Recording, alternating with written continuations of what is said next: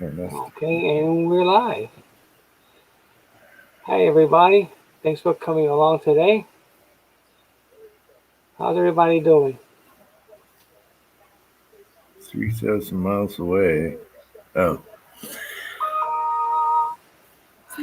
what's that? Doorbell?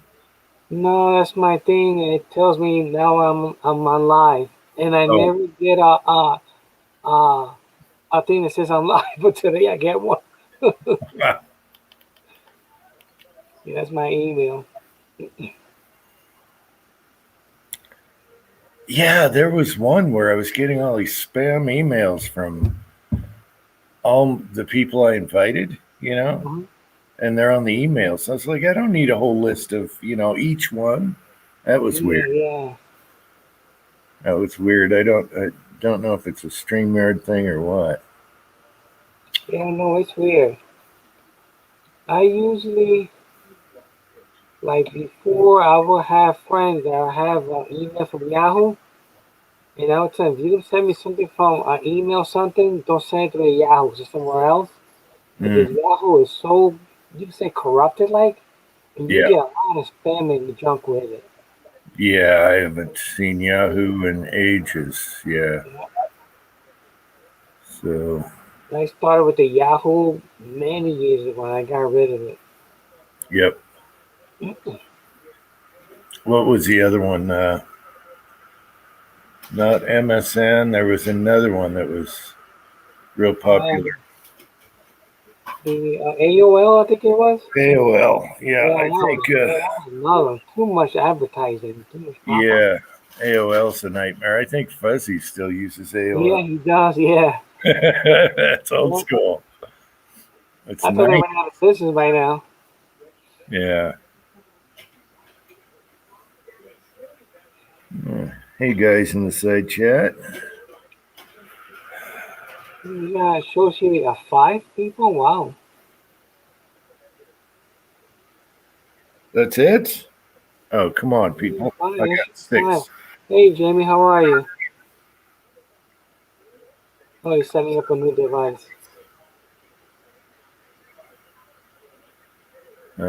New devices change. I hate change. I know. Even the new iPad was different.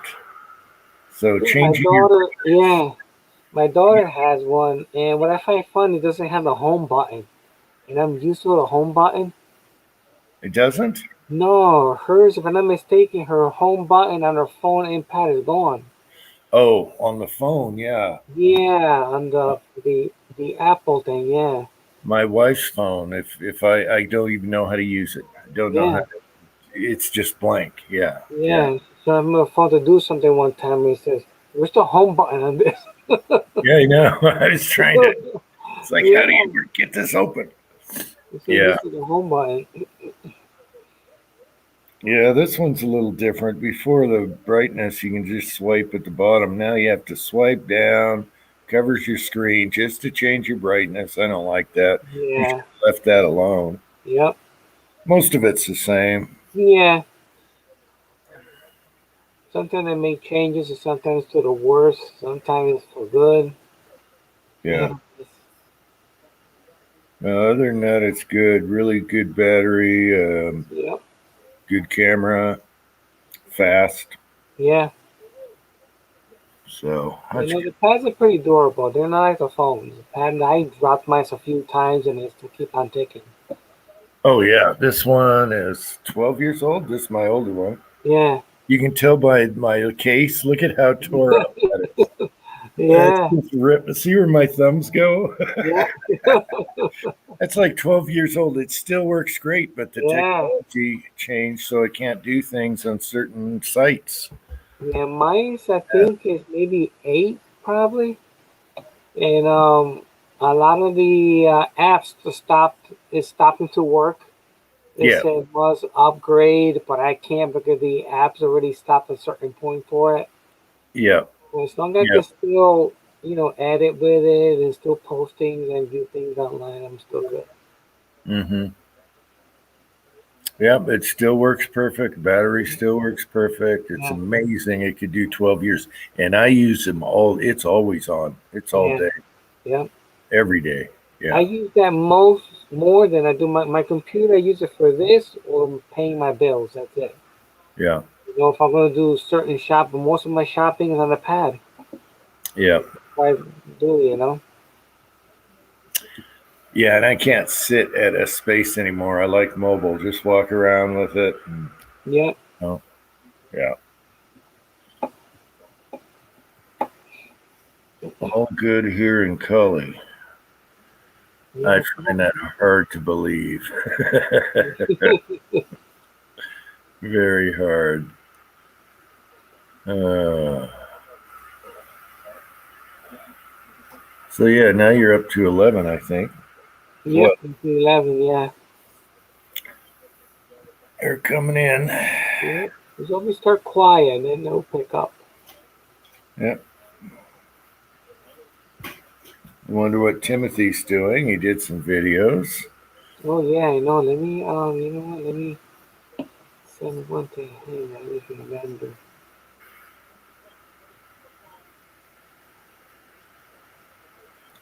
Uh-oh, what happened down here? It's all jumbled. Oh, Yes, I see. Yes.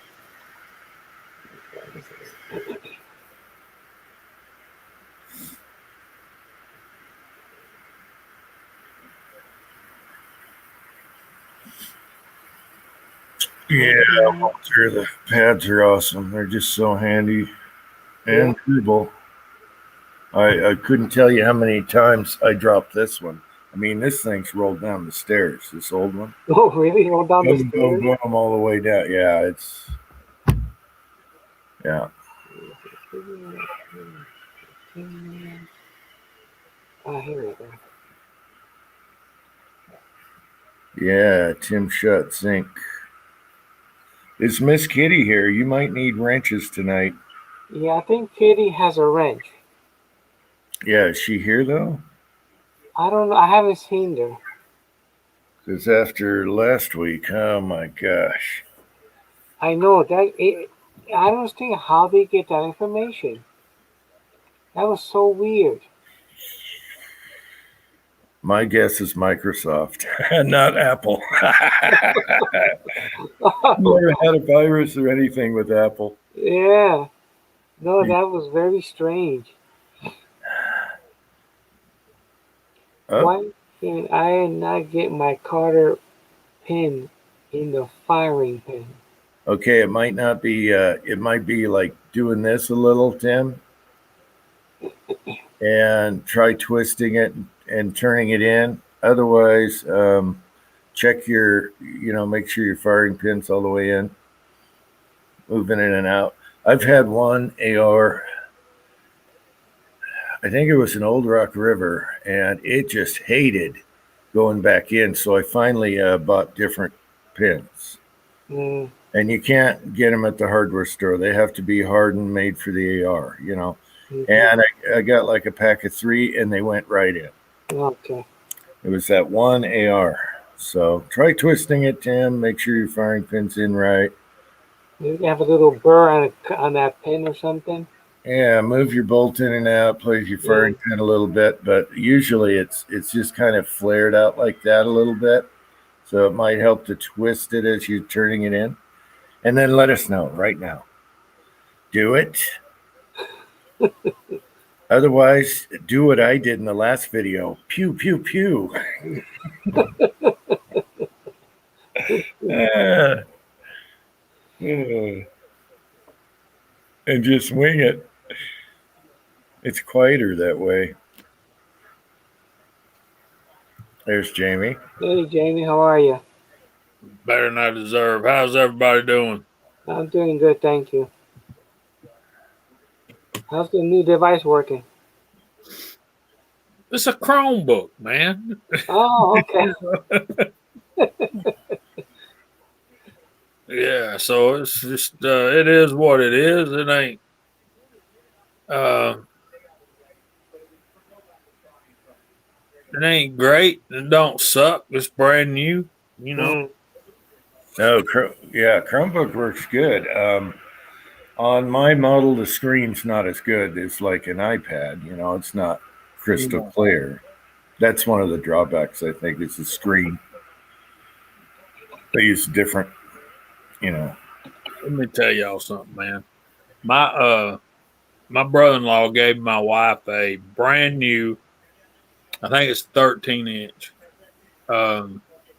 Microsoft Surface.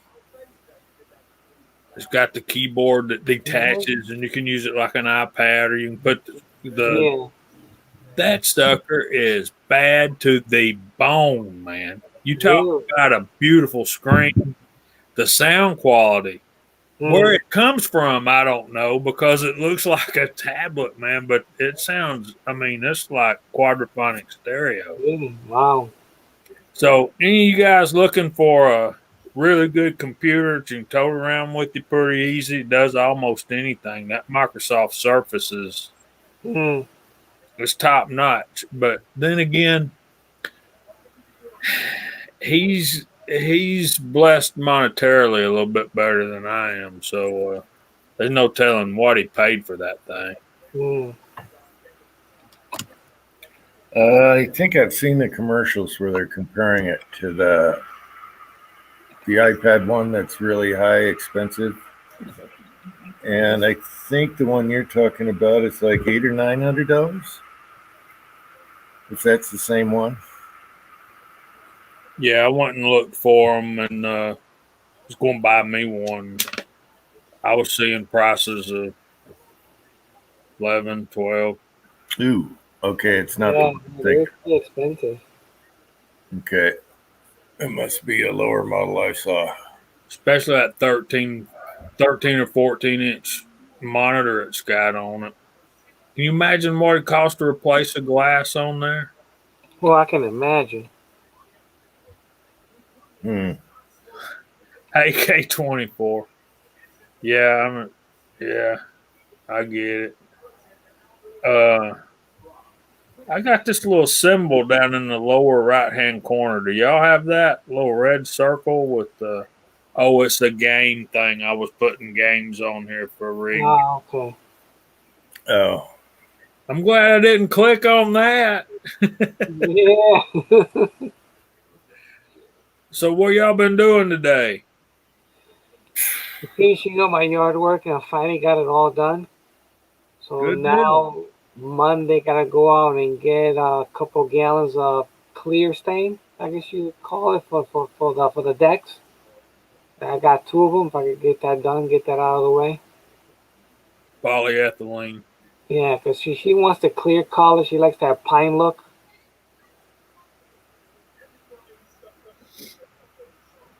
there's Miss Kitty. Uncle John says Surface Pro is what the NFL uses.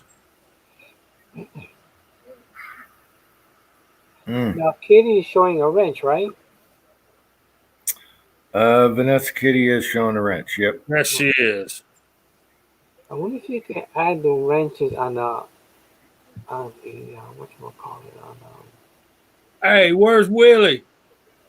I sent him a link. He's on He said he'd be late. yeah, the birthday party or shower or something.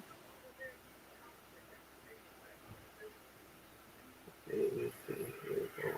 Hey, Miss Kitty, let me tell you something. Ice cream's more important than being on time. I think. I'm just saying.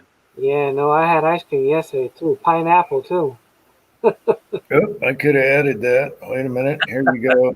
Here you go, Mario. Or Mario. Mario's here. Here you go, Julio. There you go. Ice cream and pineapple. Yeah, that's what I had yesterday. Yeah, my eyes are going bad. That don't look like ice cream to me. It does on my phone, just not on my fancy smancy brand new Acer Chromebook. Mm. Tim, just walk away and come back to it. Whenever you get frustrated with a gun part, you walk away. Otherwise, bad things happen. Okay, now You come back and it'll go right in. can you see if you got a wrench, Uncle Jim? Do I? Yeah, go check and see if you can. I guess you gotta type Let me something again. post a pineapple. Yes. Okay. Okay, good. So I could do it from the phone. Yep. Tim, that happens every time you take those things out, man. Some more than others. I was talking earlier. I just had one older one that didn't like going in. The other ones do. Let me Firing see the out a thing. battery, that ain't no good, man. No, that's not good. Something ain't right. Yeah, something's not right. You might have blown. When you had those primers blow out, you might have done something to your bolt and firing pin. Check that pin. Make sure it floats in and out. Manually check it.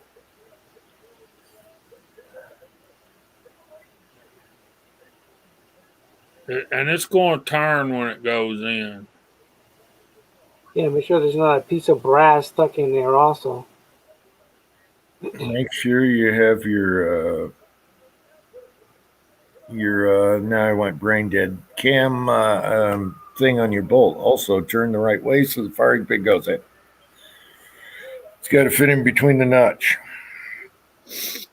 Cam pin. I can't think. 4 hours sleep again. Chris 338, I like Samsung Electronics. They make really good stuff. What I do not like about them is their lack of customer service. Mm. If you, yeah, it ain't no good if you have a problem. What's up, MCK? But Samsung makes their stuff is as good as, if not better than most. Better than most, I would say.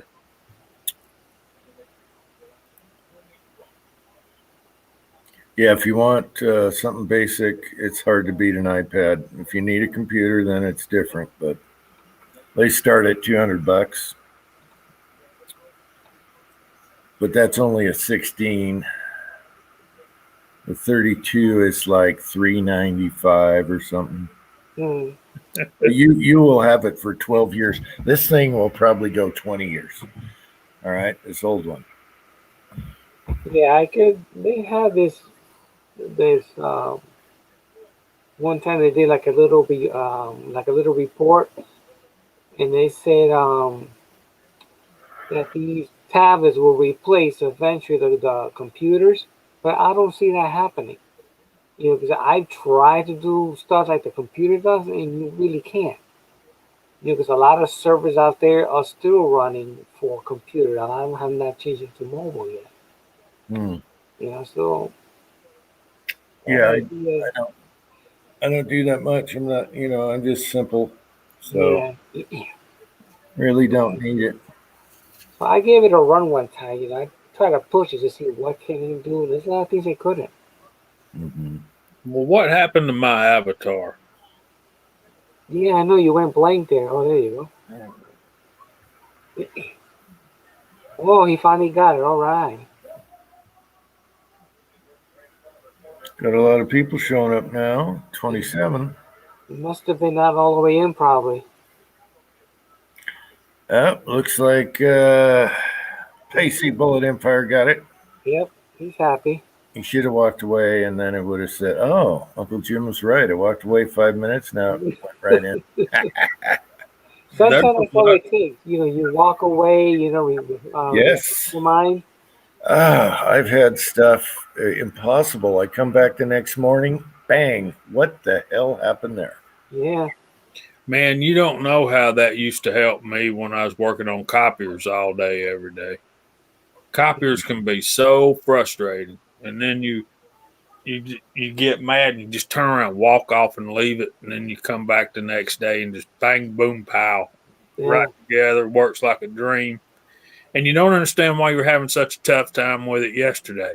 Mm, Well, the fact that that was probably the 10th or 12th thing you'd done that day probably had a little bit to do with it. Your body's wore out, your dexterity's wore out, your mind's wore out, yeah. and that transfers into working on guns or anything else we have to do in a day's time. Yep. Yep.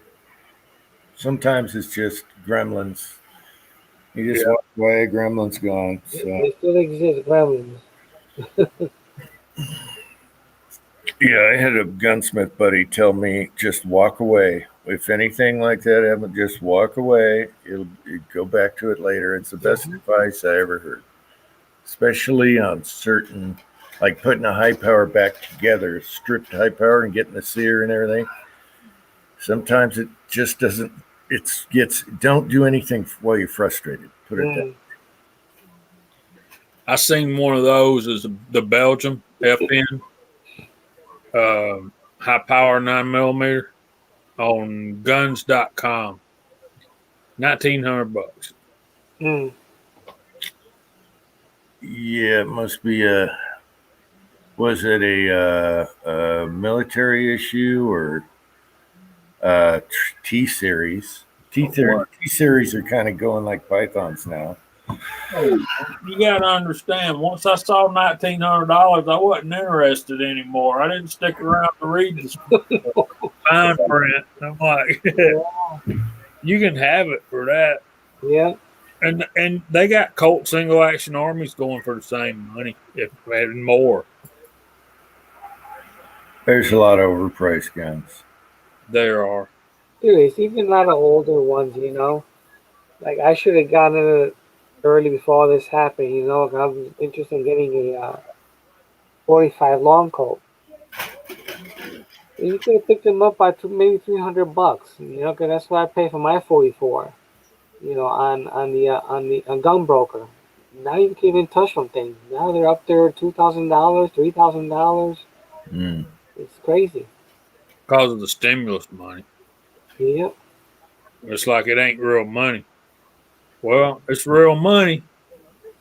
I'm just going to sit on mine until prices come back down and it's actually, you know. Mm-hmm. I know Taco was asking me about the high powers, you know, what models and everything, and I'm like, good luck right now. His buddy got one for like $300 something. He fell in love with it. The guy he shoots with all the time. Yeah. And so he had the hots for, and finally I said, just wait it out. You're going to find someone that consigns or trades in or something, usually an older guy. And sure enough, he found one at a decent price. So that's good.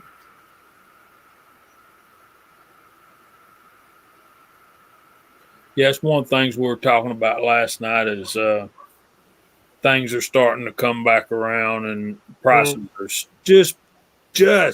just barely beginning to get a little bit more in line for what we're used to seeing. And Yeah, I've been looking around, and so far, like Natchez and Mid South, their prices are still doing good. You know, they got quite a bit in stock. You know, start to get stock back in. Nope, he's frozen. Hey, here there we you go, go. here we go, here we go. Here's Art. What's going on? How you doing? I'm Hey, sitting here Ozark. enjoying the fruit of my labor. I'm up at Twine's house while my house is being shown. Oh, okay. So she has this deck, composite deck, but her steps were all jacked up. So I've been building steps in a flower planter Mm. for Nice. Looks good. it's time to drink a beer. I'm surprised you waited that long. Oh, when you're running power tools by yourself, yeah, I stay away from the beer until Yeah. Yeah. Yeah. she's taking care of some family business. She's not here, so Okay. I'm here about me and Ginger the cat are here. I saw the pencil in the ear and knew something was up.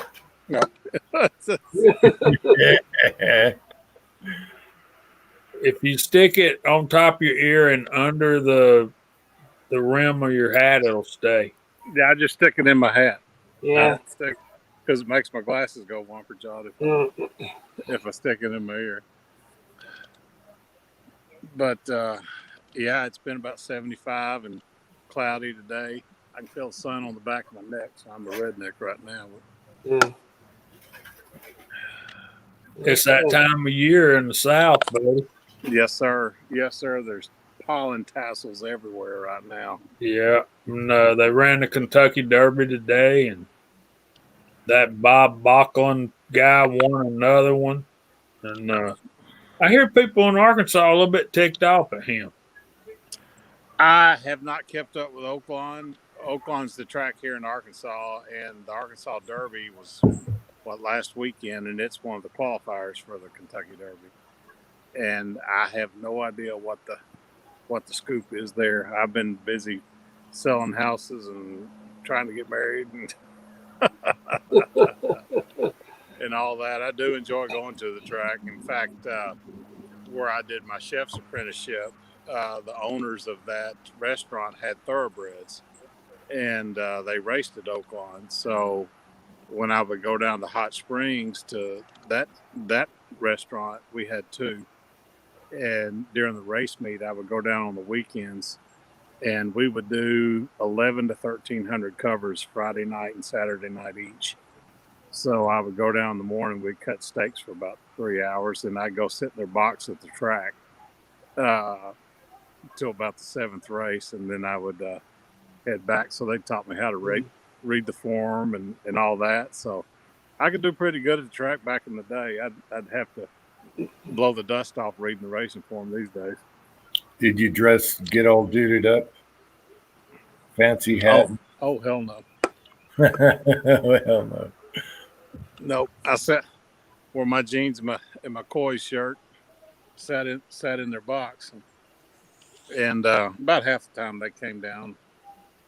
It was really cool. Whenever their horses were running, they would take me down to the paddock where they were saddling the horses and all the jockeys, and those dudes are every bit as little bitty as you think they are. Yep. You know, they're 100 to 115 pounds, and not a one of them's 5 foot tall. And those thoroughbreds are big horses. Mm-hmm. Yeah, they got big hearts, man. But the guy that won the jockey that won today was the same. He won last year, so he's won two straight Kentucky Derbies. And yeah, you're right, 100 pounds soaking wet. But the horse that won today was fairly small compared to thoroughbred size. It's well, the Derby's the shortest of the three races in the Triple Crown. So you know, it's what 8 furlongs. Mile and 1/8. Pardon? A mile and an eighth. Mile and 8. Okay, I can't remember what a furlong. 8 furlongs is a mile, so it's 9 furlongs then. So there you go. Woo, dang guys, I'm tired. Okay, what is a league? What is a league? I don't know. 20,000 leagues under the sea. Let's see if this brand new Chromebook can look up what a league is.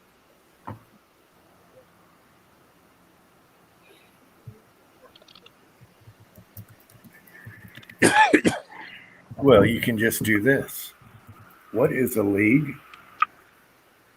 Here's some information. Now you got to read it. Yeah. She wouldn't answer the question. A league is there. What does this have to do with oh, they're talking rugby and stuff. Like baseball league and hockey. League, any of several European units of measure ranging from 2.4 to 4.6 statute miles, 3.9 to 7.4 kilometers. Wow, longer than I thought. Yeah. English-speaking countries, the land league is generally accepted as 3 statute miles, 4.83 kilometers, although varying length of 7,500 feet to 1,500 feet were sometimes employed. So basically, Google don't know. Yeah. Well, they sort of measure time and they sort of measure distance. And of course, the British got 14 different ways of measuring weight, imperial pounds and stones and metric and everything else.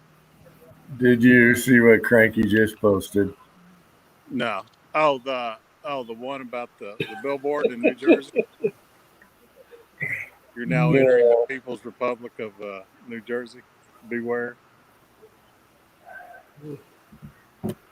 Oh, When the Julio trolls show up. Yeah. They were all, I don't know if you were on last week. They were all picking on me. Oh, were they? Yeah, they posted yeah, my they're all home over. address. I don't know how they got that. Well, they just search live and start. It's mostly kids. Mm. They search live and go to live chats and start being jerks. It has to do with Mama's basement. I know it does.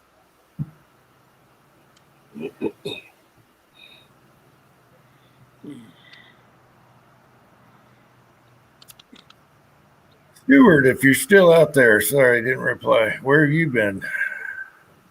No videos, no lives. I don't have any side chat. I'm just outside on my phone.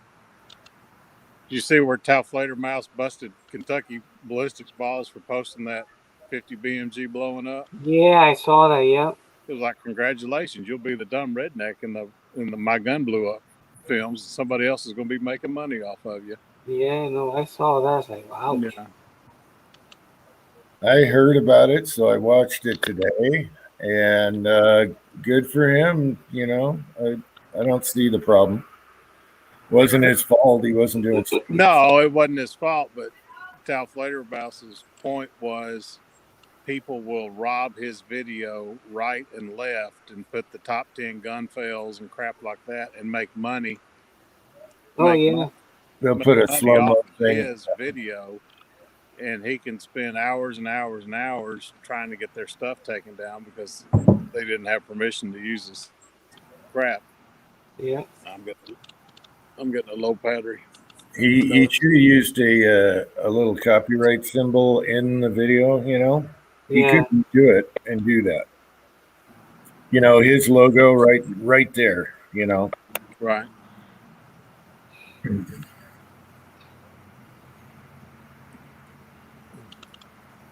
I have people running amok with mine, some of mine, and I can't do anything because they're casting videos. So I can't really complain to YouTube about it. Right. And remember the one is the loneliest number, and I had 1 and 2 Uh-huh. for that video. Yeah. Somebody put that on, when they do several, Right. it's got half a screen thing. Yeah. You click on it and it's a collection. Somebody did that to my video. And I can't complain because it's casting. No, okay. I think there's 3 of them that are taken. Yeah.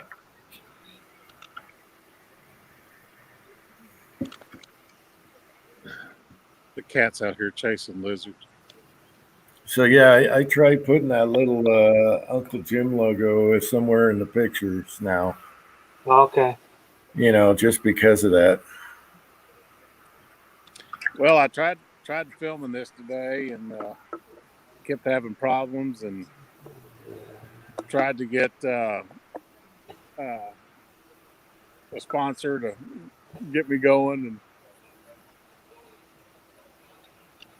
Sunline Fabrications wouldn't sponsor me today, so I said, heck with it. He's not listening, is he, Jamie? I don't think so.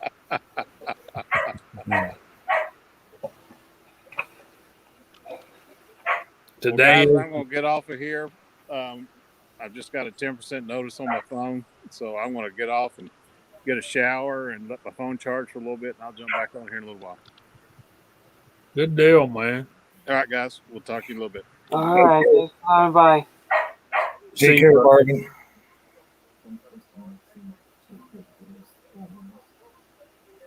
You could later.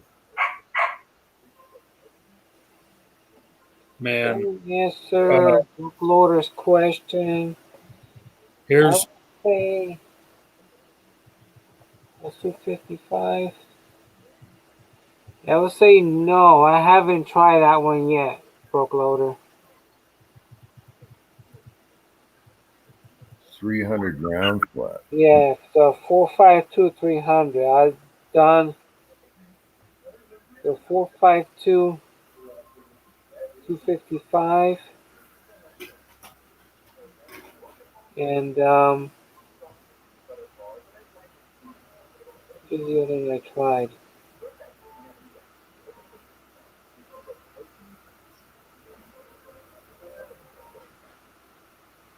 Yeah, I did the 452 200 and do too well. And the 452 255 they actually did pretty good. But I haven't tried the 300 one. there's Echo. What's up, bud? I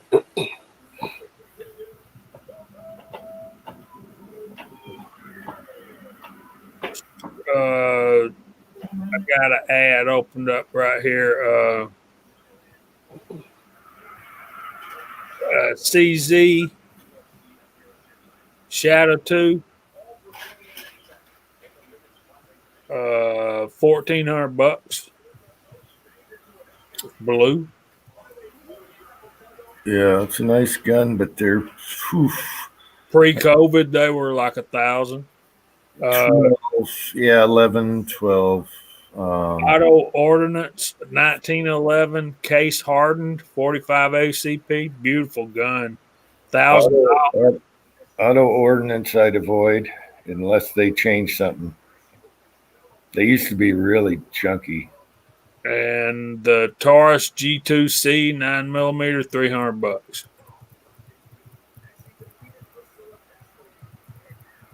Alex Pro Firearms LLC AR-15 stripped lower anodized $89.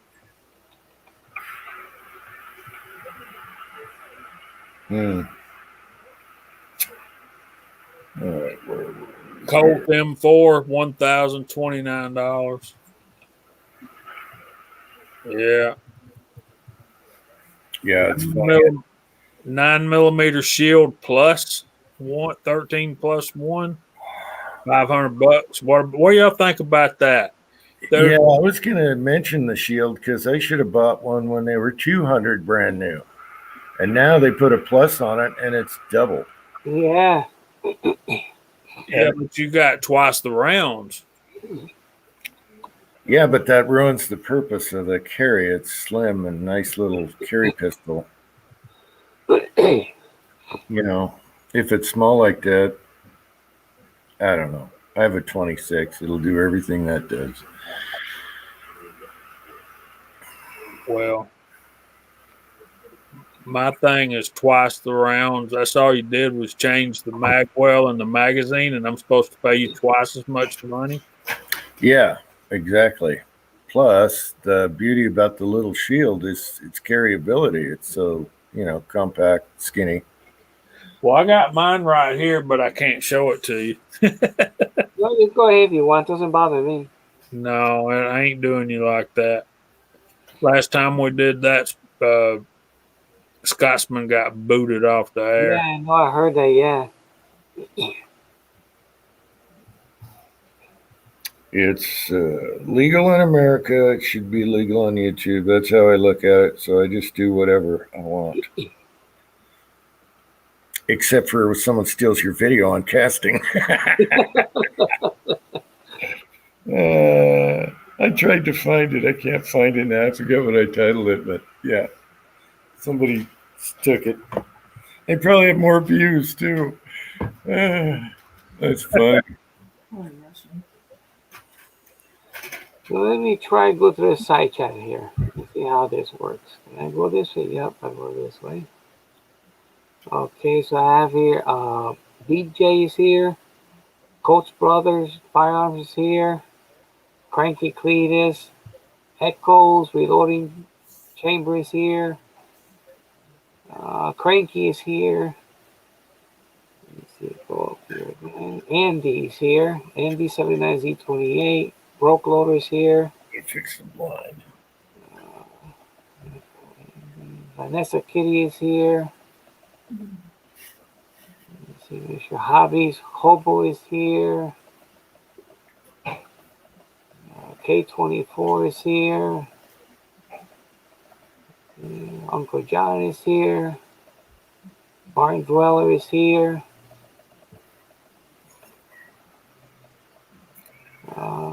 Fuzz is here. Chris 338 is here. PC Bullet Empire is here. Six Shooter Texan is here. Andre D'Angelo is here. MCK is here. Let me see what we have here. Fuzz. Floyd Hicks is here. AAB is here. Uncle Jim is here. Floyd Hicks. I think that's everyone. Uncle John, I did. Mario is here. Stewart County Ballistics is here.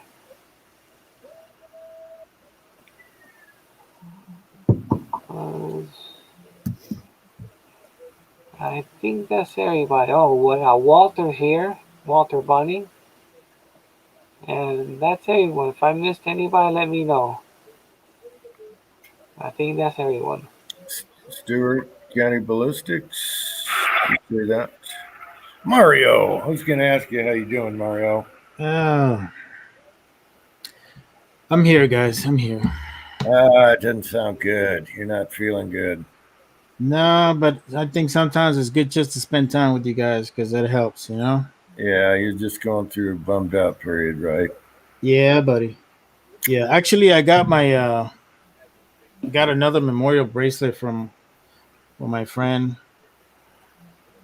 and I like this one because this one has the Blow him up. it has the has a purple heart, and it has the combat infantryman's badge. So, yep. That's cool.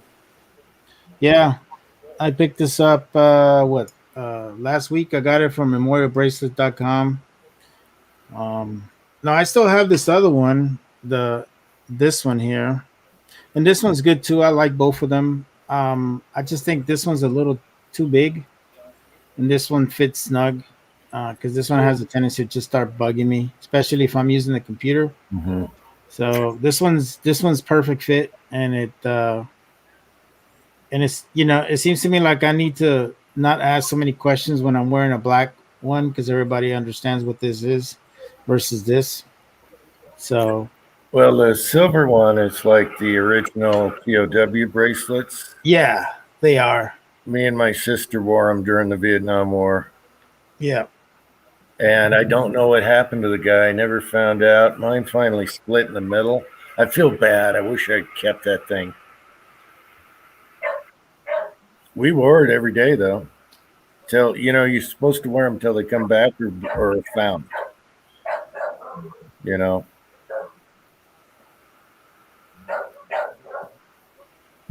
Yeah.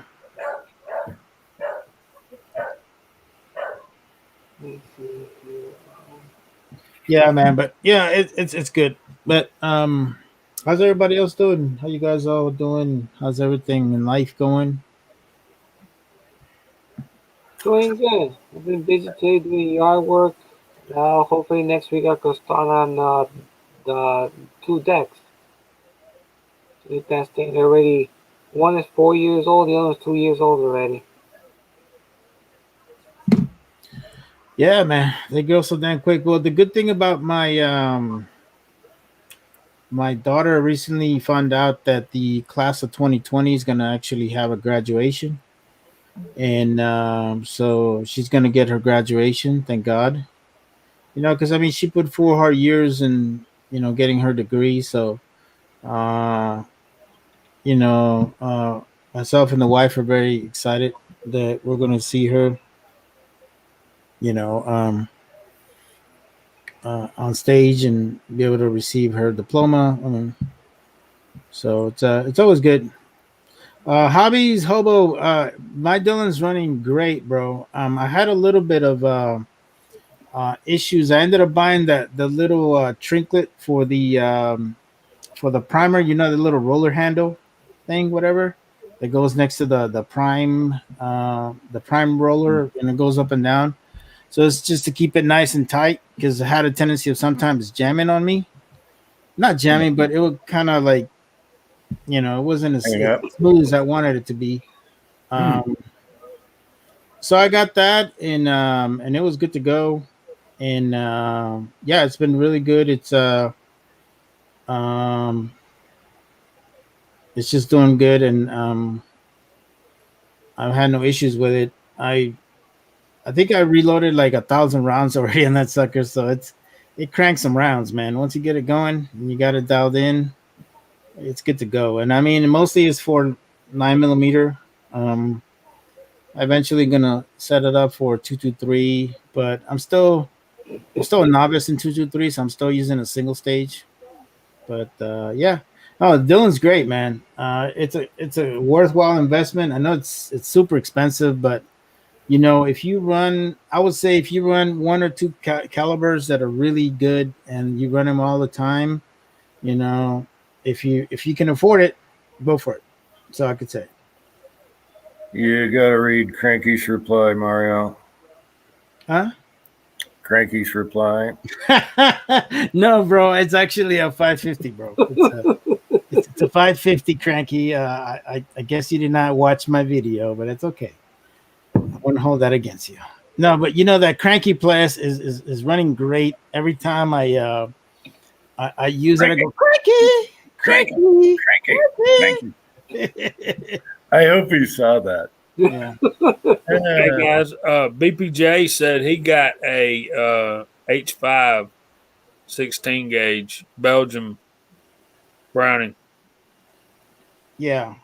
I have one of those made in 1948. It's a true Belgian. I got it in my gun case, but yeah, it does not have that poly choke. Those things are. Some people love them. I particularly think they're butt ugly. I don't care how good they work or don't work. That's just an ugly contraption on the end of a shotgun, man. Oh. You know what I'm talking about, Mario? No, sir. Could you elaborate? Yeah, it's how do you describe it? It's a big thing, like a giant flash hider looking thing on the end of your shotgun. Oh yeah, where like you can turn it. Yeah, You turn it. like the old muskets. No, No.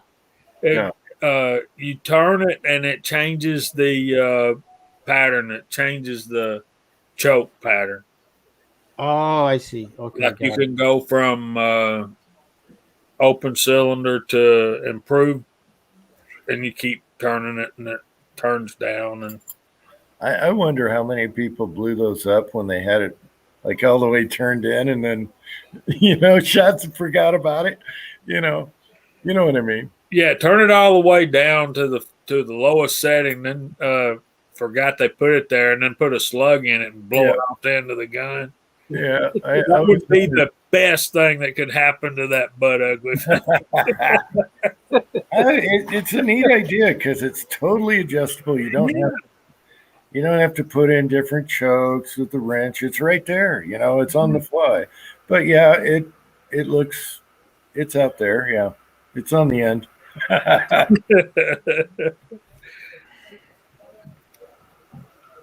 It looks like a chuck. It does look like a chuck. It looks like,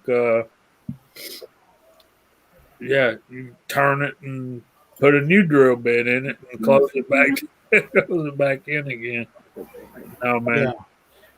But back in the late '60s and early '70s, that was the hot thing, man. Because you think about it, back then you bought a shotgun. It came in the choke that it was. We didn't have these removable chokes back then and screw in a new choke like we do now. You're a good boy. So I can understand why they sold so many of them, why they put them on so many guns. But I think Even the best then, thing yeah, I think the best thing they did was give you a choke option, you know? Even if you wanted one cylinder bore or, or a tighter choke, you have a few different shotguns you could yeah, you buy a little bit upscale, not top of the line, just a little bit upscale shotgun now. You get 5 choke tubes with it. Yep. Yeah, it's good stuff. A Saint collector. BPJ, you can get you can look up the serial numbers on those. I believe I looked mine up. Well, come to think of it, I didn't think I had to look it up. I think it was stamped on the barrel 1948. But yeah, mine was made in 48, and I can shoot skeet with that thing. It's pretty cool. You don't want to do that, Cranky. You just don't. I'm trying to spell out. I'm better with emojis. Here you go, Cranky. There, Yeah, spelled it my right. thing is horrible. Spelled it right. Had to use There them. you go. Toilet paper roll, Cranky.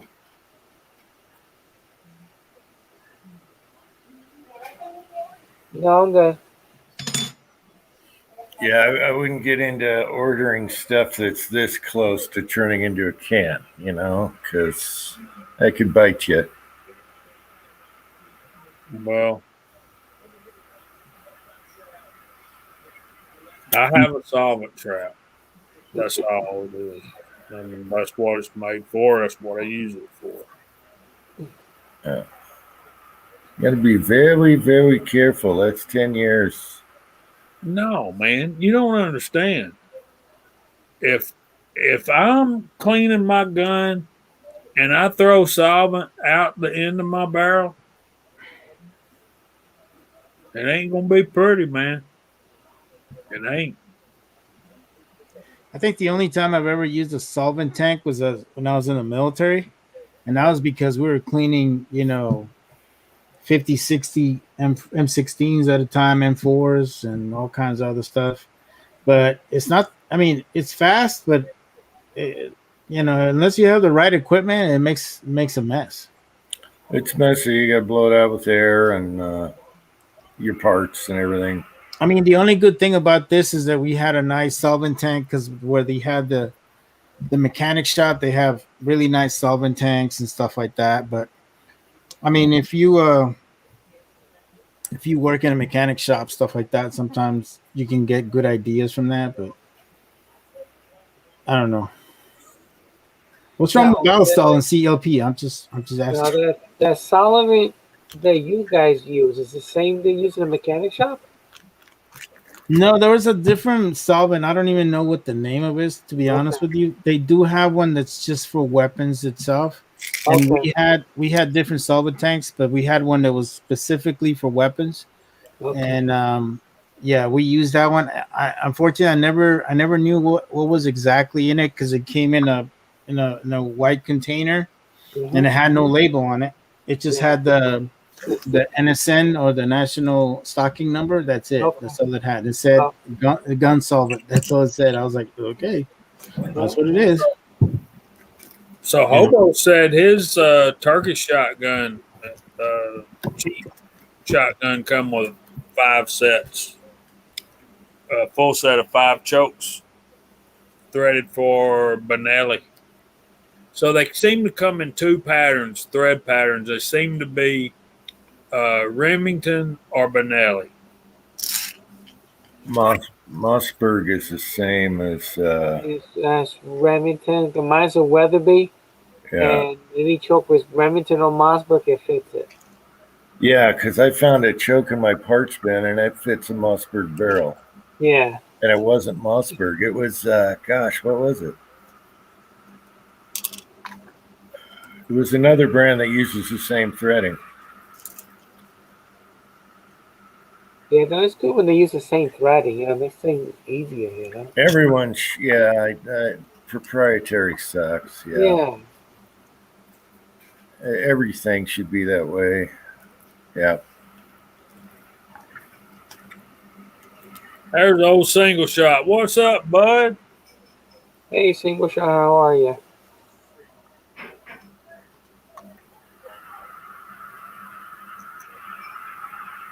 I wonder if he's on the roadways right now, because now there's a couple of guys in the chat that are truckers, so it's always appreciated what they do. Yep. Absolutely. Oh, I gotta fix that blind. Gosh darn it. Hang on.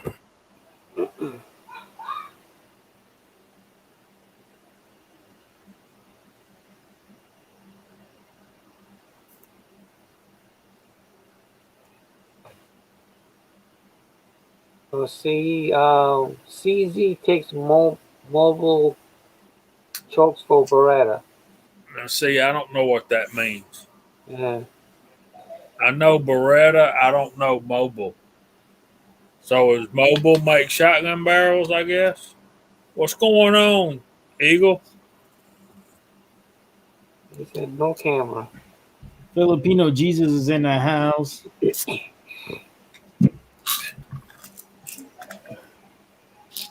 Blasphemy, I say. Yeah. Oh yeah. Yeah. Hey, that guy gives me a hard time, so I give him a hard time, don't I? It's all good.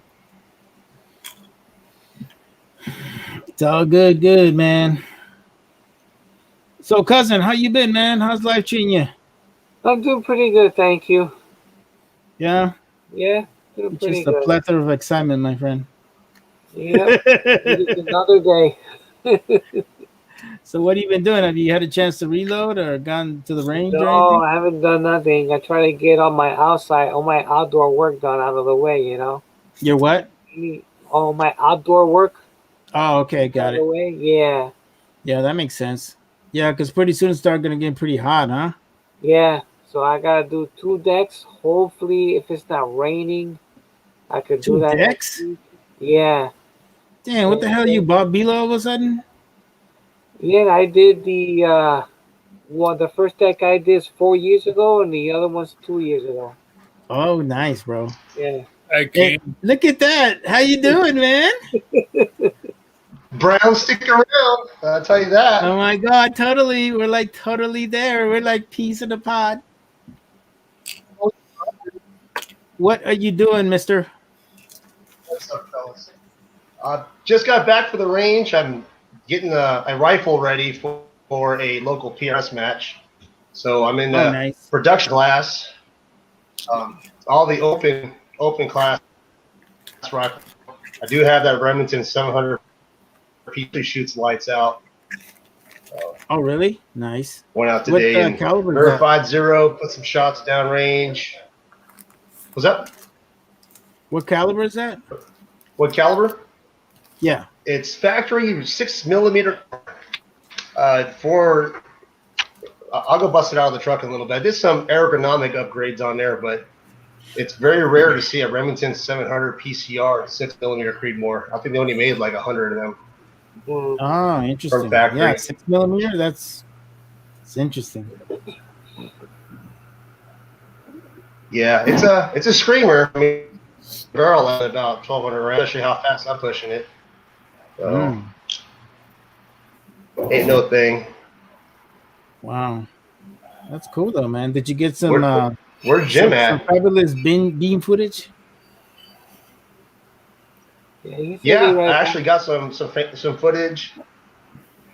I put the target cam at 880 yards on the IPSC target and got a little cocky and started doing headshots. So See, man, that's what happens, man. Fucking Air Force guys, Excuse both me. gotta show off. Yeah. And I'm fighting bronchitis at the same time, so Oh yeah, yeah. good shit, bro. It's good shit. Oh, did I tell you my son-in-law is he's about to finish his so-called boot camp in Lackland. I'm like, shit, y'all motherfuckers do. You guys do like kumbaya and do some marshmallows and shit, s'mores, and y'all chilling, man. It's changed, man. It's been how many years now? Yeah, so he's gonna 16 be in there. years. It's a lot's changed now. Oh yeah. When did you get out? Yeah. 2007 or 2008? 2008, yeah. Okay. Yeah, a lot's changed, brother. Yeah. Well, I'm kind of glad they don't We'll have you see. doing Dora the Exploradora in the freaking middle of the desert. Yeah.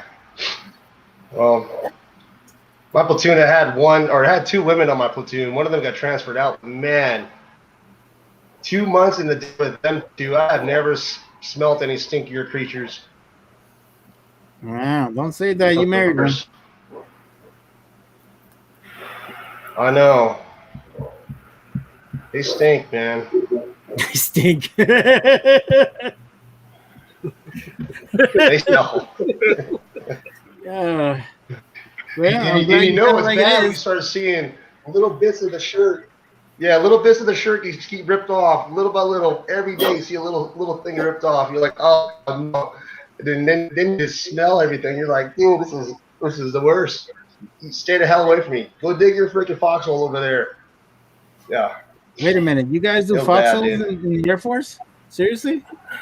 Yeah, we were all stationed in Dubai, but we're doing a lot of reconnaissance out there, flying into Qatar and all them. So we did some ground. Interesting.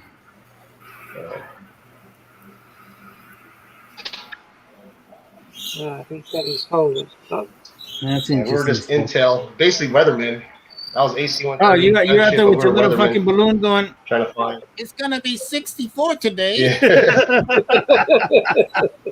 Yeah. Yeah, it was pretty bad. Here we fully loaded out with.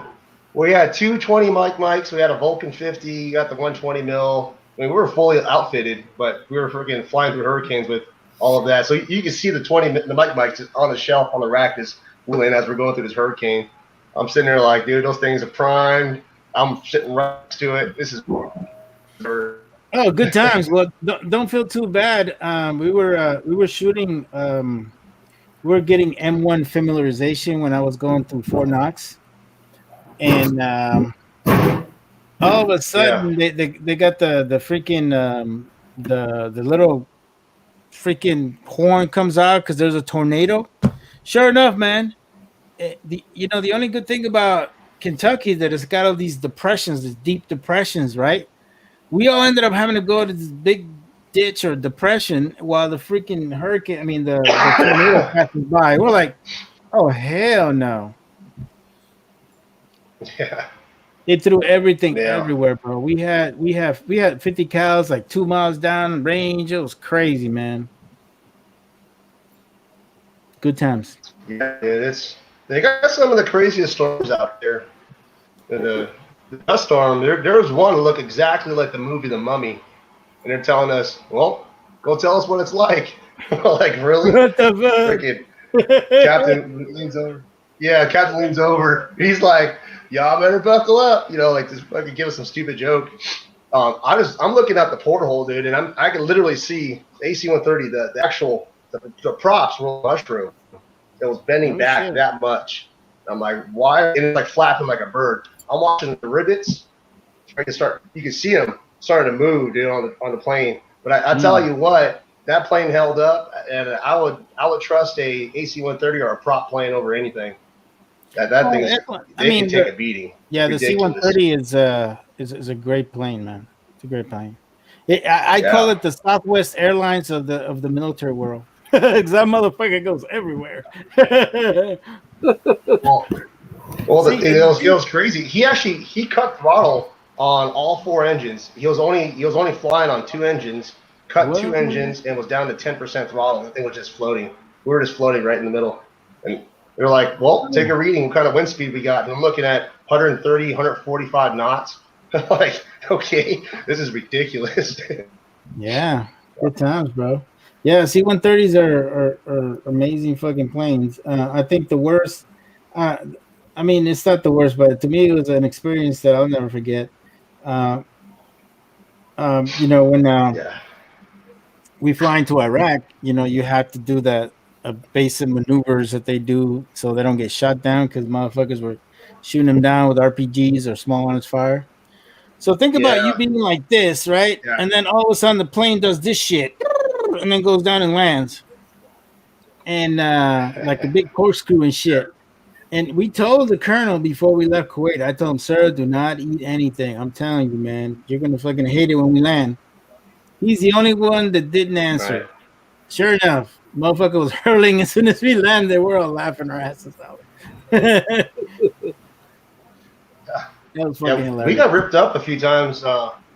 What's that round called? That Turkish round? Is it called the discus or it's something? Yeah, I forgot what it's discus. called. Big old 50 cal, Yeah. bigger than 50 cal.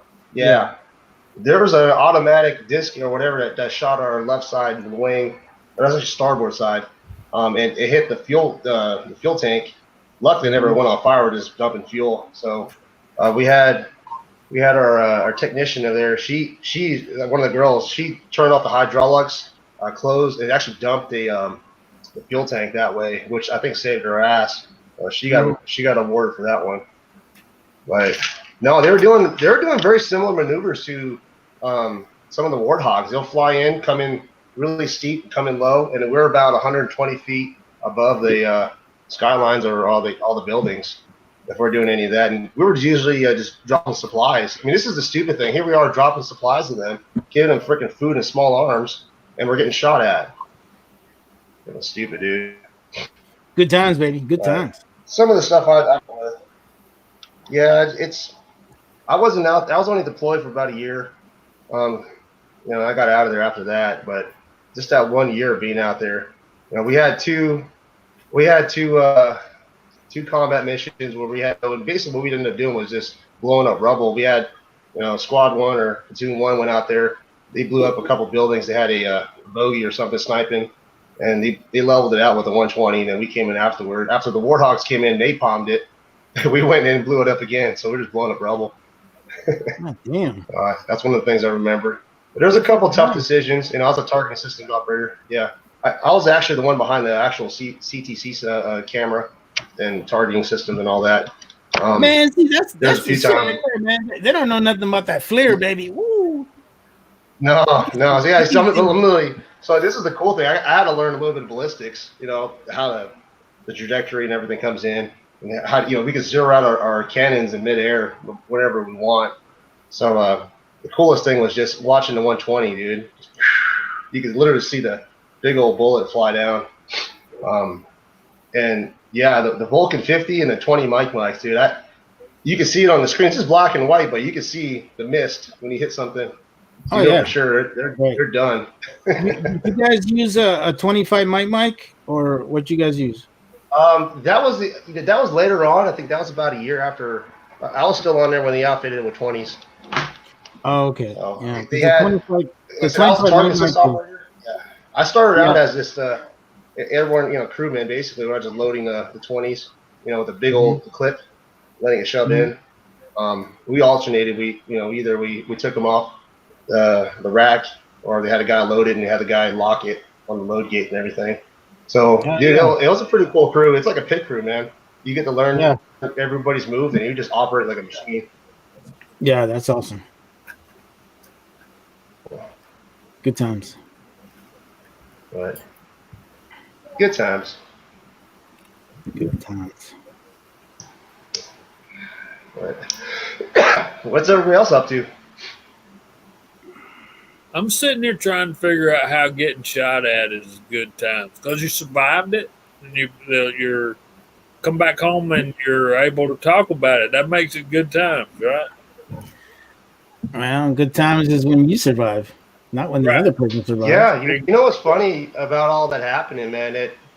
That's kind of where I started realizing God and everything, because I was religious, but I wasn't all wholehearted for Him at the time. I believed in God and I said my prayers, but after just experiencing that and then kind of the life experience that we had, me and my wife, dude, that's when everything changed for me.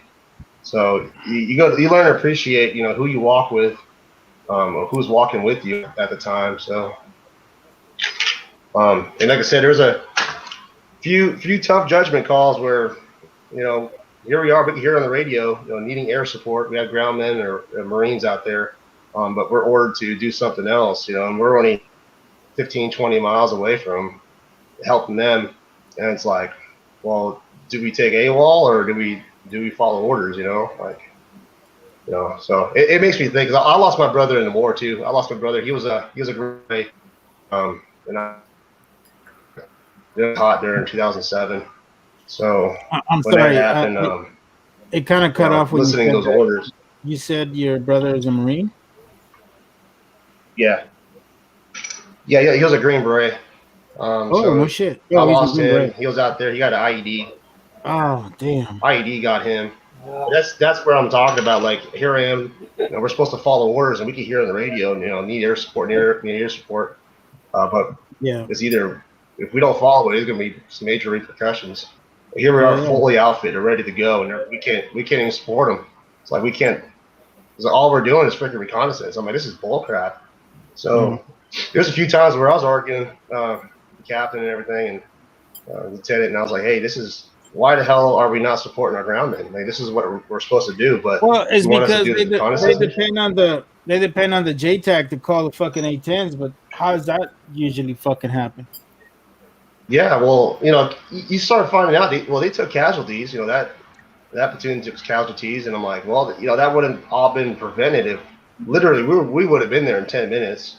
But the Warhawks came and helped them out. But that's the kind of crap that kind of lingers on my conscience, There's a lot of stuff that lingers on people's consciences, bro. I live with that every day, so I know how you feel. Yeah.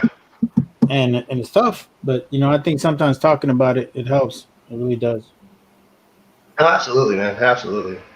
Yeah. But that's just experiencing that, man. It's really brought me, honestly, to God, man. Honestly, that's a lot of the stuff that we experience is it's really eye opener. Yeah. There's a few times where, it's funny that there's two fuel door incidences we had. We had one where we were at 52,000 feet. We're just traveling. We're going to Mindanao, and the fuel door's dumped. And we were dive bombing. All of a sudden, we just started dive bombing. I'm watching my notepad doing this. It's going, what the heck is going on? I'm strapped in. I'm watching things fly around. I was told the fuel door is dumped and we have less than 5 minutes of airtime or gas, basically. But they floated all the way down, got it landed. Oh, shit. Man. Yep. It's crazy, brother. And I think you were there when they had just started the whole IED thing, because on my first deployment, like right before I left, was in I think I left in April of 2004. And like around that summer is when they started the whole thing with the IEDs and all that kind of stuff. Like we started experiencing it when we were there, but they were using very small ordnance. So a lot of the guys were just getting hurt, but they were surviving. But then all of a sudden, these assholes found out about all these 155 freaking artillery rounds, and then they started learning how to daisy chain them and shit like that. Right. And then do serious mass casualty. Yeah. As much as I hate us use IR. as much as I hate that movie, The Hurt Locker, there's certain scenes that make sense. The scene where homeboy, well, it's all bullshit. The whole thing with the EOD, it's all bullshit. They don't ever go by themselves. They always have like 2 or 3 people going with them. But certain scenes that they show, like how they daisy chain 155 rounds and stuff like that, that's all real, man. And it's a lot harder for the service member in ground, whether it's a Marine or a soldier or some of our airmen or Navy personnel that are out there. We've all encountered all kinds of stupid ass shit. Yeah. I think you're right, because they're having us use our IR to see if we can find them. But they're on the ground. So. Yeah, it's tough, dude. It is tough, especially after my brother got hit by one. He was in a Humvee too, but it just ended up being right underneath him. What group was he in? I believe it's, what was it, the 62 or let me see. I always forget this one. His buddies always call me.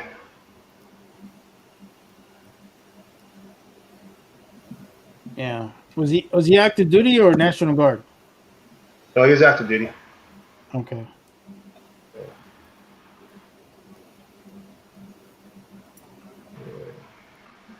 I have a picture of him right here. Hold on.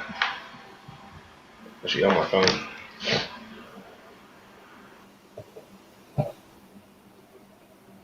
What's up, Tim, man? You got a link? Come on in here. I can't stay much longer. I've already taken my medicine. You got an hour? Yeah, I took mine already, so I'm still doing okay.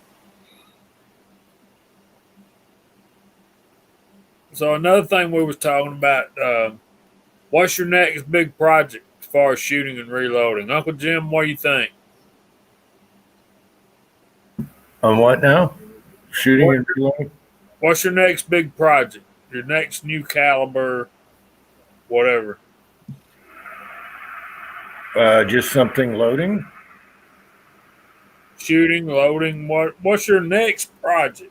Whatever I go down in the morning and say, let's screw with this next. So I don't know. That's very typical, Uncle Jim. Yeah, I just whatever on the fly. He loads like 10 of them rounds and then he test load them and makes his video. Lucky if it's 10, yeah. Yeah. Good deal, Tim, man. We'll see you here in a minute. He's working on it. That means he's probably burping a baby and changing a diaper about right. Yeah. Yeah, I don't miss those days as much as I love kids and everything, especially when they're babies, man. I don't miss that. When you start changing diapers and all that other Those sleepless nights, bro. 2 a.m. Yeah.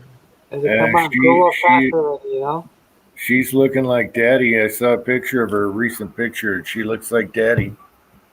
That's cool. I'm glad the baby's it's healthy. That's the most important thing. Absolutely. Yeah, she looks real good. Yeah. And then they start walking around and being mobile. That's when you really got to watch it. Yeah, and then you gotta baby proof the house and man, wow. Back down the hatches. Yep. Chasing everywhere while your wife is sitting down. You go to parties, he's enjoying himself, and I gotta go do the chasing. Like, really? Yeah. Yeah, no, it's great, man. It's great. It's a blessing. James Fowler, yes, you do need to get the APP. Why? Just to piss off Cranky, because he's always talking crap. Cranky. He likes the attention. He loves the attention. Crank, I know you got a message. Cranky says you were smart getting the dealer, but he doesn't understand why you got the APP. No, because I needed to get the Cranky press, bro. You know what I'm saying? You gotta get that one with the audio effects. You know, of course, it's not 100% good, but you know, it works. It's operational, and it's just one of those. No, but you know what? I do have to admit that press is pretty decent. It really is. It does make your life easier, especially when you're doing a lot of 9mm. Yeah. You know. It makes your life easy. Brass prep brass prep is such a pain in the butt. You know, it really is. But it is rewarding when you know all your rounds shoot and you have no issues. So you do have a lot more leverage on the APP than you do on a single stage resizing bullets. Yes, you do. I did end up getting that what do they call that thing? The little chute with the thing on the single stage from inline. I like that. You know, the little trinket, whatever it's called. Yeah. It's actually good. Like if you have a small batch of brass, that's good, you know. Uh-huh. But if you have a lot, like a lot of 9mm or a lot of 40 or whatever the case, whatever you guys shoot, man, I'm telling you, it really helps. It saves you a lot of time. And sizing, I like how the bullet just drops in and centers. You know, it just plops right in. using Yes. the new Lee dies, the short ones. Oh my gosh, that's just so nice. And it's even better when you put the counter on, huh, Uncle Jim? It's good to know as long as you remember to reset it. That's the hard part. Remember. Man, he had me rolling. Yeah. This guy. It was fun doing it anyway. Yeah. That was fun. It was like one after the other. I'm like, what? You got a counter on this? What? You got a counter on that? This guy. You just finished watching one video, and then all of a sudden there's another one that pops up. Like, I should have done one where I put it on the garage door to see how many times it opened in a day. Oh, yeah. Yeah. Or the toilet seat. Yes. Yeah. Yes. See, you need to know that. That's crucial That stuff. way you know how much you're using it and how much your wife is using it. And then how much wear and tear you're putting on the hinges of the toilet seat. You know, those are all crucial. Those are all crucial information that you need to know. It is. Yep. It's No, I got some crucial information I need to know. Kenny, did you find that picture you was looking for, brother? Yeah, he's. I was gonna put it on the side chat just because there. I forgot what damn platoon he was, man. He was Hey, let me- he kind of looks like me. Yeah. oh, Okay. cool. The next picture. Keep going down. I can't see. Damn, man. He's a stat son and you got the E3 pick on? What the hell? 27. Yeah, they promoted him to. They promoted him to staff sergeant at the end of that. So Oh, okay. he was at Fort Bragg. He was mostly at Fort Bragg. Yeah. It's just tragic, bro. Yeah. Tragic. He moved quite a bit. There's 2 platoons he was in. I'm trying to remember which one it was, because he just got in the Green Beret that year. Right. And it's hard to Tip my make. tongue too. It's hard to make teams even too, man. Yeah, well, he showed off in friggin' training, and I told him not to. Him and my uncle, basically me and him and my uncles were the ones that we always went hunting, and we always had a BB gun, and he was always a really good sharpshooter. So ARs are like a natural to him. Yeah.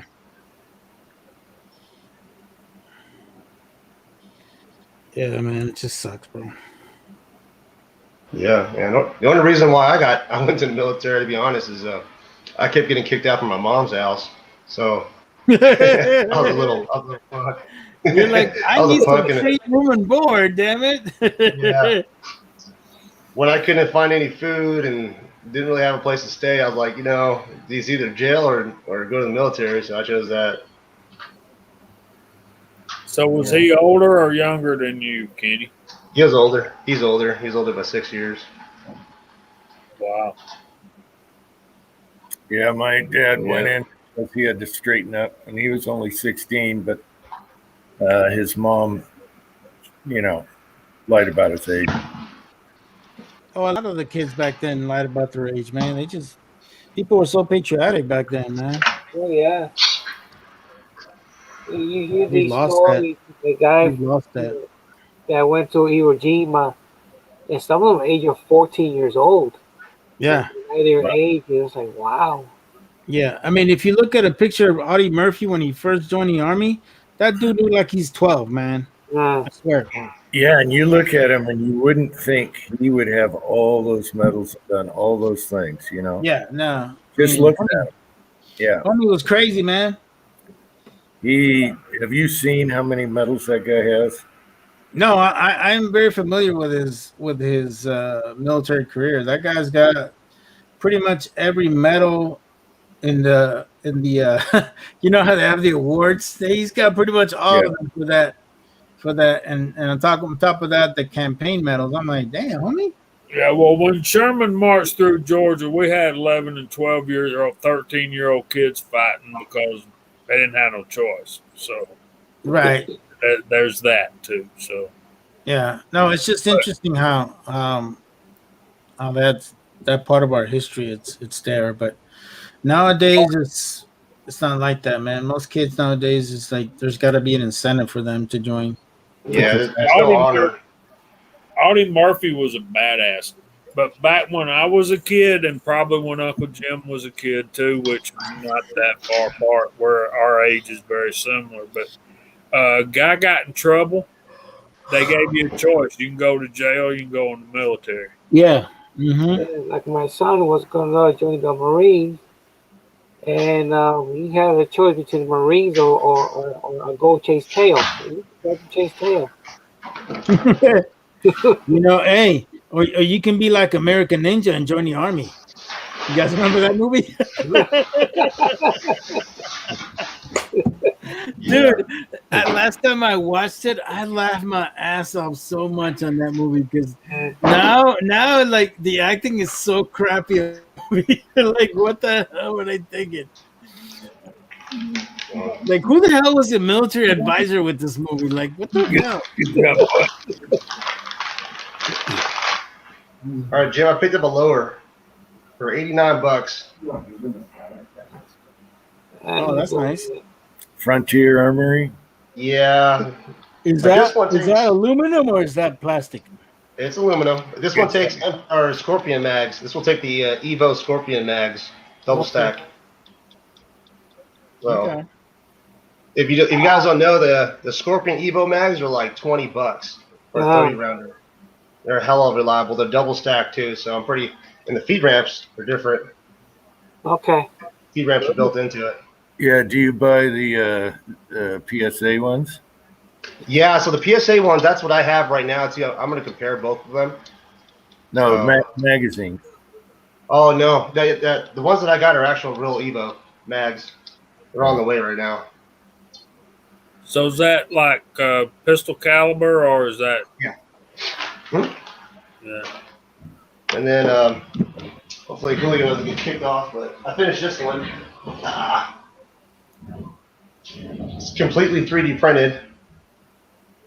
You are such a rebel. I love that hose clamp you got on there. Yeah, I know. Yeah.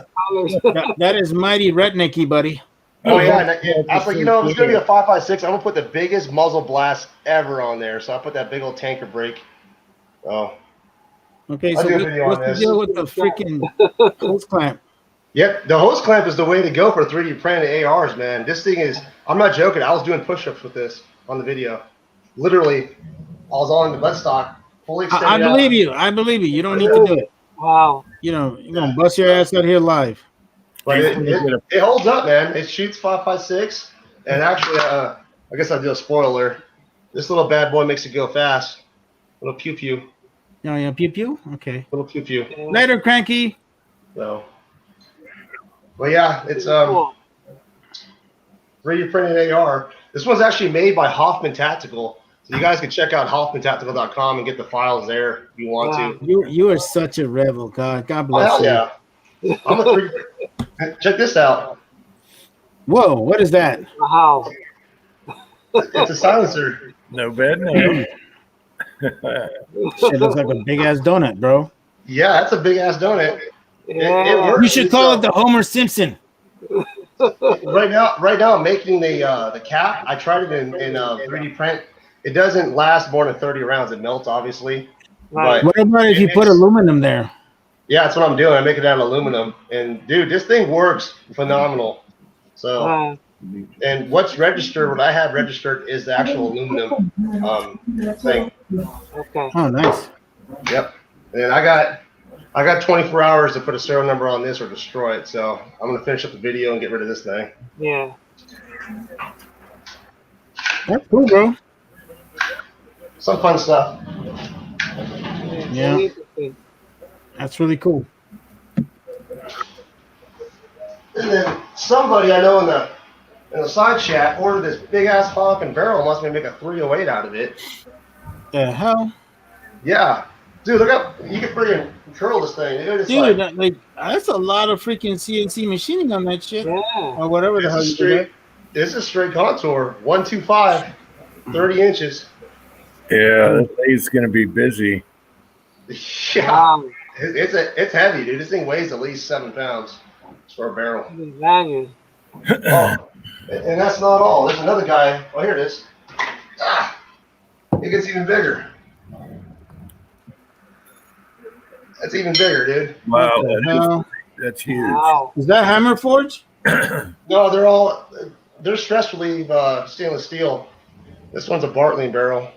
Bargain barrel. Okay. Yeah, we'll get it here, spin around. Did you find him? So this is going to be a 6 millimeter arc. So Okay. what, 30-inch. Wow, straight that's contour. big. Hey, I'll build what they want, man. But Yeah. honestly, I'm really excited at the 308 one. This one's actually going to do pretty good. Because I've seen a lot of F-class rifles that are built straight contours and they shoot Okay. phenomenal. Wow, that's pretty cool. Yep. I've been super busy. That's good.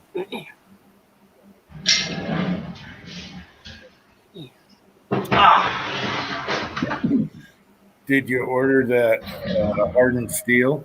Yes. And you know what, Jim? That came in the next morning. Nice. I don't know. Yeah, McMaster or MagMaster. They must be down the road because literally came in the next morning. Wow. Cool. So it's 01 tool steel, and I haven't chucked it on the lathe yet, so I want to see how it cuts. I might have to use carbides when I'm thinking, but we'll see. Well, you can always, like my son said, put it in the kiln if it's hardened and take the hardness off and then harden it. Save your tooling. Yeah. Well, I'll try high-speed steel first because that's what the Reamer's built is made out of, and we'll try to see if it cuts good with the high-speed steel bits that I have. Then the Reamer will be fine. Talking to the guy, they said it should be soft enough for it. It might chatter, but it should be soft enough.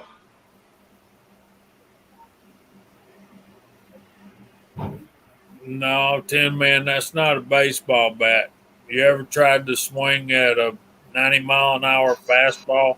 Excuse me, 100-mile-an-hour fastball with something that heavy, 7 pounds? Golly. No, well, it's going to be strictly a prone gun, long range. But honestly, for a 308, it's going to benefit.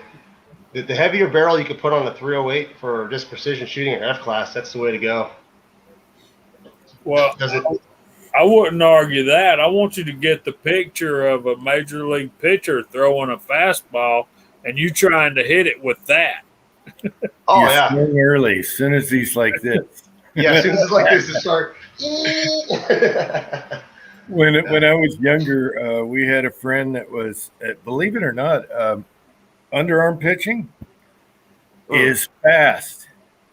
I don't know if you guys know this, but these guys have speeds that are phenomenal. Anyway, I used to play Little League and stuff, and then when I was a teenager, he's a friend of my dad's, and he started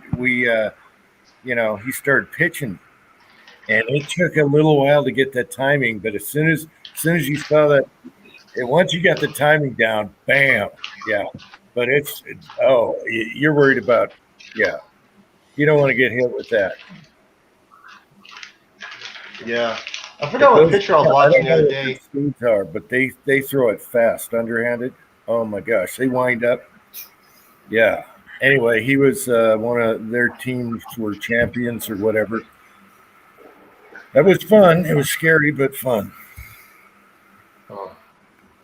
Yeah, I was hind catcher and first baseman, so I got to see up close what these guys. Yeah, it was amazing. It's amazing. I've seen guys turn around and argue calls, balls, and strikes, and they never saw the pitch. I mean, they just never saw it.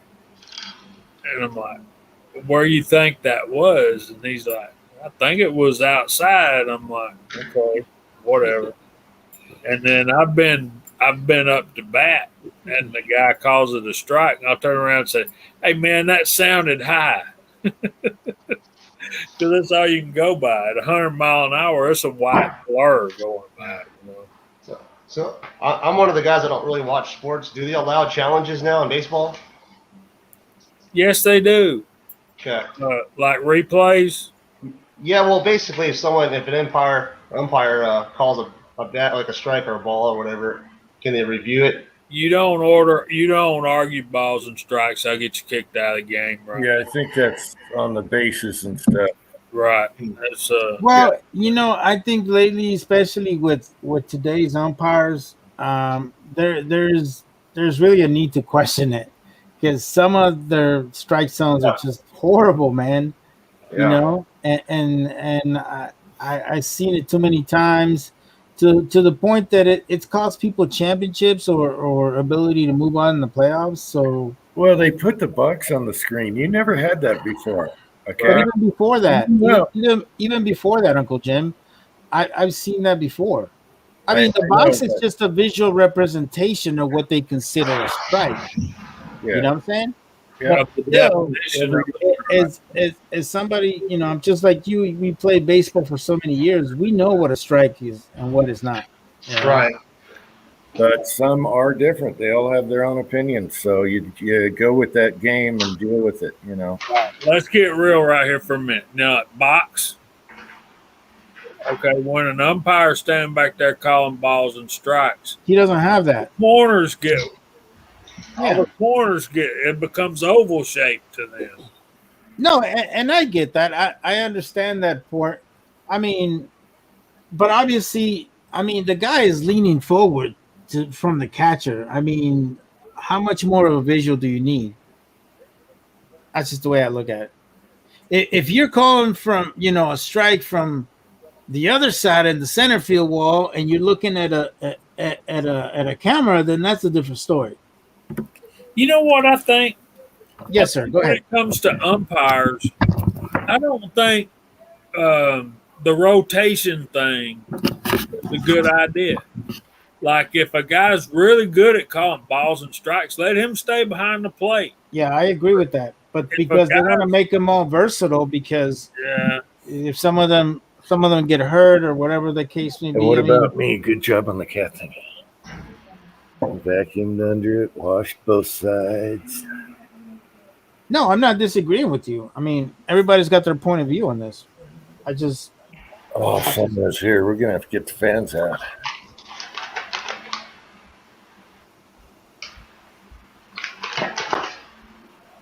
All right, boys, I'm going to bed. Y'all be all right, sir. Great All seeing right, you. then. Thanks. Take care of yourself. You're welcome. Go Good dogs. to see you again. Go Later. Bow Wows. Good Good night. night, Jamie. Have a good one. Night, buddy.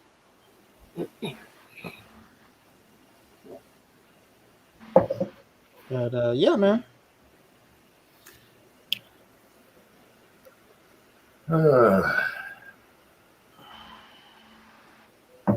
What I is called Excalibur the other day, and I'm already on 8 weeks. So they say maybe 2 more weeks, hopefully. No, dude, no. Those guys are 16 to 22 weeks now. Yeah, You are not going to see that barrel for a long time. That's why I'm not using them right now.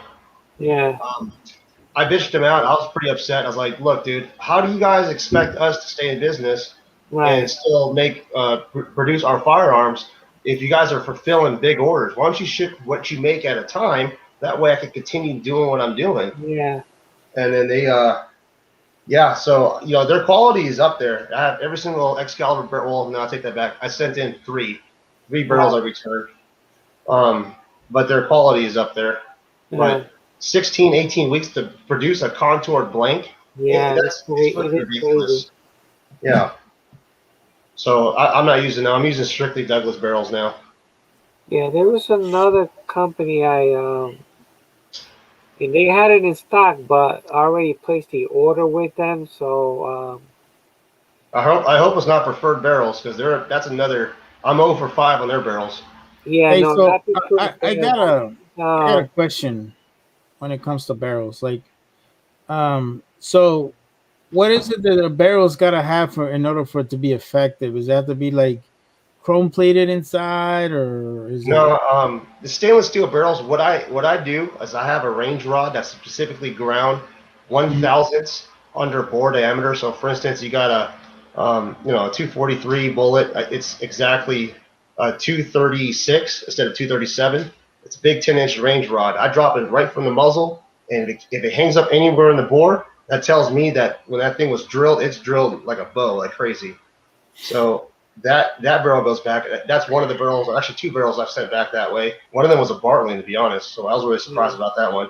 The other one that I look into is, when I pre-bore the rifle or the actual chamber side, I pre-bore it with a drill, and then I ream it out, get it all nice and smooth before I get it ready to actually throw the finishing reamer. I check the lands and grooves. So I center on the bore, which will be the high side, which will be the inside diameter, and then I look at how each one of the grooves, if there's a deviation of 2/10,000ths of an inch, that barrel is getting the hell out of there. Yeah. So I can tell you right now. Yeah. When you buy a barrel, does it already come with the rifling, or do you put the rifling yourself? No, it already comes with the rifling. Okay. So the first thing I check is the bore scope. I look for any kind of dings, nicks, and scratches. You need to get a pretty good bore scope for that. So I use a Teflon bore scope. And then the next thing I check is straightness of the barrel or the bore. So I got a 10-inch range rod. And then the last thing I check for before I even waste my time running my chamber reamer is the lands and grooves. So if they're off by 2/10,000ths, no, that barrel's going in the back. Now, how is Benchmark barrels?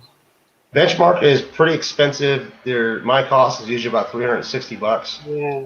They're top of the line. I've used a couple of those. Okay, they had it for one of their dealers. They had it in stock, and it was like $25 cheaper than when I spent that Excalibur. Yeah, I'd go that route. If you could get a Benchmark, that'd be the barrel I could get. I'd go. At that point, when I saw this, it was too late. It's already ordered it, so. Yeah, I tell you what, dude. I'm not one to talk trash about a company, but Preferred Barrels they're junk. Their barrels suck. So literally 0 for 7, 0 for 5 that I actually dealt with. Two barrels that a client sent to me. I checked out their chamber job. Dude, I don't know what the hell they're doing. And then their bore, they're saying they're air gauging their bore. There's no way. You can see it in the bore cam. Yeah. Lands and grooves are freaking off by quite a bit.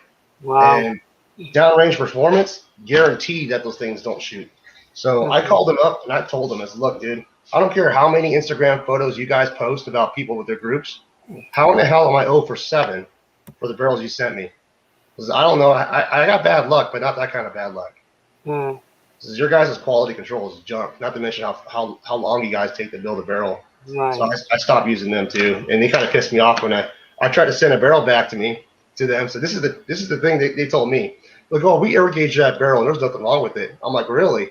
I sent mine out to actually get professionally air gauge to a company. And here's the results. So you're gonna tell me? So where's your results of your air gauge?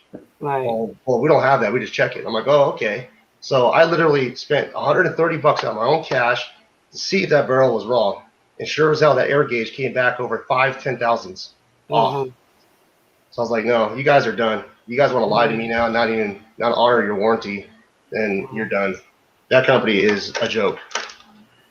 So I'm done with them. Let me ask you this: how many people actually do like what you like doing, like building rifles and stuff like that? Is there really a lot of people out there that do this stuff? No. So Mark, you bring up a really good point. There's a lot of folks that really they go off and they believe what's written down. They'll say, I want to buy this pre-fit barrel, and I'm going to slap it on this action, and it's going to be dead on the headspace. Well, I'll tell you what, there is no such thing as a pre-fit barrel. Between the actions I've been playing with, there's a difference between up to 5 to 8 thousandths of headspace difference. So to tell me that someone is buying a pre-fit barrel and they're headspacing it correctly, there's a 50-50 chance that for guarantee it's not going to be headspace correctly. You cannot headspace buy a pre-fit unless it's a shoulder or a variable shoulder pre-fit and you headspace it yourself. But a shoulder pre-fit, no, there's no way, dude. I mean, people are getting performance. And another thing, they're saying, oh, this barrel's air gauge. Well, like I said, I've sent a few of them out to test that because whatever's listed, oh, this thing's air gauge within 1/10,000ths. Well, let's find out because I paid a premium for this barrel. So I spent an extra $100 just for myself. And Douglas is the only one that came back dead nuts, air gauge. Bartling barrel, dead nuts. Proof Research, dead nuts.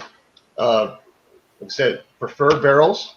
I had another local company here, Blake Barrels, which that came back at like 3,000s, which is not bad.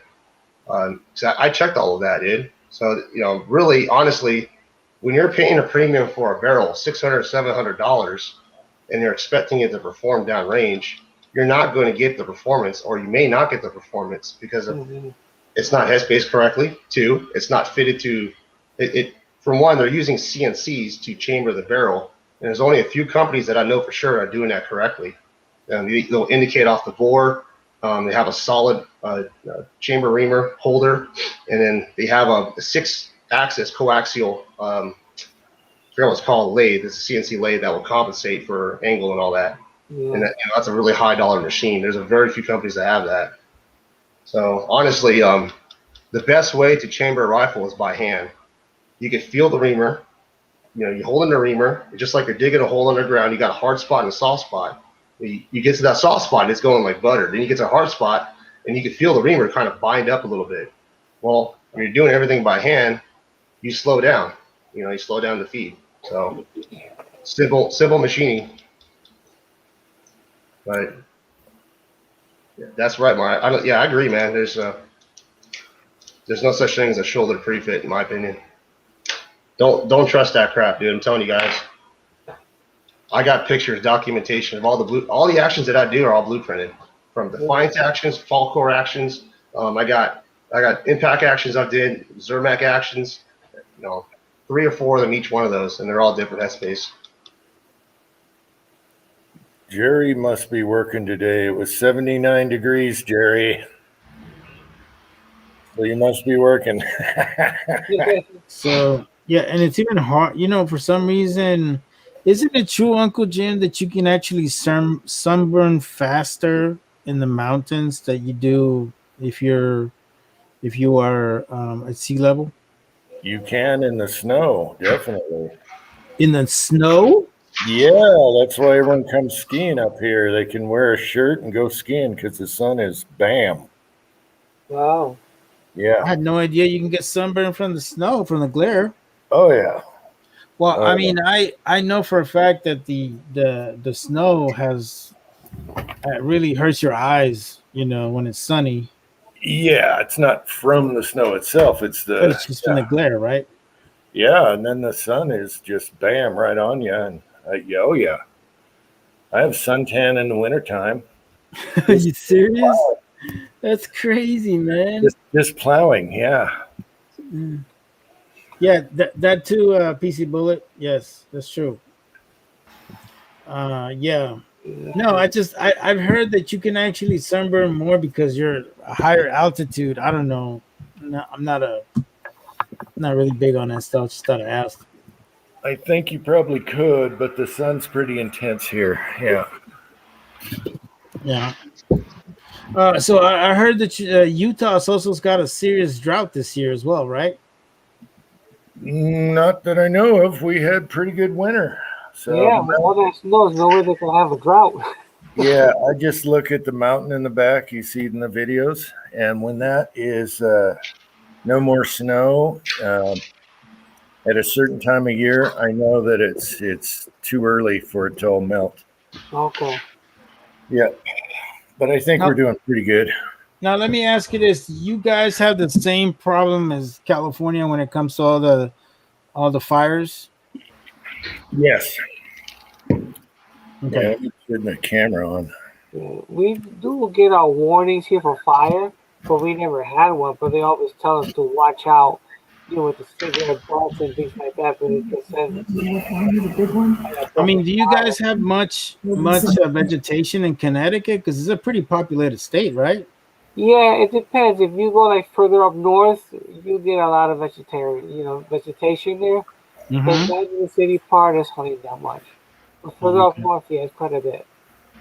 I know that there's a lot of fires in Arizona, but they're mostly in northern Arizona because that's the only place where they actually have trees. We have a fire season. Flagstaff. Yeah, Flagstaff, Sedona area. I think Sedona's got a little bit of trees. That's a few hours away. Yeah. Oh yeah, that's right. Arizona's not that big. Yeah. Well, I live by a body of water, so I'm good. Oh yeah, you live by Havasu, right? Yeah. Yeah, Havasu's nice, man. One of my buddies, who was deployed with me, he lives in Havasu. He's actually a firefighter there. Oh, really? Yeah, his name is Troy Mosley. He's a Does good he? kid. Does he go through every? You'll stay at one station and then kind of jump around because we got a I'm fire. not sure.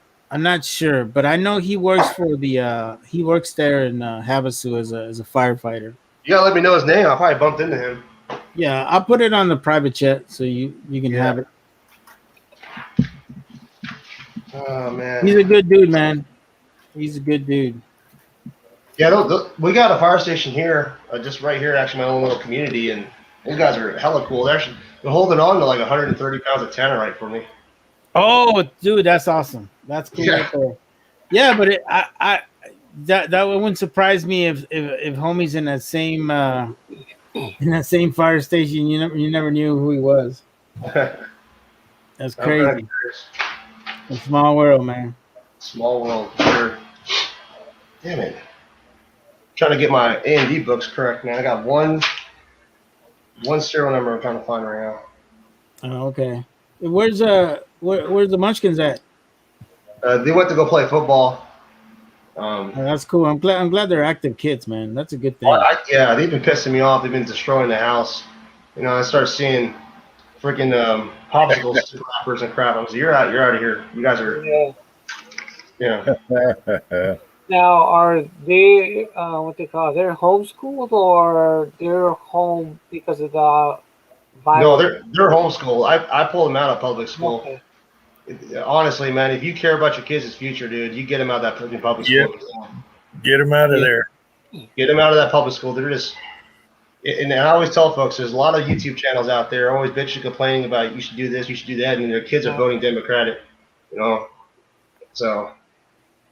Get them out of public school. Get them somewhere where they teach U.S., American values and Christian values. Because I'm telling you, man, that's the biggest thing that's making this country go down. The future of our Constitution relies on your kids. Right. Kids don't know what the hell our Constitution means and why we have freedom, why people sacrifice for that freedom. Then all is lost. Right. Yeah, absolutely. I totally agree with you, and I think the other problem with what's going on is that the education system has forgotten that, and they don't teach that anymore. No, they're more worried about. They don't even teach them basic skills. You guys remember when they taught you how to balance your checkbook or economics? Home ec or driver's ed. Yeah. Or mechanic shop, they taught you all these cool things. Yeah. They taught you all these cool things, and they don't teach you none of that anymore. No. But I was telling my friends, man, I was like, some of my friends I still talk to, but back I was in first grade, and I'm like, hey man, remember in school when God was actually talked about in school, we all stood up when we were talking about the mark of the beast, that'll never happen to me. And I was like, look at now when you walk to a grocery store, who the hell's wearing a mask? Yeah. Yeah, and I never thought that you can see how easily that could happen. Yep. Everybody starts believing crap, and they forget common sense, man. Right. So Christian values has got to be instilled, man. American values. You got to know history, because if you don't know history, it just repeats itself. Yeah, but I think there's another thing that's going on also. Even if we homeschool our kids, is the fact that a majority of them still have to go to college. I don't understand that they still have the option of going online or whatever the case may be, but a lot of them actually go to local universities or colleges or whatever, and they got the most raging fucking liberal freaking professors in there.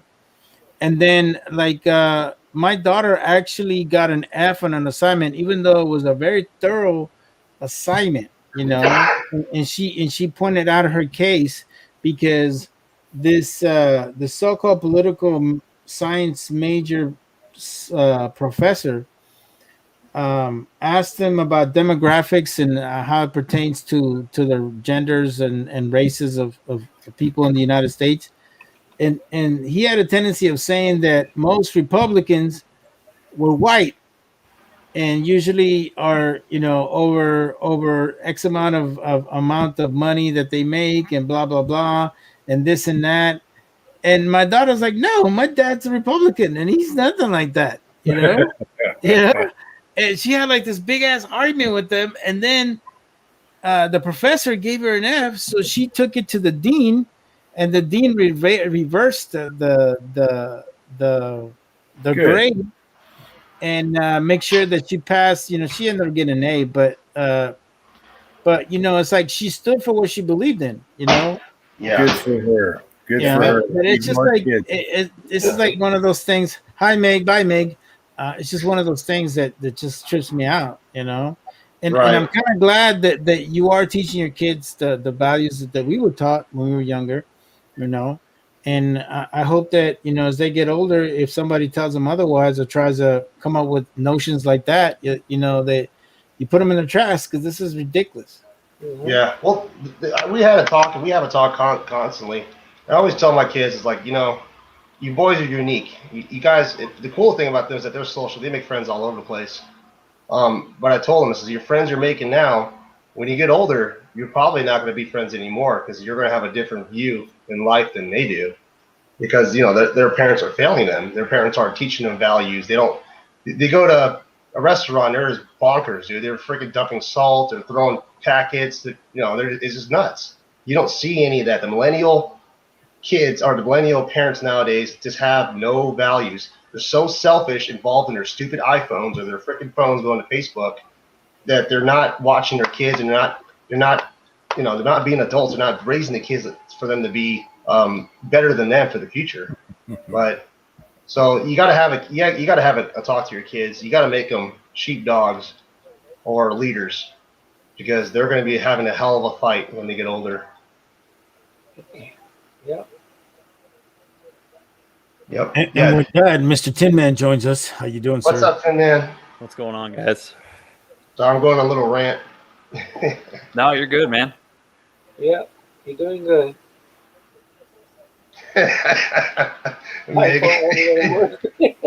iPhone owners. Well, I just bring it up just because they're always, dude. Literally, you go to Chili's or anything. I actually stopped going to Chili's because they try to make me wear a mask. But the last time I went there, you can see, I'm not joking, I was over like 80% of the tables.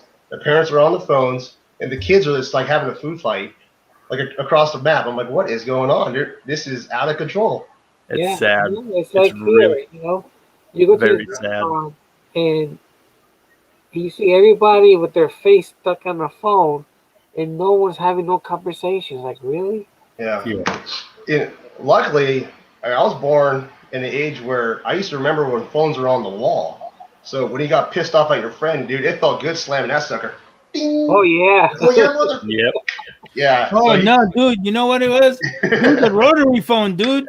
Yeah, the rotary phone. And fuck up a number. You're like, damn it! I gotta start all over again. How lame was this? You get off the phone, you're like, I hate you, you stupid beep. You press the button. That's freaking lame. It felt good slamming the phone and letting that thing. Oh, yeah.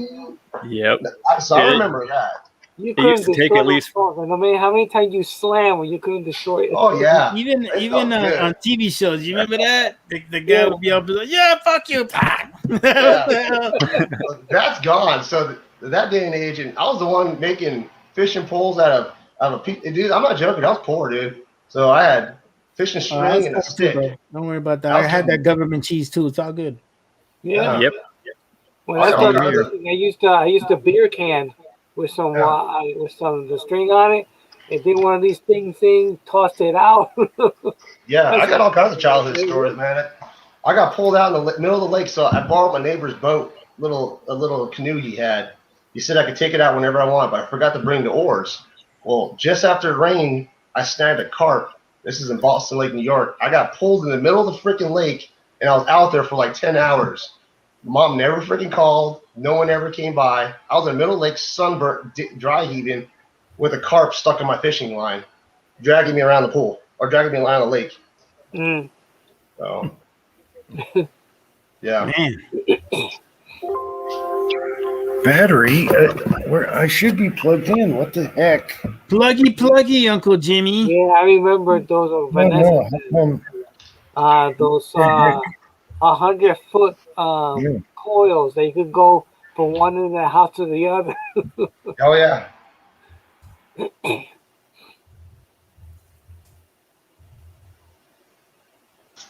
Yeah. Let's see.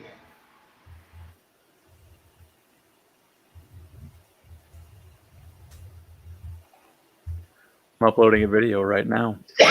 Yeah, like I think about my childhood a lot, and we had this vacant lot where we were at. They for some reason for years they had never built anything in there, right? And it was kind of like in a downhill area, so we fixed it up. We got it nice and straight, and we made our own little sand lot. You disconnected.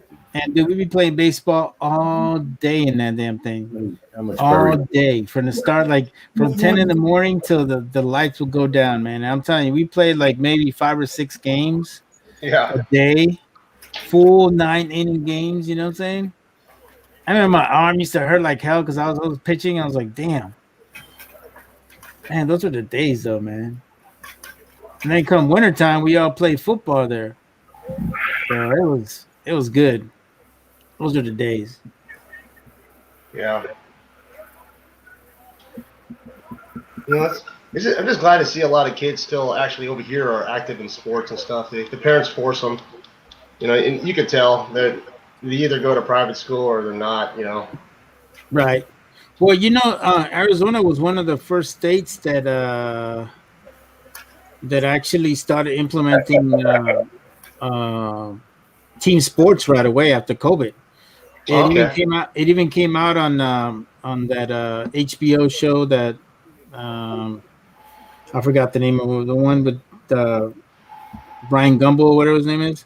Yeah. They were the first ones to start doing team sports because a lot of the kids were hurting, and there's still a lot of school districts that are still not doing team sports, and it's affecting the kids' morale and their well-being, their mental health and stuff, So yeah, it's just crazy.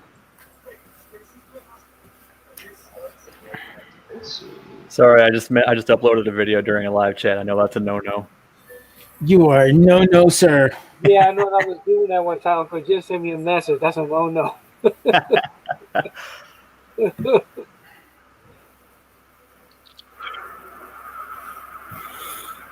Yep, the phone used to be on the wall, and everyone sat around the table and talked about their day. Yeah, and remember we used to have that really long cord just so that we could talk. Yeah, and when you hung it up, it was a big tangled ball. It wasn't ever just a way. And you're doing this shit, you're doing this shit, just trying to get it out. It used to take you at least 10 seconds to dial 911 on the rotary phone. Yeah. And then if you had one of those 2-story homes, and you're upstairs, nice and sleeping, and all of a sudden that freaking telephone sounds, and it's so fucking loud that you can't go back to sleep. It's better for you to go pick it up. Yeah, pick it up, or at least take it off the hook, just so they leave you the hell alone and get some sleep. And those phones back in the day were loud as hell. Oh yeah. Yeah. And you're right, Julio. There was nothing to do. All the kids were outside playing all day. It wasn't like internet. The TV had like no video game. Use imagination. Yeah. I grew up with 7 uncles and 6 aunts, and all of my cousins are all in one little house, man. And if I messed up that day, me and my brother always got in trouble. Dinner time, we're looking at my cousin Regina especially. She's got the loudest mouth, so you better shut up, don't tell my uncles nothing. So when they found out I got in trouble, dude, all 7 of them were boxers in the Philippines. It was freaking on, like Donkey Kong, when they found out I was in trouble. Wow. Ass handed to you a lot of times for those. It sucked, dude, growing up with them. Yeah. And it's stupid, too, because they put on boxing gloves, and I'm bare-fisted. I'm just trying to fight them off, and they're freaking hitting me I'm getting the wind knocked out of me every single time. And they're just laughing their ass off. They think it's a game. And we call all of our uncles in Tagalog called Kuya. Kuya Doni. He's a freaking big dude. He's short and stocky, man. But dude, he threw a punch. So that was dinner time most of the time for us. We were always in trouble. Yeah. It's either we stole oranges off our neighbor's tree or something stupid, and our freaking cousins told on us.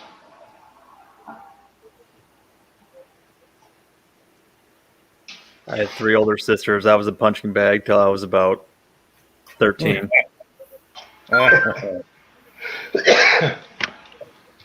Sisters could be the worst. Older sisters, yeah.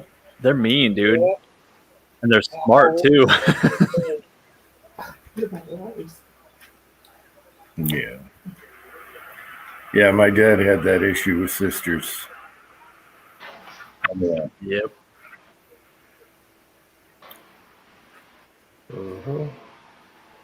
I did some shooting today. That's good. Whoa. All right. What you took out? Shot some of those Lee truncated comb bullets that Broke Loader sent me. Okay. And then I just dinked around with my 1911 and my XDM. The little Plinkin. Wasn't very long.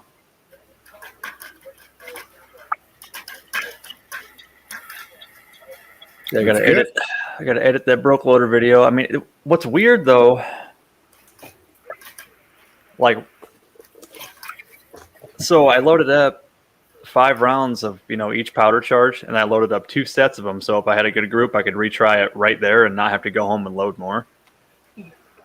One group shot really good, and then I did the same load, shot it again, and it shot like crap. I don't understand it. Oh,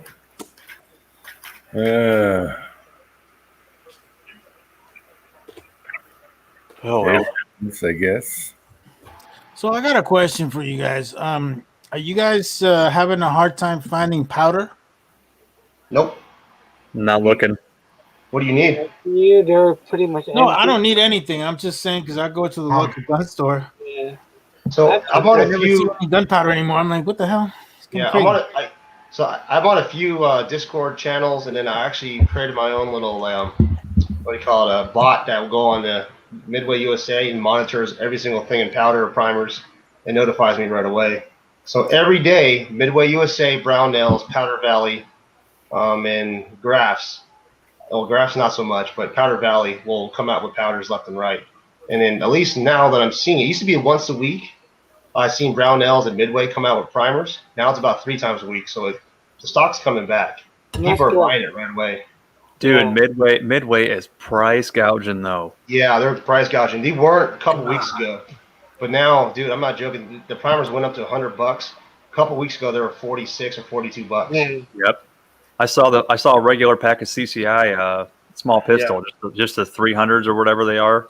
It was like $75. It's like, are you kidding me? Yeah, they're so I don't know if that's going to go down, to be honest. The good thing for me is I get a little bit of a discount and no taxes. Yeah. But honestly, it's still like $80 shipped. Wow. Yep. So you're looking at what, 8 cents a primer now, double what it used to cost. Ridiculous. So, I'm not buying any more primers. Till everything calms down. I'm good.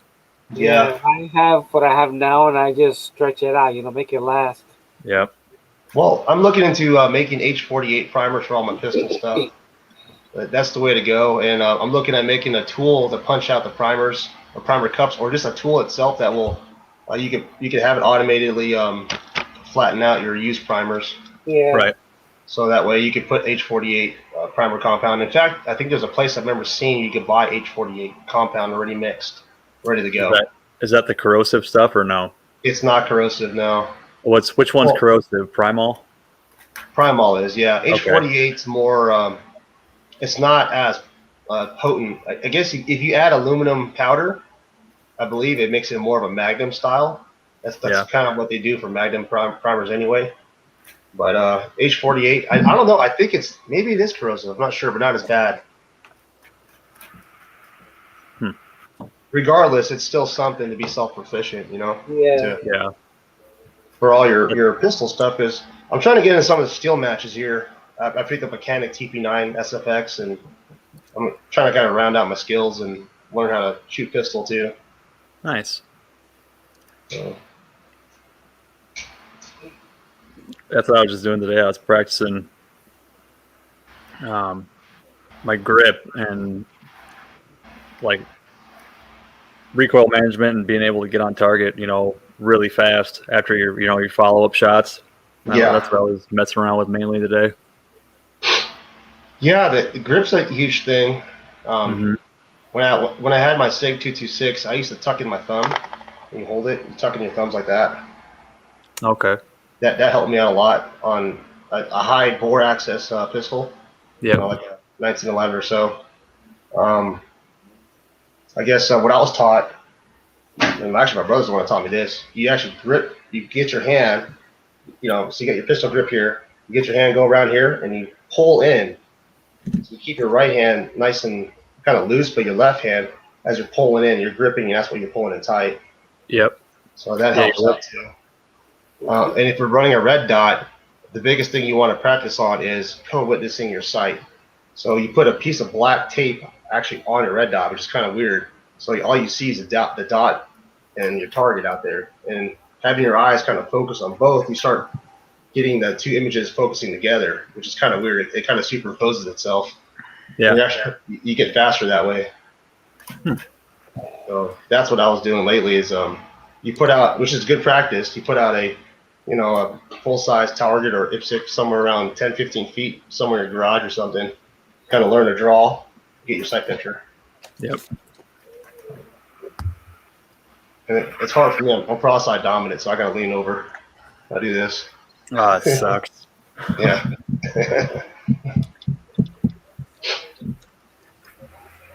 Yeah, I was just trying so my right hand is only doing 10, 15% of the grip. Left hand's doing most of it.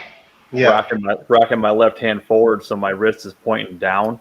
Because your wrist is a lot stronger when you're sitting there pushing it down than it is when you're straight up and down, straight up. And then my right hand on the firearm, instead of pulling my fingers squeezing the gun towards my palm, I'm actually taking all my fingers and pushing them down they're doing one of these motions. You know what I mean? Because right. I don't know. Well, honestly, it's whatever is comfortable and repeatable. There's folks always tell you need to do this. I'm like, well, it doesn't feel comfortable to me.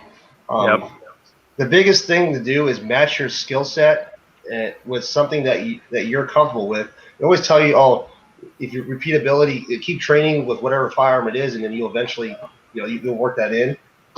You're fighting your own natural ability, honestly. Because think about it, you stop for a week of training, then you go back, and all of a sudden it's going to seem like you're brand new again. So, and that's the funny part. I've been telling myself, never buy a Glock, but I shoot them freaking good.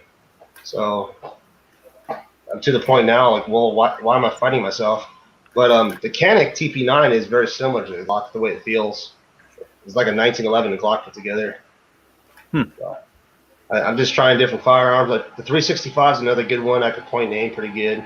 But, that's why go to the range and rent some firearms to see what you can pick up your sight picture naturally. I'm really liking that XDM I got. Yeah. The XDM is a good one.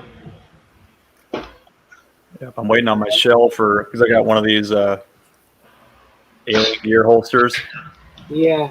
I'm waiting for them to. Alien Gear. What's that? Is that made by Alien Gear? Yes. Yeah, it's good stuff. I have one like that. I like it. It's comfortable. Yep. I just gotta wait for my Kydex to come in for my XDM compact because I don't carry that one right now, but I can shoot it really well and I want to carry it. Okay. Yeah. Yeah, because I like my XDS. Because put it there and very accurate. You don't have to look for it. The sight, it's just there. Is yours in 9mm? Yes. Okay. I had an XDS in 45 and I did not like it. No. That is a snappy gun. It is. Yeah. It went bang every time, but man, it was snappy. Yep. Yeah, Jerry, you're exactly right. Yeah, I saw that video. You weren't bad, dude. It wasn't that bad.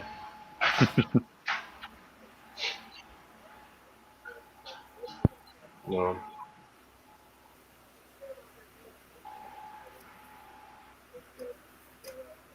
So what's your thoughts on that, Jim? Is picking a firearm where you can naturally, when you hold it, it just gets your line of sight instead of having to pick up a gun and then you're like, oh, I gotta aim down more, or aim down more, keep aiming down more.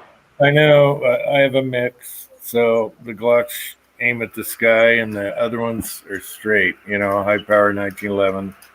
Yeah. So you have to actually you think about what you got, and you know you're going to aim at the sky, so you don't. You know what I mean? Well, that's kind of what, you know. I'm not a pro, obviously, but that's just kind of what I theorize at. If you practice and give it a break, give it 2 weeks, give it 3 weeks, go back out there in your first draw. How does your sight picture look? Can you get on target within a second, like you're the other time? If you can't, then you're fighting your own natural ability. Mm-hmm. I say pick a firearm which you have a natural point, the way your hand and everything fits, ergonomics or something you got to do to get it to where it points right there where you want it. Yep, I used to always send people into the range to rent them, and they come out totally different thinking of what they thought going in. Because they'd say, "What's the best gun for me?" And it's like, I don't know what the best, you know. But you can rent them over there. It's only going to cost you like $15 as long as you want, and you can come back and they're like, "Wow, I didn't think I'd like a revolver, or I didn't think I'd like this or that." You know, they're just going after the name brand stuff they see on TV, and then they're like, "Yeah, I want this one." Yeah. You know, here they got a program. They call it 10 for 10, which is $10 for the firearm, and you get 10 rounds, and you could, you know, grab a few, you know, and try them which one you like, you know. So Yeah. good. Yeah, we had it so you just pay a fee and then you bring it in and they give you another one. I want to know this one next. Yeah. Until Zoom tight. you're done. Yeah, until you're done. Exactly. You got to buy the ammo because they don't want you using your own reloads or whatever on a range rental. So Yeah, putting Yeah. hot ass reloads through a range rental. you got to buy the range ammo. Yeah. Yeah. People have tried that though. Bad, no bad, no. Yeah. Yep. They're like, okay, what ammo? And they're like, oh, I don't need any ammo with the rental gun. It's like, really? Yeah, no. It's in your pocket. Yeah, no. Well, every time you rent one, they give you their ammo with it. Yeah, they're that stupid. Oh, I don't need any ammo. Yeah. Okay, then. Alrighty then. PA Wild, how's it going? You know what? Yeah, PA Wild, I got unsubscribed from your channel. I need to go resubscribe to you.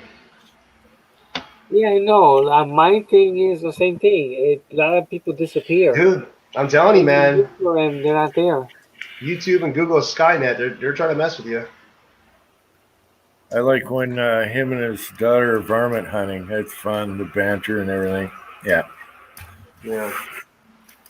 Yeah, that 204 Ruger he has is pretty sick little round.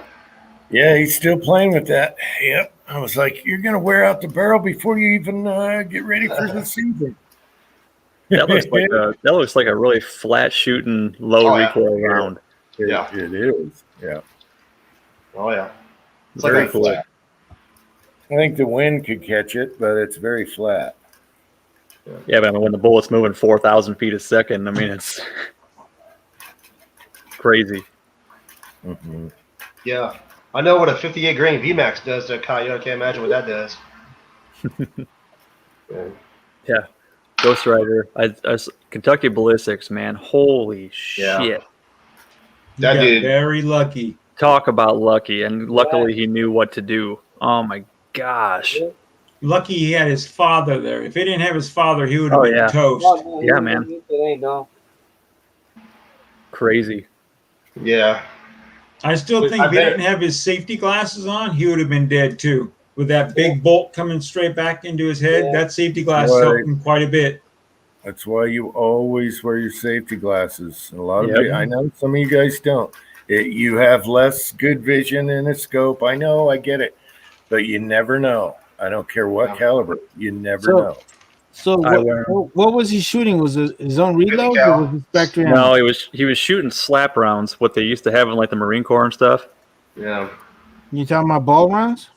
No, No. the slap rounds, the one with the red around the base and had the The armor piercing, Armor with piercing. Those are not tungsten. meant for that kind of rifle. Those are meant for fucking Browning rifles. I mean, You know Browning the machine one guns. that looks like a thunder tit? Yeah, it does. Those are meant for freaking the M2 Browning machine gun. They're not meant Yeah. for a freaking Well, civilian. I freaking 50 think cal. someone got in that round because he was shooting plenty of them before, and I think someone Yeah. got into it and messed Dude, with it. they were acting goofy on him the whole time he was shooting. I mean, they were shooting like 2 feet right on, 2 feet left. I mean, I would have couldn't stopped. stop at that point when he saw that, you know. Yeah, I'd have been like, nope. Yeah. He never looked up the primer on the round, nothing. He just kept loading. Yeah. Well, what year was it, or what decade was it when they were putting improvised munitions or making those things explode? Or the U.S. was producing rounds to purposely blow up guns. They're doing it during the war. No idea. I know they were making a bunch of 7.62 by 39 rounds, and one of them had like explosives in it. I've never heard that. Oh, Yeah, they're doing it on purpose. What the hell is it called? Yeah. Sabotage. Sabotage. They were sabotage rounds for sure. Yeah, I remember hearing about that. And it makes sense, you know. Hey, look at this case of ammo out here in the jungle. Let's use it up. Yep. Yeah, they call it spiked ammunition. Hold on, let me see. Insurgents, yeah.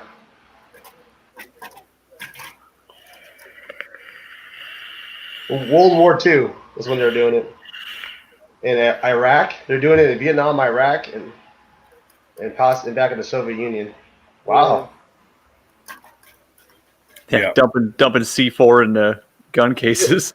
No, that's exactly what they're doing. They're putting actual improvised munitions in there. Which makes sense because it destroys the firearm or the person. Yeah. Kind of smart, really. I mean, you don't have to work for it. It's easy. You don't have to fight anybody. Take out some guys until they figure it out. It is kind of dirty pool, but it's effective. Yeah. Yeah, that's dirty. War was only fought fair back in the Civil War.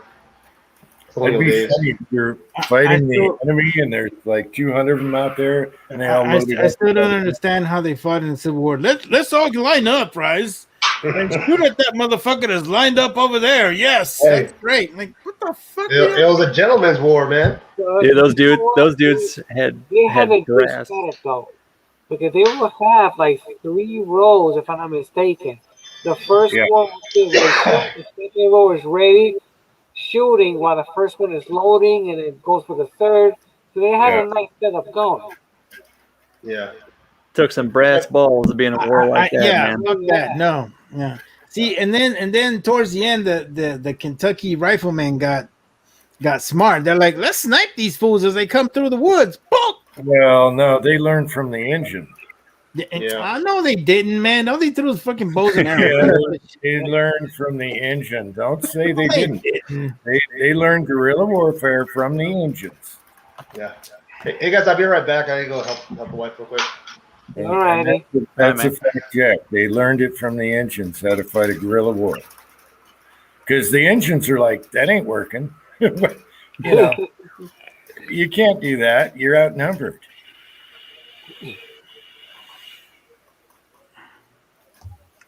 No, those guys, you know, they have their muskets, but you know, they were talented how they handle, you know, the battlefield. You know, they did a pretty good job. They did pretty good. I didn't give them that much credit, you know. Wait one. Calling timeout.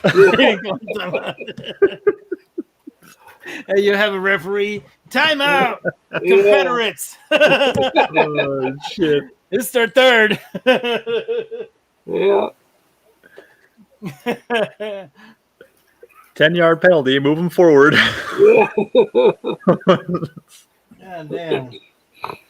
You know what was crazy, man? Here I am fucking doing some cool fucking training in Fort Lewis, Washington. All of a sudden, some fucking Confederate guy comes out, and I was like, "Hey, dude, what year are we in?" And they're like, "We're in 2015." I'm like, "Okay, so why the fuck is there a Confederate fucking guy out there 200 meters out?" Like, and then they're on the radio. Hey, watch out for the Civil War playing guys. Like, fuck, man. You mean they're not in play? I'm like, shit. Civil War reenactment dudes playing on the bass. He comes out and he's like, excuse me, guys, I'm coming through here. I'm like, what the fuck did I? And I'm like, well, this was not in the brochure. God. Man. Good times, man. Good times. Fort Lewis was supposed to be infested with Sasquatches. Yeah, I know. You hear anyone tell you stories about that? About Sasquatches in Fort Lewis? No. Oh. Yeah, because they go out on night training things and run into some weird stuff. Yeah. But they were also saying that there's because there's a couple local tribes near that area, and they were thinking that it might be some of the locals coming through the training area. That's what they were thinking. What was that Sasquatch commercial with the beef jerky or whatever? Yeah. Oh, you talking about what brand was that? Jack Links. Yeah. Jack Links, yeah. Just carry some Jack Links with you, just in case the Sasquatches, throw them a few. Yeah, can you imagine you are in the field and they're like, beef jerky? Oh, yeah, thanks. You're a great guy.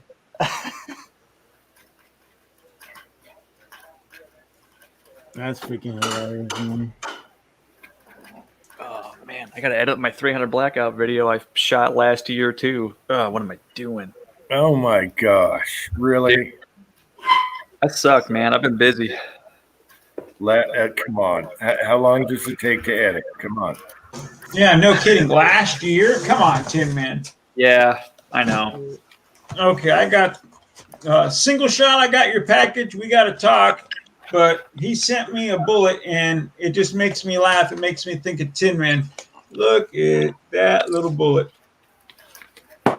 Oh, it's a cute little guy. Yeah, looks like a Tin Man head. Hey, man, you know what? Lyman mold. It's a little Tin Man head. That reminds me of that bullet in that Clint Eastwood movie. What's it called? The one that Holmes was trying to shoot the president. Oh yeah, the plastic. Oh yeah, shit. The plastic one. Yeah. How's it going, Marvin? Look what I got. Oh my God, German beer. Homebrew. Mr. Marvin, how are you? I'm doing good. Oh, where can he go? Oh, excuse me. He had to do something with his wife. Man, you got those old school German beer bottles. Those are cool, man. This is homebrew, yeah. Man, what are you? Nice stickers. What did you? What did you make? A Modelo clone. What's that? Is that a? Nothing like some good head. Mm-hmm. Modelo? Indeedo. Modelo. Modelo clone. A little bit of lime. Cheers.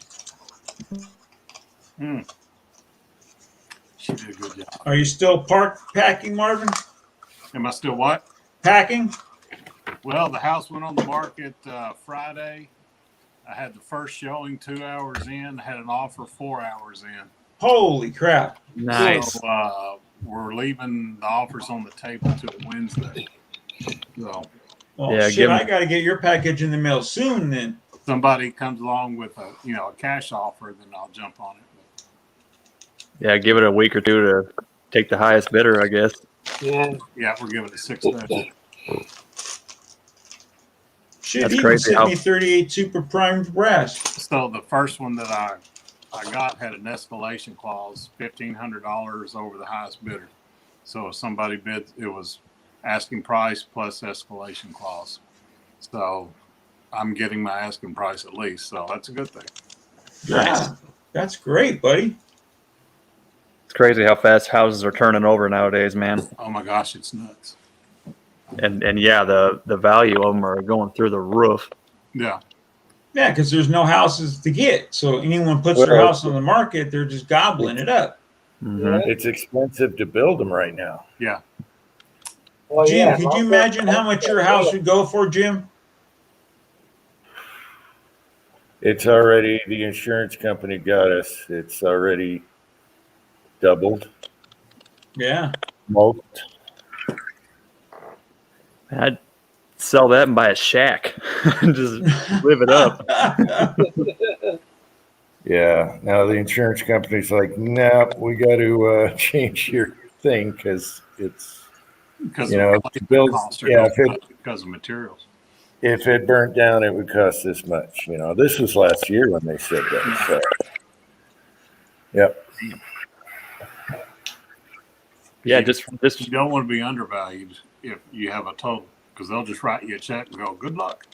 Yeah, Yep. that's true. We actually had that on the house. We were called in to rebuild fireworks thrown in a trash can, then rolled up under the eave of the house. And about 2 o'clock in the morning, the smoke alarms are going off because it caught fire and gone up through the eave of the house and set the attic on fire.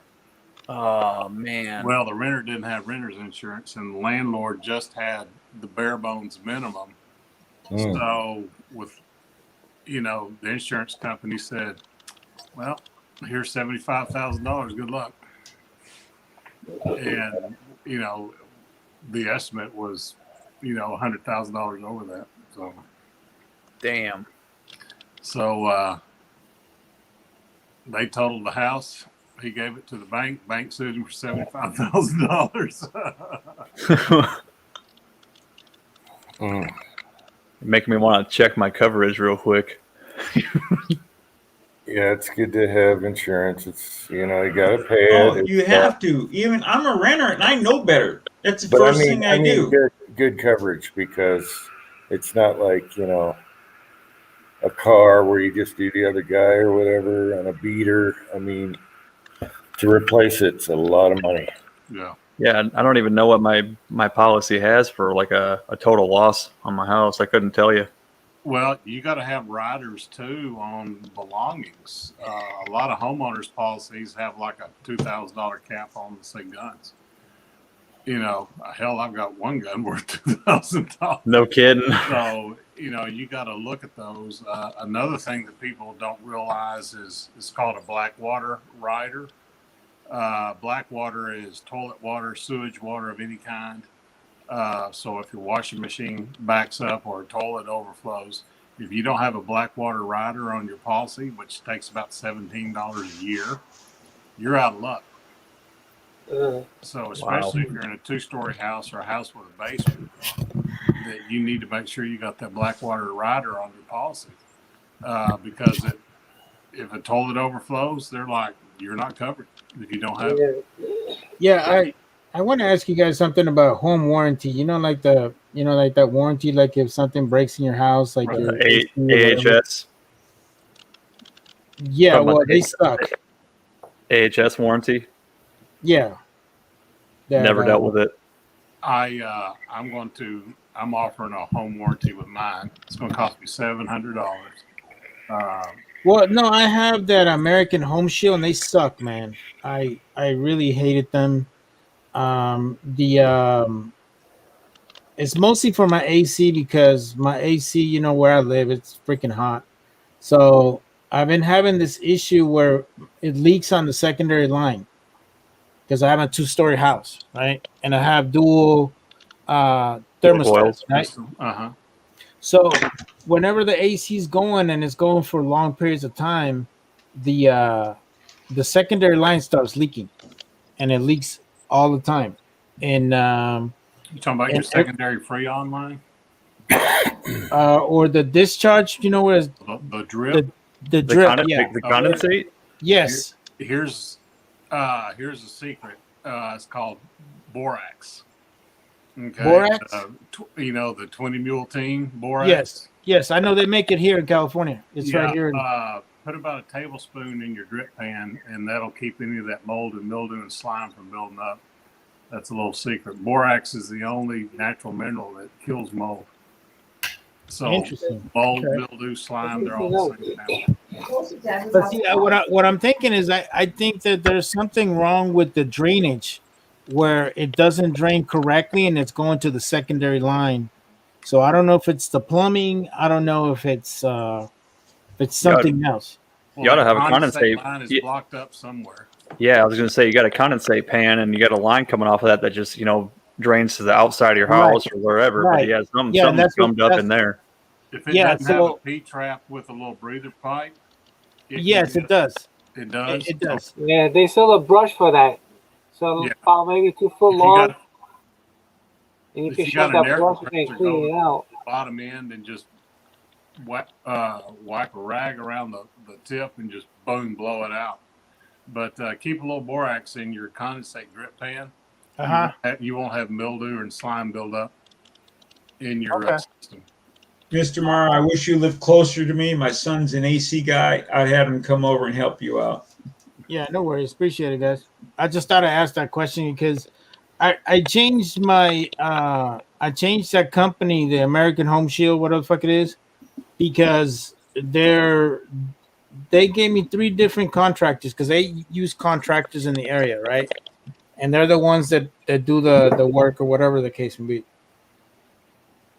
And they do half-ass jobs because within 60 days, I start having the same problem again.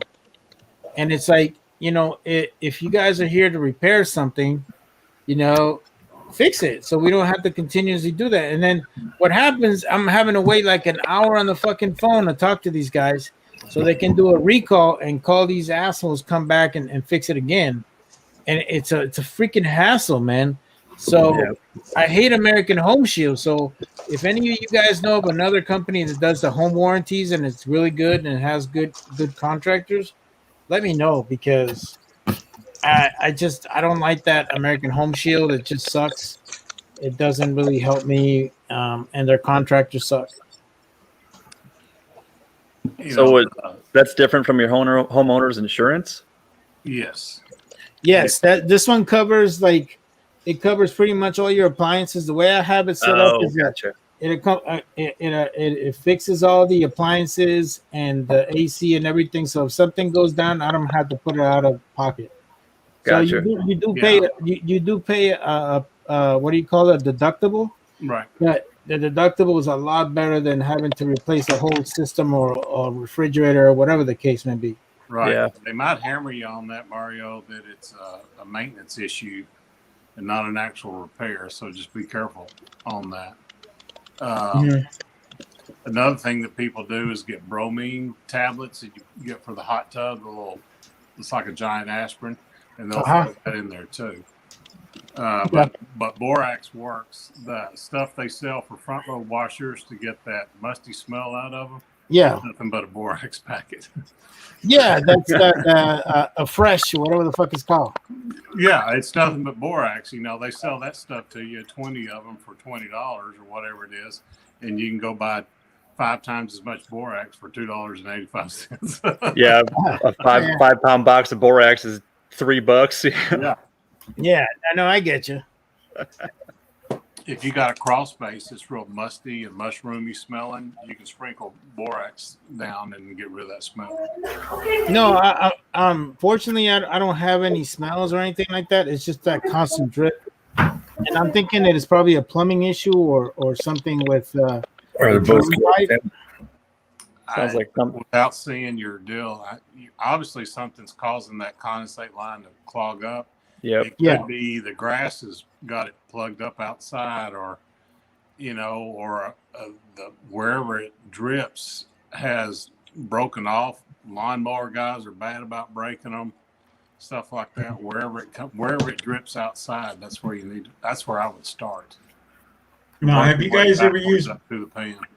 Borax is for casting? It's a flux. The blacksmiths use it as a flux. I've never even thought of using that as a flux. To flux for foraging, I would probably wouldn't use it in a casting pot. You got wax. Use wax. It's cheap. Oh yeah. William- what I use. I got quite the supply of it. William Ganley had a good question. He said, "Would borax and water solution sprayed on milsurp gear remove mold and mildew?" It doesn't remove it; it'll kill it though, and that's only the active growth. Yeah. Gotcha. So You clean it want- real good. Keep it real, clean it real good, and then keep it on there to prevent it. Yeah, you probably got linseed oil if you're getting mold on your stalks. I couldn't begin to tell you what to put on there other than rub it down every once in a while. Mm-hmm. Now, speaking of borax, years ago, I bought my son a retro borax dispenser, like the old gas stations where you put your hand under it, the metal, and then they're porcelain, they're porcelain coated, the really old ones from the old gas stations in the 50s and stuff. Oh yeah. You remember those? Yeah. And we still need to put it in his bathroom on the wall. I think it's just cool. I Yeah. use borax in my washer all the time, instead of OxyClean. It does the same thing. Yeah. By weight, OxyClean's about 85% borax anyways. The Oh, rest so of it- just put it in your washing machine with no Yeah. clothes and run it through? yeah, it's a whitener. Well, I'll be damned. It's a Well, I'll learn something great new. soap also. Yeah, it's using soap. Yeah, my high school used to have that. You come Yeah. up and get it on your hand and felt like sandpaper washing your hands. Yeah, it's good It's for great grease remover. yeah, for mechanics and stuff. They always went in and used the borax. I like Gojo now. I like smell like oranges. You just want that mojo. The Mojo. Get the mojo, baby. That's right. Yeah, baby. Hey, dead horse. But I love those old dispensers. They were so well made, not plastic, all metal, easy to clean. And people are selling them for a ton of money now. Get them out of remodeled gas stations and stuff. Yeah. Those old telephone and telegraph insulators that are made out of blue glass and green glass. Yeah. They're selling those things for $10 or $15. I can't tell you how many I shot with a 22 along the railroad tracks. We actually have some here. I got one right here. Yeah. Mhm. It'd be like the old telegraph poles were running down the railroad tracks when we were a kid. There'd be like 30 of them. And we just crack them with a 22 because they weren't using those old telegraph lines anymore. Typical Uncle Jim within reach. That's right. There you go. There's a small one and a big one. Right. We have That's funny. different colors too. They're cool. Yeah. The ones we have. They have the screw inside, the threads. Yes. Suppressor. No. All right. Yeah.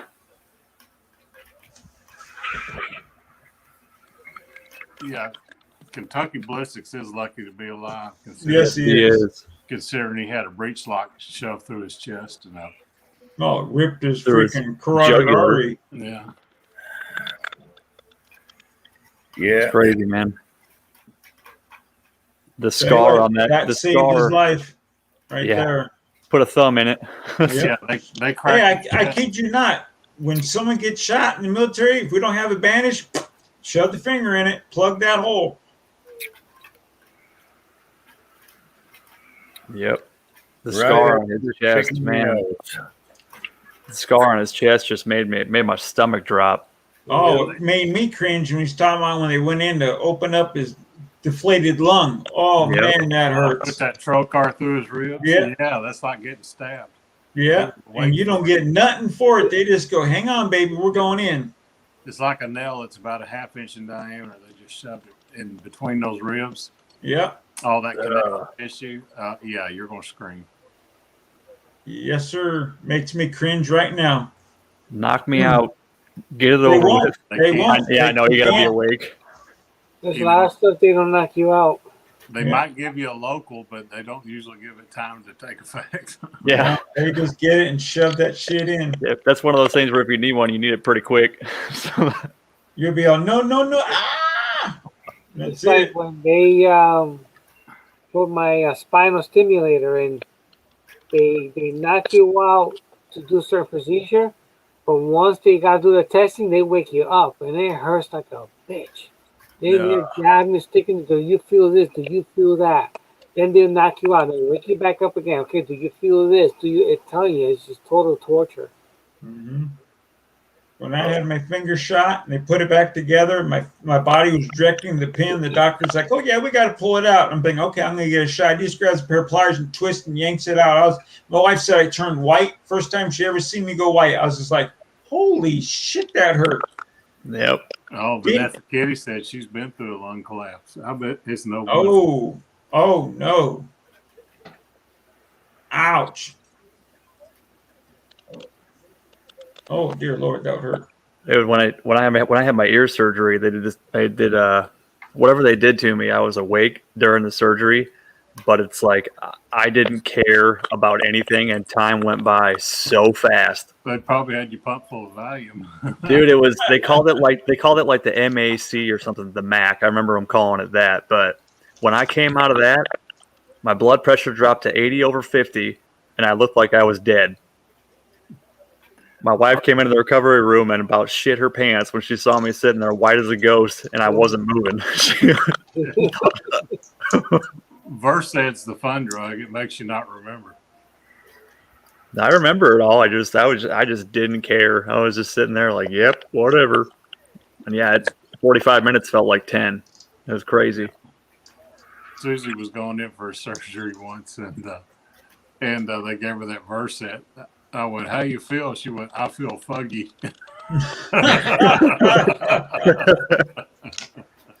That's funny. Yeah, I remember I had a stent put in. No, it wasn't my stent. It was something. No, I forget what the hell it was. And I asked for, "Can I get a shot of morphine?" You know, I was in a lot of pain. And she goes, "Sure." She comes up and gives me so much of it, my chest started burning so bad. And I'm on an EKG machine. I can hear my heart go, beep, beep, beep. I'm like, holy shit. The doctor right across from me, I'm thinking, this bitch just killed me. It just had his knee scoped. He's screaming, get paddles. And all of a sudden, I felt my chest, boom, just felt like it jumped. And my heartbeat came back on. I'm looking at the bitch. You just killed me, you bitch. She gave me so much morphine, it stopped my heart. I was just like, holy crap. Did I sue? No. Man, I could have had it made. The shit people did to me. She was tired of the whining, Willie. I know. She just wanted her day over with, I guess. She just, he's a big guy. He's a big son of a bitch. He can take a lot of it. They're like, yeah, we just won't chart it. That way it never happened.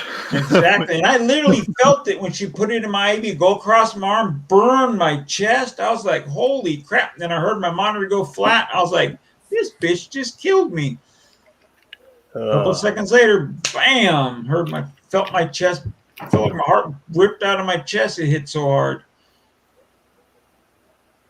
Uh-oh, lost Marvin.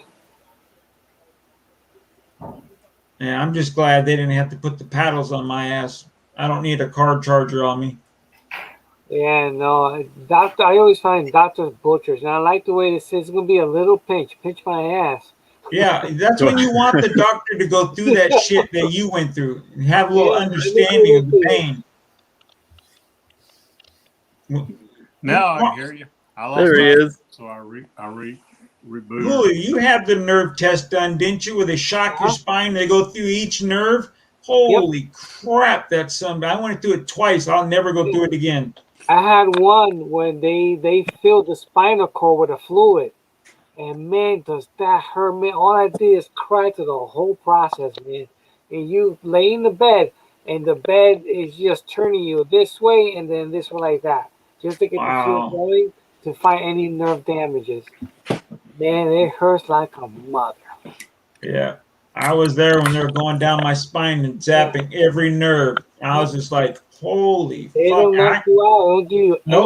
anything. Nothing. Not a damn thing. And then they finally found my nerve. They're like, can you feel that? I'm like, no. And then they start turning up. Can you feel that? No. And then they turned it way up. I'm like, yow, son of a bitch, I felt that, you know? Yeah. Oh, that nerve is dead. Well, yeah, you just woke that bitch up and killed it again. And they expect you to walk out of the office after you're done. Okay. It's like, the F? Oh, no, they gave me some medication because the pain. I said they told me, okay, you can lay down on your back. That did not work out. The pain was excruciating. They And gave so- me some medication quickly and it took the pain edge right off. When I had a spinal tap done, oh man, that hurts. Yeah, no, that's the worst. Damn, that hurts. You guys are making me not want to get old. Yep. Not Now, not saying you guys are old, but I'm just saying. Yeah, James Pollard did. Now, I have a James spinal Pollard. stimulator for the nerve damage on my right leg. And when I fell, the wires got ripped out of his Oh location. shit. So they had to suture it back in a different location, but they got it to work again. They told me I cannot get that done again because of the damage. The device is already about 9 years old, so it doesn't last long. They're supposed to give me a warning. It hasn't said a warning yet. But when they get replacement, I can't do this one. They have to put the ones like a carpeting, and they open you up from your top of your neck all the way down to your spinal cord, and they lay this mat in there. And that's how they control all your nervous system through that mat.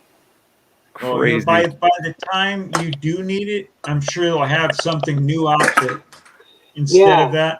You know, it's Right. amazing how fast they get it. You know, it is Yeah, amazing. you know, it's like they cut you up open, then you're stapled from the top of your neck all the way down. That itching is that's uncomfortable. See, 10 man, most of us did this just for the fun of it. I signed a piece of paper saying, yes, I swear I'll protect this country. I want to jump out of planes. Yeah. Yes. Oh, Yeah. wait a minute. I'm on top of this armored personal carrier. Should I climb down? Like, no, let's just jump off the bitch. Oh, yeah. Oh man. Yeah, that's one of my bucket lists. Get tortured by a doctor. Been there, buddy. No, Ouch. Dang, Vanessa, we're going to take you out to the back 40, as they used to say on the farm. Nerve damage to the colon right side, damage to the heart. Wow. Okay, we're eating. Okay. Yeah, and then on my right leg, my ankle, about 7 inches up. So from there down is numb. I don't feel anything. Oh, I can't feel my feet. Before I moved, I walked out in my garage and I kind of fell. And I'm walking, and my wife said, the dogs are licking up blood. And I looked down and I had a 4-inch nail right through my foot. I just pulled that out. Hey, I can't feel it. Screw it. Cleaned it. Yeah. Kept going. That's that diabetes That's damage. when the doctors Yeah. want to wear sandals. I like wearing sandals, but they tell me not to because I can injure my foot. Yeah, the neuropathy. Well, I know the left leg is going to come off eventually because I have the same damage to the bone. The bone is deteriorating Yeah. every step I take. So I know eventually it's going to come off, but screw it. I'm going to pound this shit out until it does. No, my sugar's under control pretty much. But if I don't take care of that and let it ride, they told me I will lose my leg. Yeah, Chris. Diabetes will destroy it. You're fighting diabetes, Julio? Yes. Yeah, thank God when I had the gastric. And Yeah, my bypass surgery, my gastric bypass cured my diabetes. Yeah, Yeah. once I had the gastric bypass, they said you don't have diabetes anymore. I'm like, well, yeah, I do. Once you get it, you always have it. They're like, no, you're cured. And I'm like, I don't know. And I do my A1Cs and they're fine. So My A1C's never been over 6 since I've had it. yeah, That's crazy. I had it my And it's 11. been proven and documented that Roux-en-Y bypass cures diabetes, but the insurance companies won't do it. So instead of forking out 15, 16 grand for a Roux-en-Y surgery, they'll pay hundreds of thousands in healthcare over a lifetime for type 2 diabetes. It's just crazy. yeah. And you can get good looking sexy like me afterwards and Marvin. See, look at how handsome we are. Yeah, I took a shower and jumped in the hot tub. I was like, man. Sore today from working on the house. Yeah, I'm used to pushing a mouse and a pen, not a hammer. Right. Now, Marvin, did you ever have the skin surgery? Remove the flap if you had one? Your belly flap? Oh, no. Yeah, I'm trying to get that done. Because that'll be 10, 15 pounds. I can flap a freaking flap. I was so big, you know?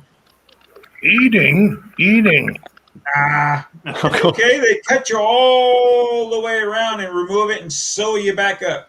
Willie, show Uncle Jim your flap. Oh, I'll do it. I'll flap the shit on there. Strawberry shortcake never tasted so good. Talking about Willie's flap. Oh, yeah. I'm Dirty Willie. I'll flip that flap right here. I wasn't sure what you were talking about at first there, Willie. Huh? I wasn't sure what you were talking about at first there, Willie. I got you. Well, you're lucky you weren't that big, Dad. I mean, I got the chicken arm and all that shit, the chicken neck. The And, bat wings, they call them. yeah. Yeah, I got that belly flap. Got to get that son of a bitch removed. Yeah. Willie, do you have a stapler on your desk? No, actually, I thought about because they say after you get the Roux-en-Y, it's super hard to get insurance to cover it. Mario. So I'm thinking I'll get it. I'll just get a razor blade. Whoop, they'll cut it. They'll cover it. Oh, come on, Mario. Ain't that bad, baby. He's trying to get Willie to give himself a tummy tuck. What are you doing? I'll do it myself. I have to. That's I right. want to see a video of the 5 cent tuck. Yes, sir. I'll have the video of the paramedics going, holy shit, he cut his belly open. What about super glue and just rolling it over and over? Oh, believe me. The wackiest story that Susie ever told me from the hospital was a guy who got really, really drunk and decided he was going to circumcise himself. Oh, Jesus. Well, he went a little too far, to say the least. Wow. Oh. So they had to cut a little slit through the bottom of his scrotum and tucked it down through that and sewed it around. Yeah. What? My wife's trying to enjoy shortcake also. Oh, I turned it into a shortcake, all right. It's a whole strawberry there, Jim. Holy It's moly. in her head right now. Now, the probably easiest way to get rid of the flap jam is duct tape, dear. Duct tape. Could you imagine every time you get turned on, you rack yourself? Oh, man. Oh, come on, Mario. You know it. Dude, I'd have been like, just cut the whole thing off and sew a bigger one on. Come on, get it over with. Let me go to the damn find a cadaver. Yeah, I'll take that big one right there. Can you dig up John Holmes? Yeah. Okay. And you notice Uncle Jim it does not faze him. He's enjoying his dinner. He's enjoying the strawberries going, oh man, someone chopped off his noodle. Circumcised, yes.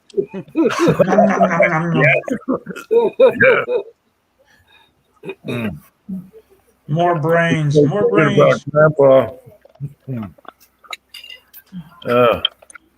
Has anyone used the brass channel liners in their Glocks? I'm not even sure what that is. I don't know No, what it is. I wouldn't mess with anything like that. Do they call him Stubby now? Yeah, leave it stuck.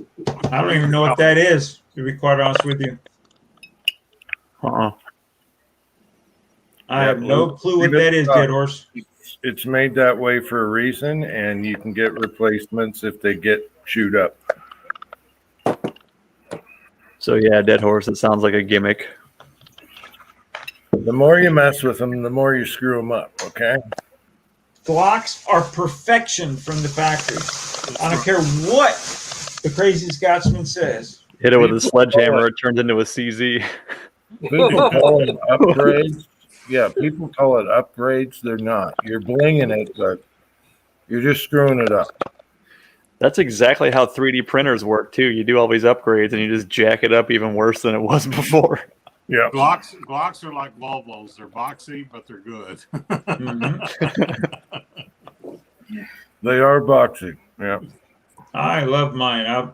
My son just bought his 17, bought his first gun. I almost brought a tear to my eye watching him take the test and buy a gun. I thought he had a 10 millimeter. No, this is my youngest son just did this. Yeah, remember he's got Mexican tendencies. He's got more than one son. Got kids scattered all over the world. Remember? Oh, I do. Trust me.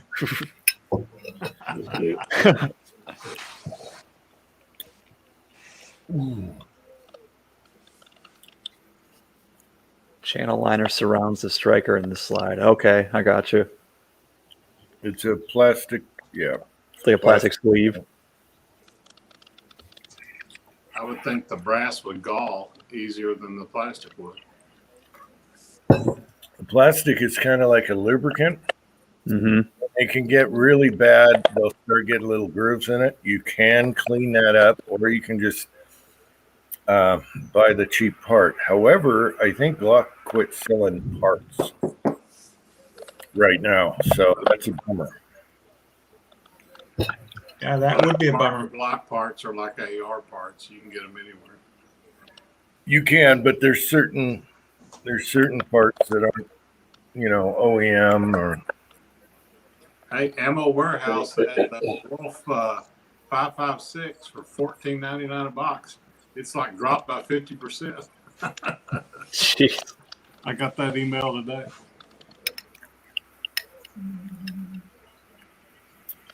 Dude, speaking of AR parts, man, 308 bolt carrier groups are impossible right now. Really? Precision doesn't have any. Aero Precision, I want a nitrided one. I don't want phosphate.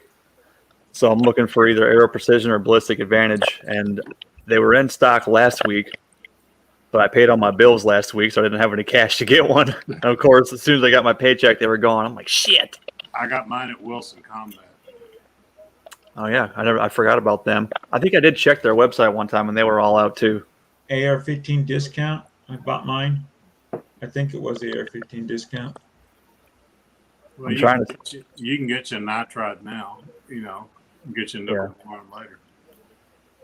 I don't know. I might just stick with the nitride. I don't know. I have a nickel boron on my 223. I don't see a whole lot of difference. I like my nickel boron. I would go with nitrate. They're just easier to clean. That's the difference. Yeah. That's They both get what I've just noticed. dirty. One's just easier to clean. Mine are both nickel boron, just super easy to clean. Mm-hmm. They work great. I think my bolt, my 300 blackout carrier group, I think that's phosphated. I don't know. Let me grab it.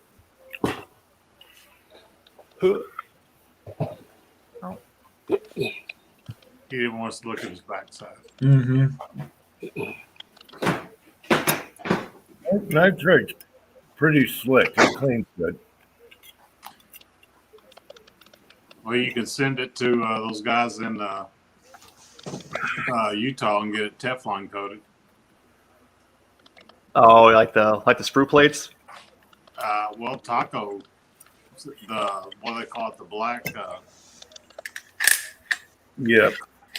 I can't remember what they call it, but it's basically a Teflon. Wasn't Al thinking about sending all his sprue plates over to them and having them Teflon coated? I don't know.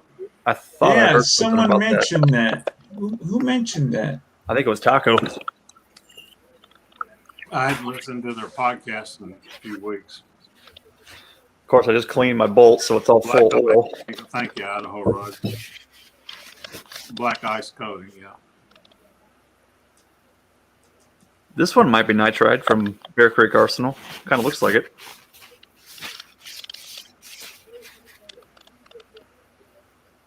If it's shiny, it probably is. Black, yeah. Someone needs to send PC a letter saying clean his 300 blackout and his 350 legend. Tim. Yeah, those guns are dirty as hell, it sounded like. Yeah. And boy, was he lucky that he didn't blow up his 350 legend shooting those zincs that hot. He should have talked to us. Me or Andy, I would have backed him way down. Oh, he was running real hot. Oh, super. I Oh, blowing yeah, all the primers out and Didn't he put like 23 grains of little gun behind it or something? Something crazy like that. Wow, that's like a 458 SOCOM load. He blew the back of his cases out, swelled them up, blew his primers. He's saying, "Oh, it's just because Federal blew the primers." I'm thinking, no, Tim, you had too much powder, baby. I must have stopped watching that video before that happened. I think I fell asleep actually, but yeah, I didn't see the part where his primers were blowing out. Holy shit! He didn't show him. He just talked about him. Oh. Yeah, he likes to run things hot. You remember the one he did way red too dot, that 243 I think it was, but using a red dot powder or 308. Similar situation. Red dot and a 308. Yeah, yeah, it was an old charge. If you look at the old menu, they're using red old manual actually. They got red dot in there. Powder in a 308. So he read it wrong, and he ended up using the high charge, a maximum. He thought was the low, and wasn't pretty. Yeah, no, he got lucky that he didn't blow his gun up, though. Yeah. I really wish he would have talked to us. He goes, "Well, I just used my normal jacketed weight, and that's what I used it." And I was thinking, you got to come down just a little bit, Tim. When he said it was 20-some grains, I puckered when I heard that. Yeah, I found that high because I didn't even use that much. I kind of winched that one. I'm like Tim, man. I didn't finish the video, but I was like, damn. That's a 458 SOCOM load. When he threw that load out, I was like, "Don't do it." I wanted to call him, but I'm thinking, wait a minute, I'm watching the video. He already did it, you know? Yeah. And he obviously survived.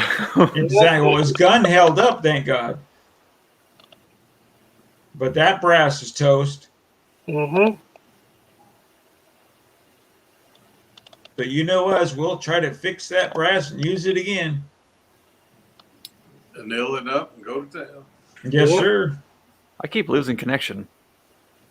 You're fine. Yeah. No, did you hear me say obviously he survived? Yeah. Yeah. Oh, okay, well, my screen's being all screwy. I don't know. I didn't hear anything you guys said. Yeah, he got real lucky. 24 grains on the max load, James Pollard said. Yeah, no, that's too high. 458 SOCOM load for a 350 grain bullet. No, it was not a 350 grain bullet. It was like a 94 grain bullet. Well, and that zinc's hard too. Oh, yeah. Hey, Pat. Cat. Mr. Pat. Showing guns on YouTube. What's up? Yeah, it's okay. The sweet airsoft rifle. Yeah. 300 blackout, pistol gas. Woohoo! Thank you, Bulldog. That's just the upper, though. Yeah, well, the lower's down here, Right. but not saying from him. YouTube can't get you in trouble if you just show the upper, right? Well, I can put the lower and upper together and show you, but no need. There's Pat. West Covina has arrived. Pat. Yes, Mr. Pat. Got to go find supper. Are you going out to eat, Pat, or are you cooking at home? Just walk across the street to McDonald's and get some ice cream. Yep. I used to live across the street from a Burger King and a Taco Bell, both. Those were the days. Yeah, my wife hates Burger King. I'd be happy as hell to get a Whopper. You could get Yeah, I like drunk Burger King. across the street. You know, that's exactly where I got my DUI, too, but I didn't live there when I got it. I got my DUI at Taco Bell. You were running for the border.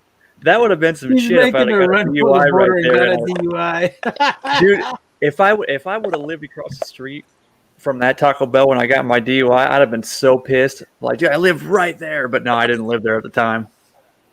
Man, you got the munchies and you got a DUI, bro. Damn. They got me good. The cop woke me up. My foot was on the brake and I was passed out in the drive-thru. Oh, shit. Told me to step out of the truck and asked if I'd been drinking. I'm like, dude, I don't want to do all this field sobriety shit. Just take me to jail. I'm wasted. I can hear it right now. Can I take your order? Holy shit. Oh, Lusky's in the side chat. We're in trouble now. Kyle. And you know, Saturday morning or Saturday night at 2 a.m., you know every other person in that drive-thru was probably drunk too. So they're probably Yeah. all freaking out watching me get arrested. Yeah. And they're stuck because they can't drive out and get out. Right. You know I'm trying to grow up, Kyle. I'm trying, baby. Mr. Lusky.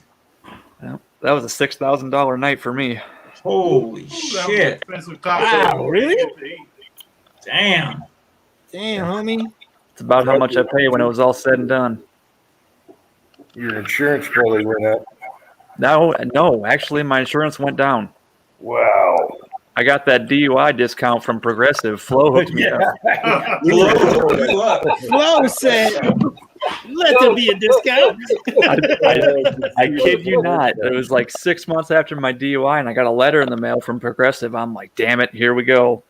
The SR22 itself is only $25. What they charge you for on your insurance is that the points that it puts on your whatever you call it, your profile or whatever, your background. Your driving record? Mine never showed up ever. Did you turn 25 at the same time or something? No. I got married and turned 25 in the same 6-month period. My insurance went. Awesome. Yeah, Man, you're a baller, bro. I tell you, that was the only thing I was looking at. You turn 21, hey, I can drink now. And I'm thinking, what else is going to happen? Turn 25, my insurance goes down. After that, you're fucked. Yep. Maybe you get Social Security by the time you get there, maybe not. I remember when I had to pay for insurance for my freaking car, dude. It was like having 2 cars, bro. Oh, yeah. Yep. Fuck. I remember those days. I'm like, my kids don't have to deal with that crap. Shit, They got I remember USAA. the days when you didn't need insurance. I was pissed when they said mandatory insurance. Man, you were out there with the little cart and shit. I'm out there mowing lawns to pay my damn insurance. I think my truck payment was like $240 a month, and my insurance was about $160 a month. Yeah. It's crazy. And then, man. yeah, after my DUI, it went down to like $85 a month. I was like, what? I didn't call him and ask him. Oh, you got lucky. Freaking Flo, man, hooked you up, bro. He had that DUI discount. Let there be a discount.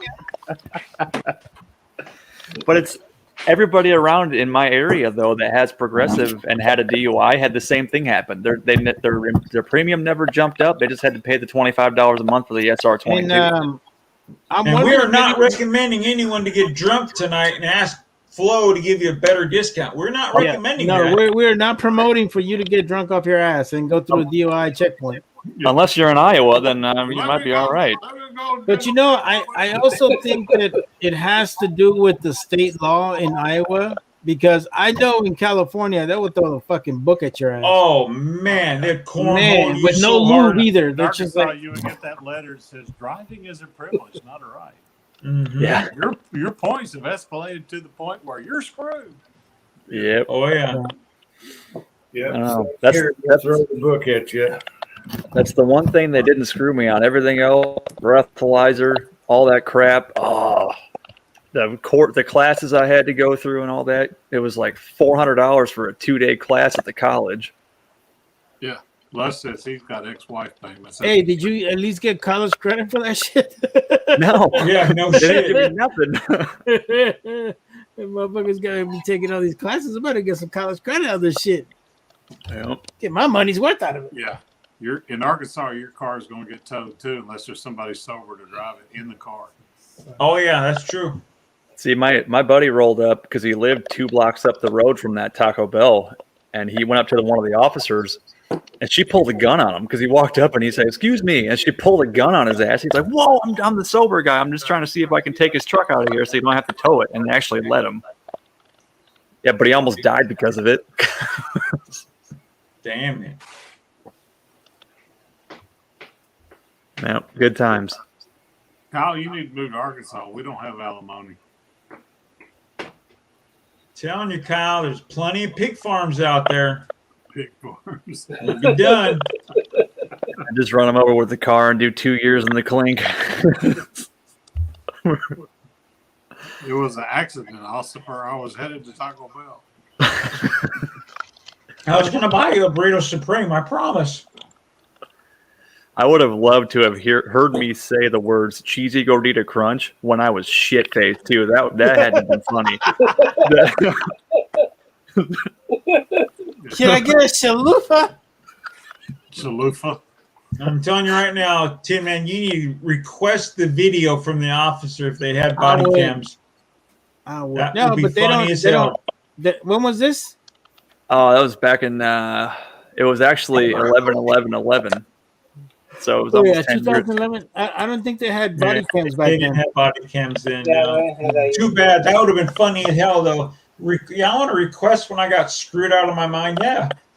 Hey, unless Yeah. Cops was rolling with that fucking police officer. Not Oh, that no I can shit. remember. That would be funny seeing Tim man. Dude, What? the craziest shit is I'm watching Cops and it's one of my soldiers. They're like, "What the fuck? Yeah. He's a cop." That's funny. No, that is funny. Nope, He's I just pulling some remember. guys over for some bullshit. I was just laughing my ass. I'm like, this motherfucker is definitely an infantryman. He's still fucking with people. Look, he's the one who's crying on the ground like a bitch when we're all taking rounds. Now he's a cop. I remember No, he's actually a good kid. He's pretty good. when I lived in Little Rock, cops came to Little Rock, Arkansas, and the episode that they did was like one of the most watched episodes. They did a car chase, and the kid was on 4 rims. I mean, it looked like a fireworks show. He's driving down the street on 4 rims. Dude, that's Monty TV right there. Oh my gosh! But you know, you can still watch the cop videos on YouTube. There's a bunch of them everywhere. Oh, yeah. What's the free streaming service that has the commercial? Pluto. Pluto Sorry. has the cops marathon 24/7. Yeah, but I wish they played the older episodes though. They play like the same 20 episodes over and over. I wish they'd shake it up a little bit. Do you watch the ones with Seagal pulling people over? Oh, that was so stupid. I've never seen that. Oh, man. They're like, Steven Seagal, can I have your autographs before you go to jail? Man, no shit. Let me sign the ticket, but can I have an autograph over here, please? What are you thinking? What are you thinking? It's Please. just me or Steven Seagal had a little bit too many fucking cheeseburgers before he got there. Oh man, he That was really my plumped the hell up. Happens. Yeah, homie. Please hit me with your nightstick before you take me to jail. And then autograph my owie, please. Oh, that's fucking hilarious. I got a baton with your name on it. I'm gonna tattoo it. Jim, Oh, they're trying to get kitty.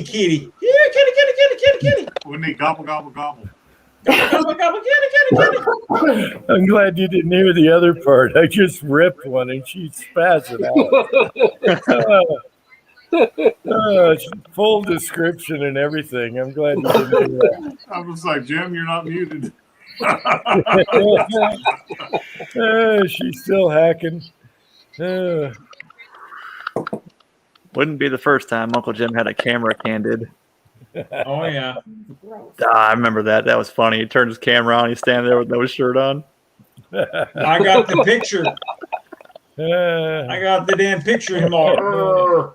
I can sell those shirts for $29.95 plus shipping. The saggy man boobs. Mhm. That was like 2 years ago. Man, that's funny. Hey, how you think he feel when I had turned around and I was wearing the shirt and he's looking at me going, "Holy shit!" That was the best $40 I spent.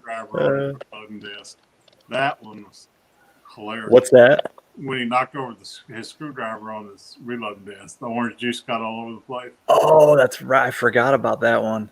No, I wish he was doing a video when all that freaking shit went all over his desk, rained down on him. I wish he was doing a video. I would pay to watch that. Oh my god! I cried laughing watching that video after he put it up. When he put it up, you bastards! I went, "Oh, thank you, Lord! He finally knocked it over."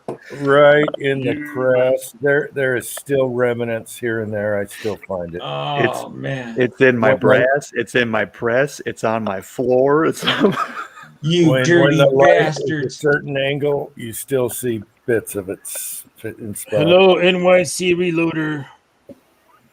Hey, Hey, Kevin. Kevin. how's it going? Kevin, what's up?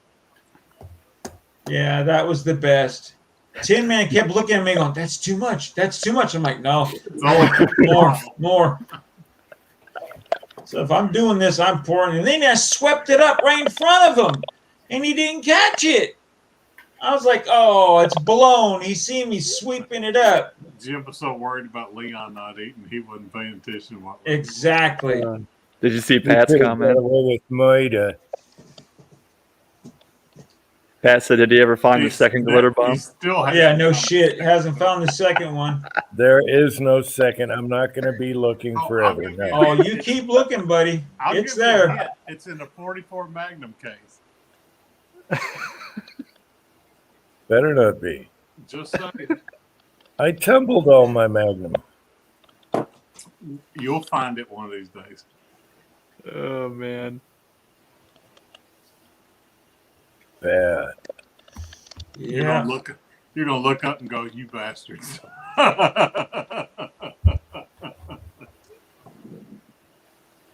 Bad.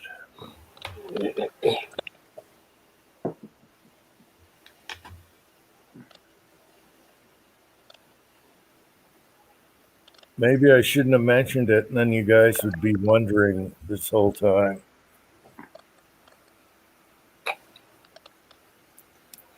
What are we The doing? internet's jacked up. Oh, there's Julio. I thought you were asleep there for a minute there. No, I'm still here. I was texting.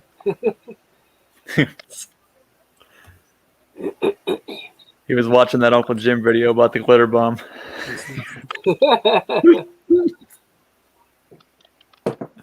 I just Jim, looked how for that many video. videos do you have on your channel now? You got to have a couple thousand. I know he's over 1,000. Oh, there. Where's Julio? Oh, we lost Jim. Oh, He's we putting lost Kevin on. Julio. There's Kevin. With his Swisher Sweet. Hell yeah, he's about to do some gaming. Kevin with his Swisher Sweet getting ready to do some gaming. I was doing some gaming before I came in. What's up, brother? What's going on? Hell yeah. What's happening, guys? I don't know, man. We here? Too busy burning the candle at both ends. Just making fun of each other. Oh yeah, Yeah. good stuff. Yeah, Uncle Jim, Yeah. how many videos what are you up to now for videos? I don't know. I saw it one time. I think it was over 1,000. Really? Wow. Yeah. I would have to go into Studio Beta, I guess. Or Let me go to your Kevin. channel. or something. I'll see if I can Hola. find. How you Hey, doing, Willie. boss? Good, brother. How are you?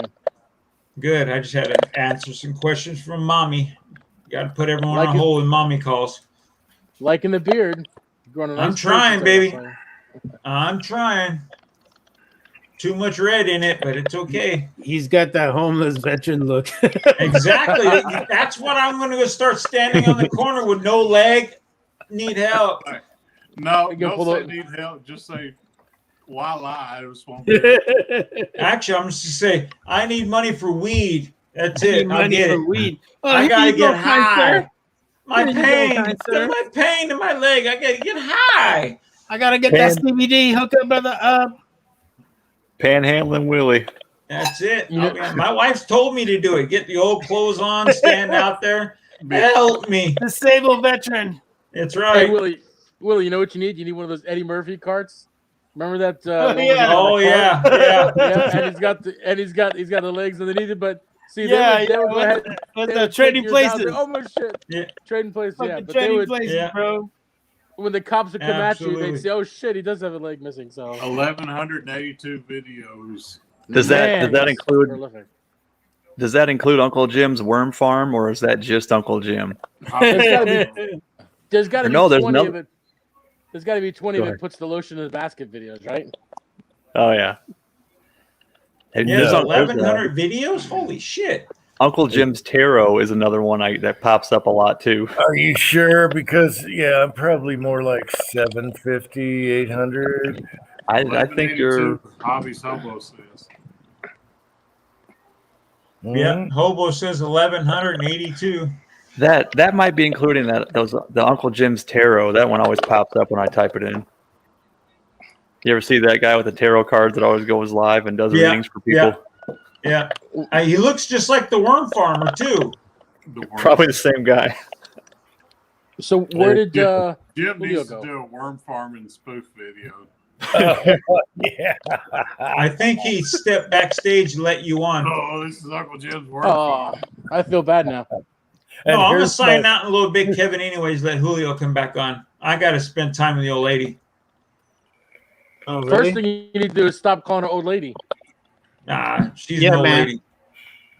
Well, she I calls hate him that, though. some bitch. So- Yeah, I'm Well, some hey. bitch. That's because he is some bitch, but she's not an old lady. That's right. She's an old lady. Trust me. She don't look it. That's love. I don't know if that's not love. I don't know what that is. That's right. You smack one hard of the ass and goes ooh, all the way to this When side. when Yeah. your grandchild, You know, he's talking really tough right now. That's all I can say. But Me? you know, as Yeah, soon as he gets that's off of this listening. shit, oh hi, Oh baby. no. You want me to take out the trash? No. Pick up the I love pickles you, and the buddy. trash. God, I love you so much. Can I get some? No, okay. I love you. I love you, honey bunny. I love you, honey bunny. I mean, love you long time. Give me Yeah. 2 minutes. 2 minutes. That's long time. That's long time, 2 minutes. That's right. Then I come in. Oh my goodness, yes, time to eat some lunch. Nom nom nom nom. Oh my gosh, Yeah, you're Pat. sickening everybody here now. Thanks. You're quite welcome. Well, if she gives you 2 minutes, you just can't get it up that fast. Shit. The wind blows wrong. I'm fucking ready to go. I'm an infantryman. What are you talking about? Yeah. All we Hey, need is Jerry. friction. That's right. Just a thought of moisture, ready to go. Always have a backup Fifi. I'm gonna go in with one leg deep. Mario, you always freak me out because you got that mirror to your right. It looks like you have two TVs, like you're a baller. He's a baller. Got that slick hair going. Mucho Mario. I can see that's the great thing about me, man. If I want to go aerodynamic, I can. If I want to let it grow, I look like Julio, but the younger version. I'm telling you, man, it's a wonderful thing. Mario, you need that COVID dude. A what? You need that COVID dude. Okay. Like Willie, get that COVID dude going. Oh yeah. Mario has a Floby. When he wants to look good. Floby. Should I get the Those size things are right? amazing. Just a trim, don't buzz me, all right? No, who the hell said, like, this famous actor said he actually I mean, dude, this guy's a millionaire and he uses a Floby. I'm like, you're one cheap motherfucker. Mm-hmm. Like, seriously, you gotta go use a Floby? I'm Some not people gonna are pay amazing with a Floby. $25 to get a haircut. Shit. Not everybody can be Nancy Pelosi and get their hair done during the. Oh yeah, I know. In the middle of a pandemic. Yes, I'm special. Fuck you guys. And I ain't wearing a mask. So cut my Yeah, hair. and I ain't wearing a mask. Rules for And thee. she and didn't not look for like me. she was even wearing shoes in that fucking video too. I'm like, where the fuck are her shoes at? Because they had the freaking sanders out on her toenails. Belt sander. Oh, did you see the census report? Like in Dumb and Dumber. Did you see the census report that came out? New York lost Yeah. seat in the House, Michigan, Cali, Awesome. Pennsylvania. Oh, they're so close over here. Ohio did too, though, unfortunately. Oh, yeah. You know, and I'm surprised that they only lost 2 because there's been a massive exodus in California. Oh my God, they're all freaking coming here. That's why. Yeah, I know. I'm sorry, brother. I'm sorry. Yeah, I'm sorry too, but I'm hopefully gonna be one of those fuckers out of here. Excuse my That's language. right. Hey, the good You're ones getting are tired leaving. of paying $4 for a fucking gallon. Yep. As long as they don't bring their politics with them, they escape the politics, but take it with them. That's the shit that drives. Oh me. no, hell, not with me, buddy. That's 'cause they Not don't- with me. Most of them don't realize that their idiot politics are what causes the problems. Yep. I'm ready to go out and breathe deep, free air. Oh yeah. Get rid of all these assholes here. That's when my son's like, well, why do you really want to leave California, Dad? I'm like, why not? You know, you look how fucked up it is. Yeah, okay, I like our weather. Our weather is nice. I'm not getting snowed on all the time. It's good weather and shit like that. It's hot, but it's okay. It's not as hot as other. We don't have the humidity like everywhere else. but there's just so many astards running this place, and the price of gas, the price of rent. I mean, I'm paying probably almost 1.5 of your guys' mortgage on some of these guys. I'm hearing. There's a bill in your legislature right now to ban weed eaters and leaf blowers. Oh, they've been trying to get rid of lawnmowers. They want you to go all electric, no gas. Mexicans lawnmowers. are having a riot with that shit. You're gonna see them all in the Capitol. We will not do it. Mm-hmm. I gotta have my 2-cycle gas. Fuck You you. get out there with your sickle Fuck mower you, Gavin. from the 1950s. I won't cut your lawn, bitch. They want you all electric, man. That's what they're forcing us to do. You know what cracks me up about all this electric car stuff? Those lithium-ion batteries. What do you do with them? And how do you when they go dispose bad? of them? How do you dispose of those correctly in a way that it doesn't hurt the environment? They're going to fill them in a 50-gallon can with concrete and put them out in the ocean. They don't have an answer for It takes that. more carbon to produce them than they say. Yeah. So, Yeah, and it pollutes a lot of water making those batteries. It pollutes it, and you have some nuclear crap. But the car itself is better for the environment, jackass. It isn't. It's got a longer footprint than a regular car, which gets disposed of. I understand. I'm just saying. I think it's not putting out exhaust fumes, so it's got to be good, right? It's just, Oh, that's funny. Catch and release rat traps. That's funny. I'll catch them, put them in a 5-gallon bucket of water, and I'll release them right into the trash. Mm-hmm. But yeah, if you want to see a good thing on like the Tesla, look at Scotty Kilmer's video. He did a very well done on what it takes to make, lithium batteries and all the drawbacks on electric. Well, ask Texas. It's just a glorified lawnmower, man. That's all that is, bro. Ask Texas how wind power does for them when it gets cold. yeah, no kidding. The Chinese are making a electric car it's small and it's like $4,500, $5,000. It's a Yugo with a battery. And it lasts 3 years before you have to buy another one. That's because they only pay 30 cents an hour. or a Suzuki Samurai. Yeah. So this luxury Tesla crap is a bunch of BS. Their fit and finish is terrible. Burn the batteries and suck the lead out of them. I've been seeing more and more of those Teslas around here in my area. Some of them are actually kind of cool looking. Oh, they're cool looking. I got them all surrounded. Right now, the big thing by me is Corvettes for some reason. We see Teslas all the time. I'm seeing Lamborghinis, and I'm like, where in the hell are these people coming up with this money? Google. Damn. Silicon Valley. Well, yep, that's exactly it. The one that trips me out is the new electric Mustang. Oh, that is so Mustang. stupid. It's an SUV. It's not made in America. It's made in Mexico. Yeah. I haven't seen one They're yet. calling it a Mustang. It's like, Mercedes. we're polishing a turd, but we're going to call it something cool. Well, look at the new Bronco. I mean, it looks like a cross from the old Bronco and a Bronco 2 in my eyes. Are you talking about the Bronco Sport or the full-size Bronco? Because the Bronco Sports are kind of stupid looking. Yeah, it's a little sport model. It's stupid as hell. It looks like a Bronco 2 and an old Bronco kind of cloned together. The new ones they're making resemble an old Bronco. That's what 352 options. they should have done the '60s Bronco and copied it. No, the full-size Broncos, the newer ones, actually look pretty cool. I do like those. I haven't seen any on the roads, but I've been seeing a lot of them little Bronco Sports running around. I don't really like those that much. But the full-size ones are pretty sweet. Not for that money. Too much dinero. Gotta pay to play, man. That's any vehicle nowadays. Yeah. Yeah, the problem is they're not made to last 20 years, 50 years, They're buy and throw away.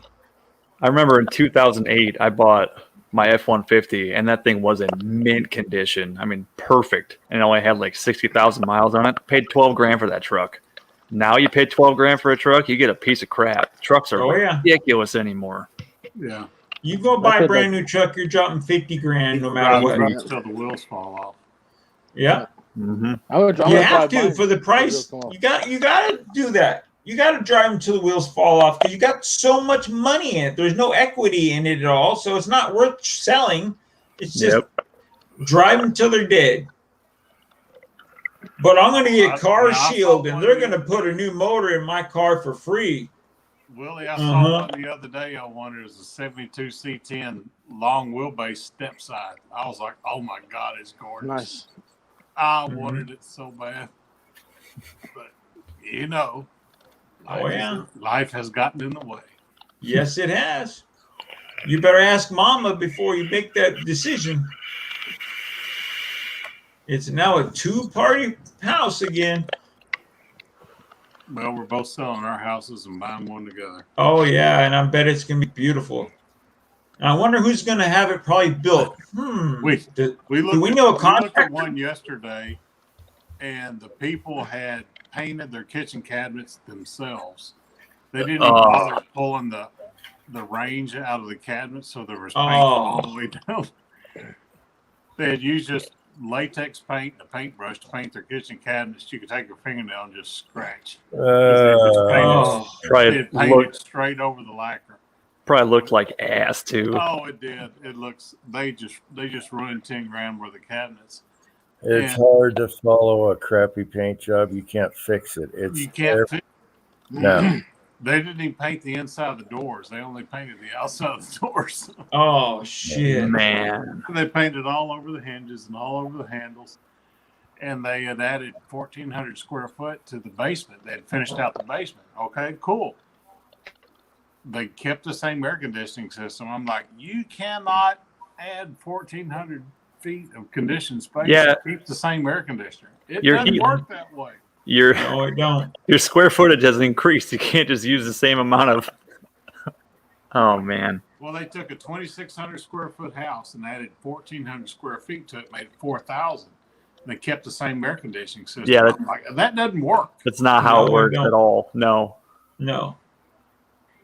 So that some bitch is gonna be running nonstop when it's hot out. You know. Oh well. Oh yeah. There was a loft and it was just a furnace, and I'm like, this is April.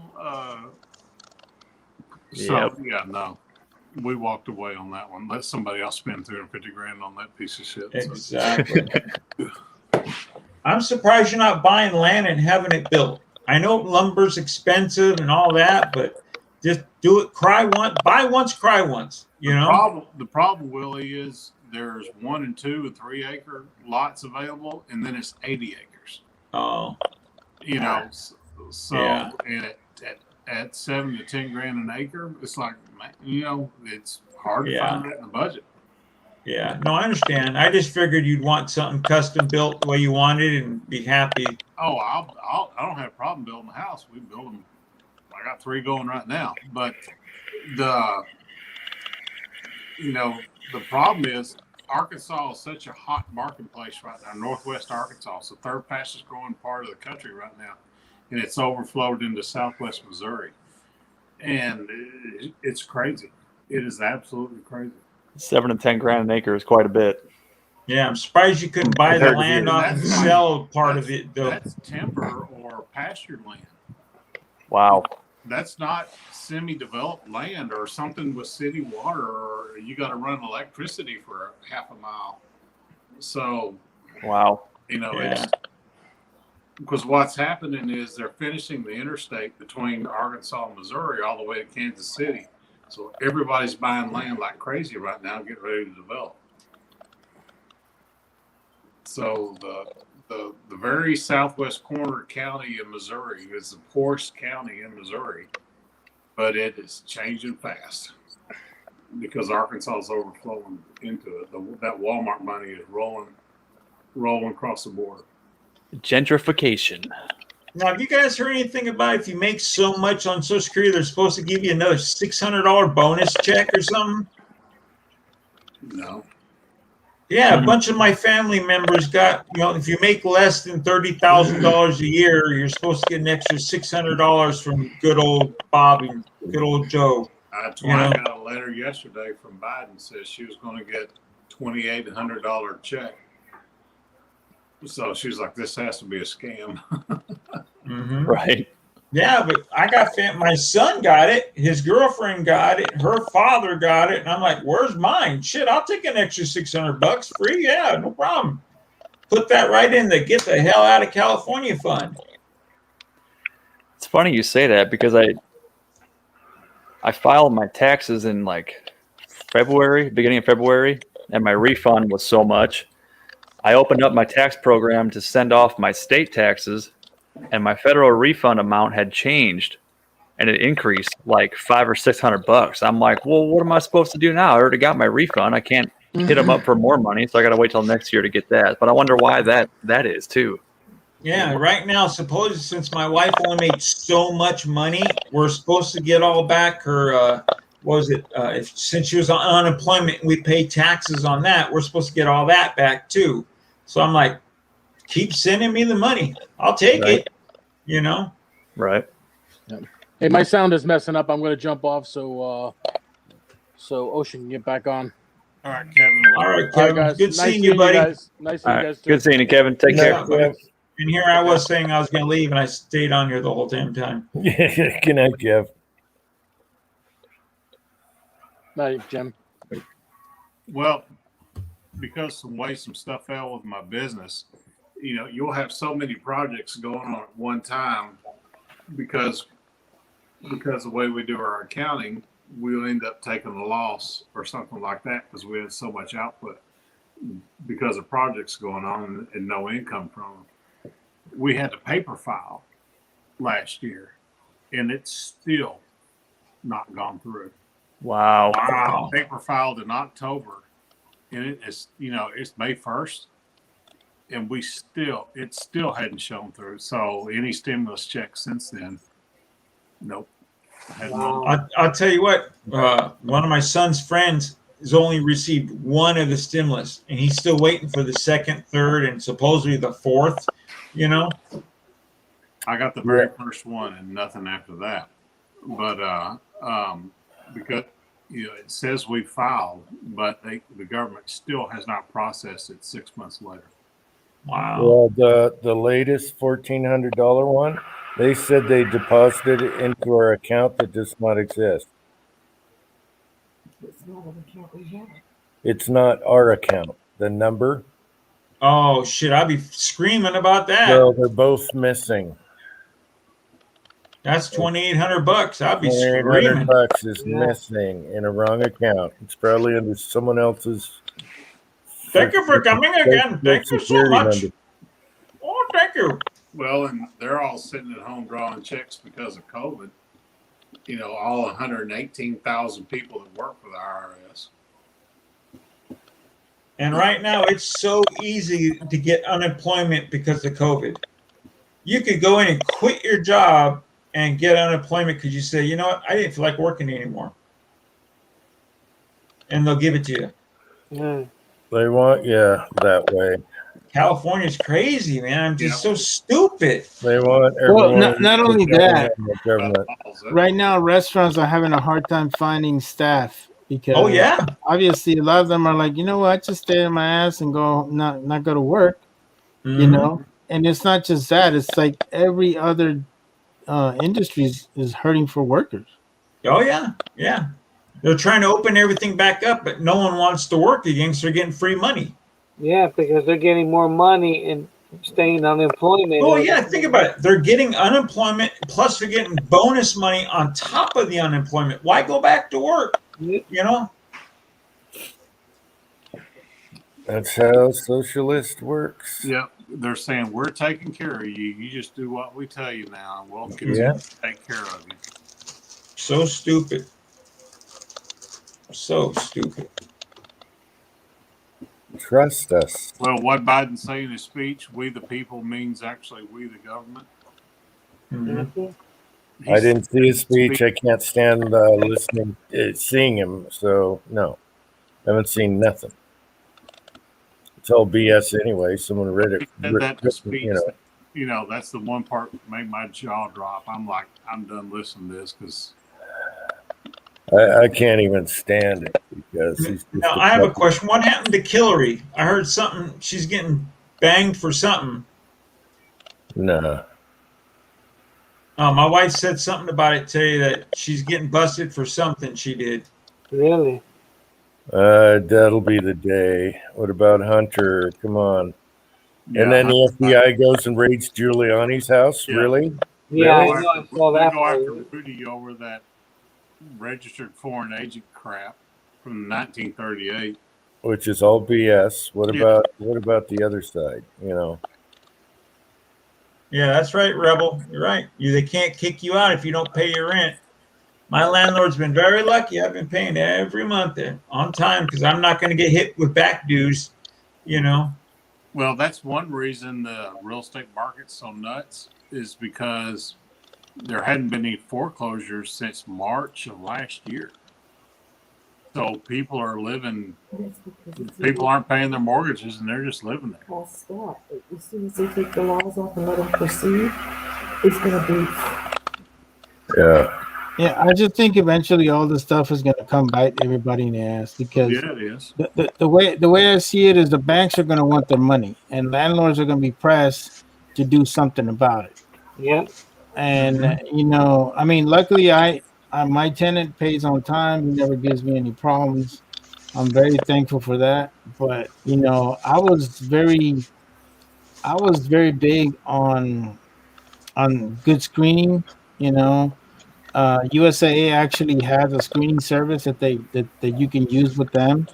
And you know, I knew everything about the tenants that moved in, and you know, I made sure that I was very thorough with them. I checked their employers, all that stuff, man. But you know, I think a lot of landlords don't take the time to do a good job with screening, and then when it comes to stuff like this, and they know people can get away with it, they'll do it, and then they're SOL. You know. Not only that, but I make my own leases. I make sure that you know I follow the guidelines of the rental and the housing commission and stuff like that with all their stuff. But I also make sure that I add stuff that I want to add to it, you know. And I make sure that they acknowledge every page. I mean, my leases are pretty extensive, but I do it to cover myself, you know. And to you have to. my property. Back in the day, there was a landlord in Little Rock that put in their lease that if you don't make your rent payment, then you're authorized me to remove the front door. And that's what that slumlord did. He would go remove the front door. Wow. It says right here, they signed the waiver, says if they don't pay the rent, I get to take the front door off. Wow. Old school, baby. And it was in the hood too, so like they couldn't leave the house. All their stuff was picked off. Yeah, no, I mean, to be honest with you, man, I mean, if you own a property and you're renting it, you have to be very selective and you have to do your due diligence, man. There's just too many people out there that'll take advantage of everything from you, you know? Or trash the place. You know? And Yeah, I had one that actually did that and I had to take him to court. And you should have seen the kind of crap they were trying to put, all kinds of bullshit excuses and this and that. And the judge didn't buy not one bit. He goes, "There's a lease right here. You guys signed it. This, and that." So I ended up getting like 14 grand out of them. Good. They were pissed. It took them like 6 months to pay all my stuff, but Yeah. I got my money's back. It was a pain in the ass, but I did it all myself. I'm surprised they didn't go bankrupt on you. No. The judge ordered them to pay. Yeah. There was no bankruptcy clause or anything like that. If they tried that's to put good. Yeah.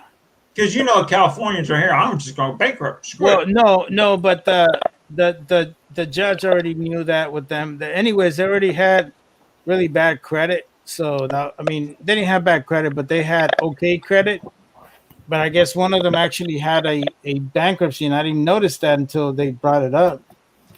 But it was 10 years ago, so it wasn't showing in the system. But the judge brought it up, and he says, "No, you cannot file bankruptcy. You will pay him what you owe him. That's it."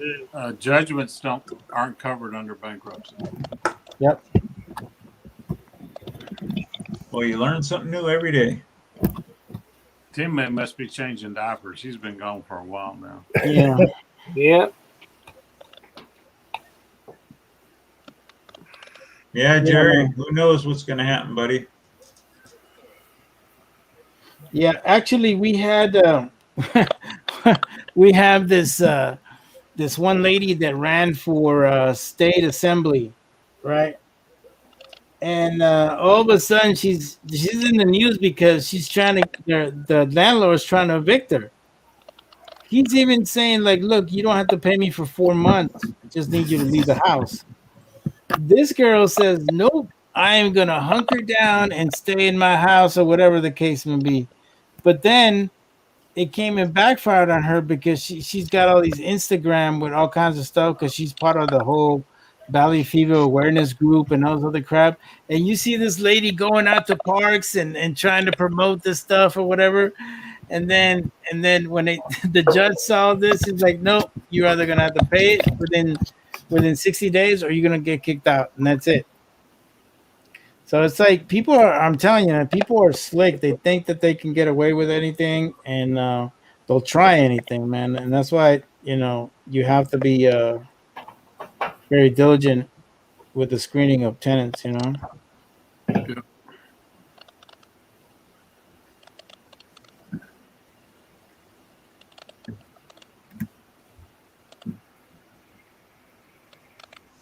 And see, the thing about it too is that this retard governor that we got here, he keeps extending this whole thing with the rent control thing, and in reality, he's that. I mean, that's the reason why this guy is getting recalled, because this is not only affecting small businesses, it's affecting banks, it's affecting landlords, it's affecting everybody, because he's putting,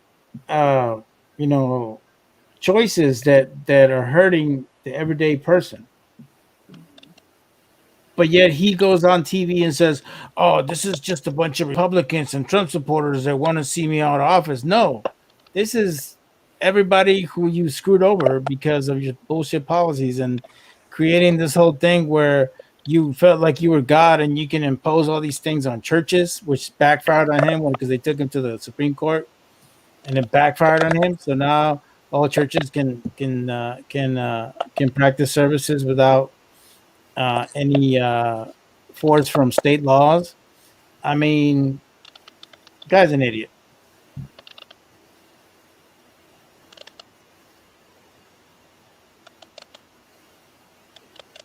Yes, he is. Very much so.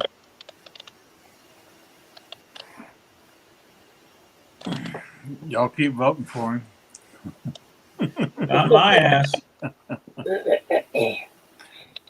Do you have to show your driver's license when you vote in California? Yes. Oh my God, you racist bastard! Mm-hmm. Yeah. No, I have.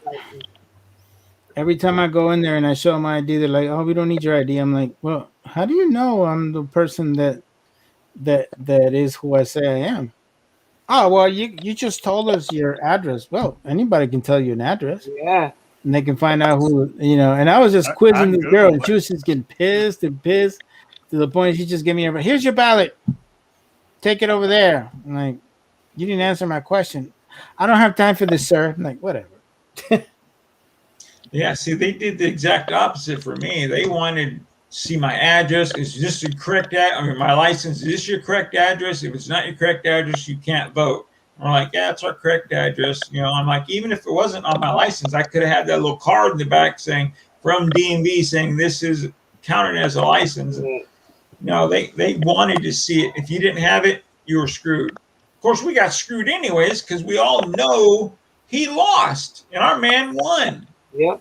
So we all took it up the ass. Yep. With no lube. They've been cheating in California for decades. Mm-hmm. I can tell you right now, when my son asked us to drop it off in the ballot box for him, because he was at work, and I did, the ballot box is overloaded, completely overloaded. And 2 hours later, they're saying, "Oh, it's already over with." I'm like, "Wait a minute, you haven't even picked up those ballots yet. They're still in the box. How can you say that everything's been counted?" My ass. and now they're supposedly recounting him again. What are they going to do? Pull his ass out of office saying you really didn't win? Oh, that'd be amazing. That would be awesome. But now my wife said something like they said if we pay $1 million, they'll stop counting or something like that. I don't know. I don't follow that crap, but it would be awesome if they did find out for true. The Dems have sued Maricopa County every which way they could to try to stop that audit. Yep. And they can't. The judge just keeps saying nope, nope. Why- They've I paused. mean, they've paused it a couple Why times, do but they they keep just trying resumed. to stop it if there's nothing to hide? Well, they had a Exactly. judge in there, and they hired his apprentice or something like that, and the judge had to reclude himself from the court. I'm just like, this is bullshit. We all know, you know. And again, like Marvin said, why are you hiding? If you think you won, let us recount them. The most secure election in history should be just fine. I'd be like, if I knew it was all good and everything was fine, I'd be like, go ahead, recount them all you want. Wait, piss your money away. Who cares? While I laugh it up. Yeah. You're frozen, But- Tin Man. Yeah, you frozen, Tin Man. We hear you fine, but you're frozen. It's all good. It's can. Right It's now, you internet. look like a homeless guy ready to put a sign up. He's Yeah, got what a else? fine tank top though. what else is new? Can. Oil That's right. can. No, it's like, I don't know. Yeah. I lost my train of thought. Damn it! I had something good to say. Oh, Brain by the way, Brain freeze. Marvin, as I was buttoning up my daughter's diaper, I heard you upstairs going, "Tim Man must be changing a diaper right now." I started laughing. You should have brought it down. See, here it is. Yeah. Here's my proof. See this yellow poop? I'm a proud daddy. Yeah, I was at a freaking baby shower today, and they did the poopy diaper contest, and I'm just like, oh man. Willie turned in your main card. I'm telling you, man. I was just like, I don't want to play this shit. I'm like, smells like chocolate. Smells like chocolate. Smells like chocolate. What type of chocolate? Fuck, I don't know. Chocolate. Shit. And Hershey's, whatever. I don't know. Shit. But when they pulled out the candy bars, they're like, man, I didn't guess any of those some bitches. I'm like, I don't eat that crap hardly anymore. I only eat certain candies, and that's it. You know. The men are supposed to sit outside and smoke cigars during baby showers. I was there helping everyone out. It was all good because there was some fine ladies there. Like, you need a refill? Let me help you out. You need a back massage? Let me get in there. Oh, yeah. Willie's in there perving it up. That's funny. You know it. I sure was. Thought you were Dirty Willie was there. Oh, I saw. I got an email today. Congratulations, Willie, that you guys are starting the process on recalling that douchebag governor you got. Shit.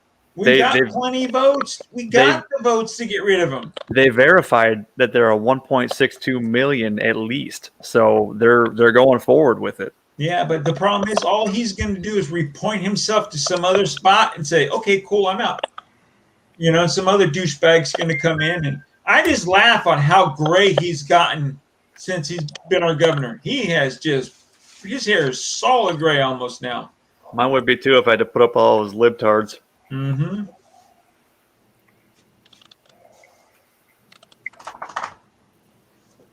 All I know is Dianne Feinstein needs to freaking roll over and die. That bitch is old. Can she even talk still? I don't know. Talks in riddles. But I don't know. When I see Gavin Newsom on TV or something like that, and he's talking, he just reminds me of a used car salesman. Man, that dude is just a straight up rat.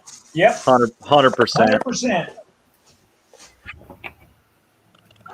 No offense to any of you that are listening that are used car salesmen.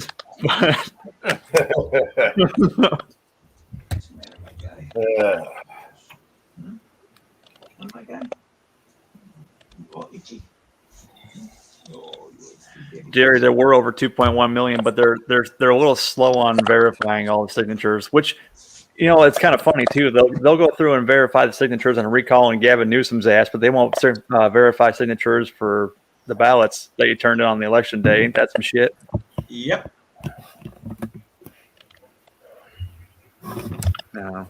I would absolutely. I mean, I would die laughing if they did finally say, you know what, you aren't our president. You're an ass. Get the fuck out.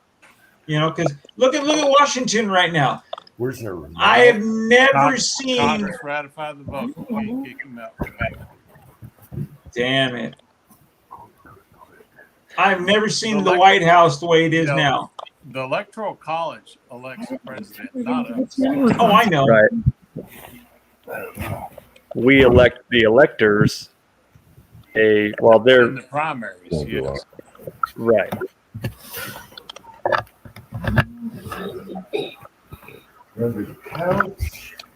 So, yeah, Willie, are you going to vote for Jenner? Oh no, hell no. Hell no. I heard it's trying to do that though. What's her name? Joyce Bayar or whatever her name is. She misgendered Caitlyn Jenner like 4 times live on the air, and you could tell they were screaming in her earpiece like, "No, it's she." It's me. Yeah, I mean, it would do a way better job than what we have now. I don't know about that. I do not know about that. I can only pray, you know. But I definitely not putting my name for that thing. James Pollard said the same thing in the side chat. I heard Bruce Jenner is going to be Willie's new governor. Yeah. Yep. Beans and Franks. Beans and Franks. Beans and Franks. That's Beans right. and Franks and boobs. And I don't care if it won a gold medal or not. You know, I just imagine how bad was his wife to make him get his beans and Franks chopped off and turned into a taco. How bad was she? Have they, or does he just gender identify? Yeah, you never know. It might be Tell us, swinging Mario. down there. Tell us, Mario. Tell us, Mario. Preach it to us, Mario. Does he still have the beans and Franks, Mario? You know, I don't care. But do you want that as your governor? No. Oh, no, I don't think I Are you kidding me? No. Gobble, gobble, gobble, gobble. Gobble, gobble, gobble.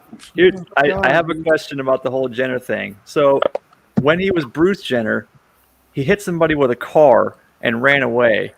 And then he became Caitlyn Jenner, and nothing ever happened from it. Like, he changed his identity. It's like, oh, sorry, Bruce isn't here. Like, what? Wait a minute, I What the murdered hell? someone. Let me chalk my pecker off. I'm not No. They took him to civil court. He lost. So what happened? What was the outcome? He lost a lot. He lost like $5 million. Ah, okay. Yeah, That he ain't lost. shit See, the then. thing about it is, they We never took him heard to about criminal that. court, Charges. and All right, dead horse. and in Don't criminal have to court they couldn't. explain. They couldn't get what they wanted out of it. So they said, well, you know, my civil liberties were violated. So they took him to civil court, and then the jury actually awarded them money for it. Oh, yeah, So he you're still right. Hemi lost. scrub. Trust me, he lost. I must have screwed up when I was trying to get their names straight, Bruce or Caitlyn, whatever. Yeah, no, he lost. He still lost money. Okay. But yeah. he's serving jail time? You're not served jail time. Jesus. Civil court, you're What not they going made him to, do is whack his wiener off. yeah, And that was in good civil enough. court, most of the time the judge is not going to it's not going to go for any kind of, there can be some sentences, but it's usually very light compared to a criminal court. But Julio, But you know they play majority- golf together. Come on now. But majority is usually financial. Gotcha. Yeah, I don't remember I remember hearing about the hit and run and all that, but I mean, I don't remember It was hearing bad. It was Yeah. really bad because Yeah. it was on PCH, which is Pacific Coast Highway, and in that area of Malibu where the accident happened, people have a tendency of speeding a lot, and I mean, you're supposed to only go 55. People are going 75, 80 easy all the time. And I think when this happened, he was speeding. He wasn't paying attention. And he caused a wreck, and I think they ended up hitting somebody in that car that they hit. He killed someone in the car. Yeah, he killed somebody in the car. He should do jail time. But that's because he had a great lawyer system, man. You know, hey, his buddy OJ got away with it. Oh yeah. Why could he not? Yeah, and OJ did it on purpose. The glove didn't OJ fit. was very. The thing about the OJ Simpson trial is that there was so many clues, but then the people that were gathering the clues, they were just so piss poor, and there was just so many technicalities. The DA was horrible. The assistant DA was he did a decent job, but he couldn't progress because fucking Johnny Cochran was all over that shit. If it doesn't fit, you must acquit. I was like, man, that boy's cool. Yeah, that leather just shrunk a little bit. Look, I can't get my hand in. No, it shrunk a lot because I think when they Oh, found that the blood gloves, on they them. were wet. Mhm. They were wet because the sprinklers came on, and I think that's what happened. Something like that. So the isotoners were not fitting him anymore. I think Dead Horse is right. It was his son. Oh, the sun. It could be the sun. One of The son had a very bad temper issue. They had issues. I saw the whole thing on the theory about it being a son, and it's very logical. Yeah. And so Well, his OJ ass is back in jail anyways. Murder or no murder, his dumb ass went back in jail for trying to get his shit back. And so his dad took the hit for it. And but yeah, if you look into it with the facts and everything, it makes perfect sense. How's it going, Garage Guy? Yeah, I remember my daughter watched that whole mini series that FX did. You guys recall that? And she would tune in every week just to watch an episode. And every time that episode was done, she's like, well, how the hell and how this? I'm like, baby, the DNA was still an ongoing thing back then. It wasn't, like what it is now. Yeah, but murder has no boundaries. I know they might not be able to retry him since they found him innocent for it, but they should be able to test the DNA on the glove saying, yeah, you got away with it, but you can't have double. Is it double jeopardy? Exactly. Yeah, it's double jeopardy. You can't have that. So but they can still check the DNA to say, Pat's comment. What did Pat say? What did Pat say? Yeah, he did it and she deserved it. Yeah, the cheating hook, in the knife, in the back. Yeah, I mean, I get it to a certain point, but homie he was fucking out there too, man. Like, oh, of course he was. That dude had some fucking serious issues, man. I can jump over your suitcase, no problem. Yeah, jump over your suitcase so I can make it on time. Make it on time to Hertz rental car. Yeah. I remember those freaking commercials. The whole suitcase thing with OJ. Yeah, I forgot about that. Double jeopardy only exists in the military. No, not to my knowledge. No, it doesn't. No, it doesn't. You need to look at the UCMJ. It does not. You cannot have double jeopardy. Mm-hmm. You can be prosecuted in military court and civilian court for the same crime. Yeah, and civilian court, if you go to court and they find you innocent, then you can't be retried for that murder. But in most cases, it also depends on where the actual crime happened. So if it happened in federal land, like a military base, it goes to the court, the military court. If it happened outside of that jurisdiction, then it goes to that local court. In rare occasions, you might see, a defendant being tried by both the civil and federal. I mean, the local and federal authorities. Right. But of course, they can plead the fifth. The fifth, and they can also plead the double jeopardy in some cases. But it's interesting. It says you're not going to talk about it. You're not going to answer the question. You're not going to answer any questions. So plead the fifth. You ain't got to say get caught shit. with 6 ounces of meth by, the county sheriff's deputy. The military can still prosecute you. Yes, they can. Yeah. Okay, Jerry, sounds good. I just don't do meth.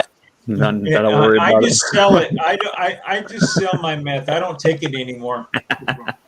That's very good to know, buddy. Yes, sir. I have methadone on sale right now. That's my meth, baby. $10 a pill. Come on down. Not.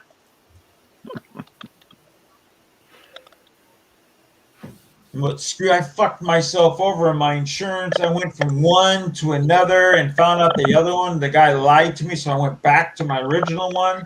And now I'm share of cost. So I got to pay the first $445 before they'll cover my medication cost. Ouch. Yay. Are you serious? Yes, sir. And my methadone costs me $125 a month right now until I pay off the $445 just for one prescription. Are you already using Medicare? Medi-Cal, yeah, Medi-Cal and Medicare. But my Medi-Cal, I make too much money in the state of California to get full coverage. So they put me share of cost. So my Medi-Cal won't pick up any of the money until I pay $1,545 out of my pocket. Yeah. Every time. I thought it was just a copay, a $1,540 copay. No, it's that every time. If I go get a new leg or go get whatever, it's big money every time. Man, that sucks, bro. Yes, sir. No. You don't use the VA at all? Not at all. Why not, dude? I just don't. I know it's free. I just don't like it. And you get a cold. Wait a minute. I got a cold. I need to make an appointment. Okay, we'll see you in 6 weeks. Wait a minute. My cold will be gone. No. I think you're.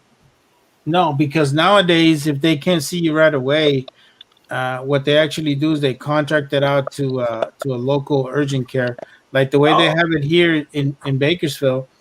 They have this urgent care called accelerated urgent care, and if the VA cannot see you within 48 hours and it's something like a cold or something like that, they actually transfer you over to their site, and you can actually go to the urgent care, and the VA will pay for that.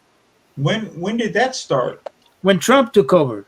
Oh, well, see, it's been a long time since I even looked at it, buddy. No, ever since Trump took over, he made sure that veterans were getting speedier medical and stuff like that. Because I'm using most of my medical right now. I'm using the VA. Everything I'm using, and I'm getting my appointments within a week. That's great. If I need them further than that, and it's something that's immediate, I can. They refer me to their urgent care or stuff like that. So it's improved quite a bit, but you need to look into it because nowadays, if for some another thing that they're doing, and it's something I've taken advantage of, is they do a lot of the telehealth appointments now. Mm-hmm. So you can do a majority of your appointments through the phone. Yeah, I do that now. Thank goodness, my doctor's doing that now. Right. So and it saves you so much time and money, and but the VA has improved quite a bit. It became a big deal after those veterans died in Phoenix. If you recall, they died because they were waiting for VA healthcare to see their medical personnel. I know a lot of guys died when the COVID started. They just wouldn't take them. Wow, never heard of that. There was a ranger. He needed heart surgery, and they kept pushing it off, and he died. Really? Because of the COVID. He had heart surgery lined up, and they said they canceled the heart surgery because of all this COVID crap, and he ended up passing away before they got around to give him another appointment. Mm-hmm. And this guy was bandaged up he went through several IEDs, multiple Purple Hearts, and ended up dying at home because of the healthcare system. Wow. Where does this happen over there in the I'm going to try to find the paperwork on it and send you the article. Yeah, I never heard of that shit. I'm sure other people have read it or heard about it. I was shocked when that happened. Yeah, well, Actually, there's a lot of cancer patients who have suffered and died because of all this COVID shutdown crap. they couldn't get treatments. I swear I saw it on YouTube. Matter of fact. Well, you The can first believe time. it's on YouTube, really. Yeah, you can't believe everything on YouTube, but I thought that's where I heard it, and that's why I started looking it up, find out it was true. Active service members. Yeah, VA got much better under Trump because before it was damn near impossible to fire somebody under the federal system, and because they could not amend, but they could, go back and rehash it until it fell through the cracks. Somebody does something under the federal system. Well, I can tell you when I had my amputation, they put me in that care facility. I called the VA saying, get me the F out of here. I can't take this place. This place is not doing what they need to do. And they said, oh, well, you didn't give us 6 months notice that you're having an amputation. So we got to get everything in line. And I'm like, I'll be home before all that crap. And sure shit, I was home before they even sent me a letter saying, oh, well, we can look into it now. Jeez. Yeah. I'm lucky we got a wonderful VA in Northwest Arkansas. Yeah, there's a good one in Stockton by me. It's decent. It's not bad. I took my father-in-law out there several times, but it was the same thing with him, though. It was, okay, we'll see you in a couple weeks. None of that, you can go to acute care or anything else, Trump did that in his third year, that if you couldn't be seen in 10 days or something like that, you could go to an urgent care. No, that's great. I mean, I think that's the way it should be.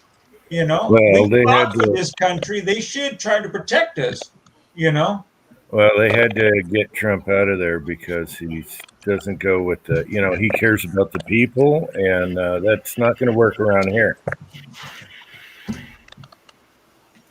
Yeah. Yeah. So that's Right, why we guys have said the this same election and all this crap going on. Oh my gosh, you can write a book on what's going on right now. Yep. Yeah, Idaho Rogers, I understand. It's gonna be a rough 2 years. Yeah.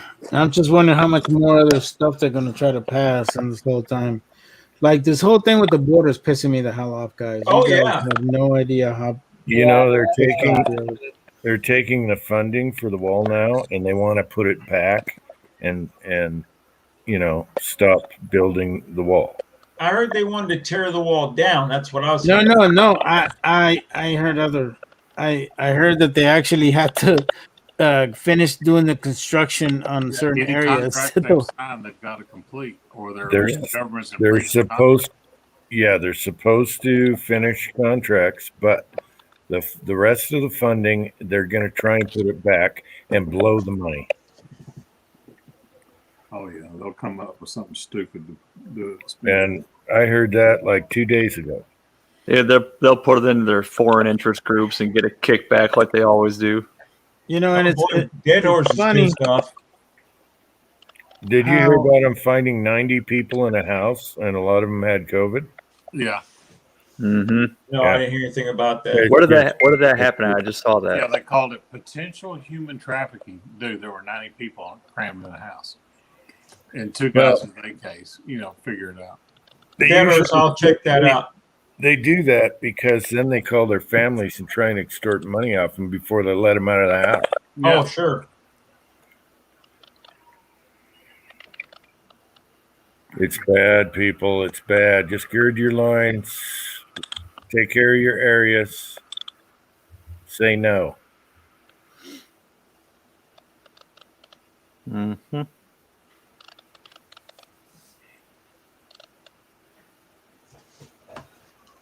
Let's see if I can find that article. Crap. And easy there, buddy. I hadn't been up this late. I don't know how long. Well, I was going to ask Julio if he's getting tired. Is it? Oh, that's right. It's 9 o'clock here. Yeah, so it's 9, 10, 11, 12 where you guys are? Yeah, it's 12:19. Yeah, Man, that's crazy, man. Midnight in the East Coast.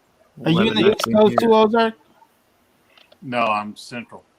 Yeah, in Central. Okay. Same here. Pat says, "Thanks, Kim. I'm gonna start girding right now."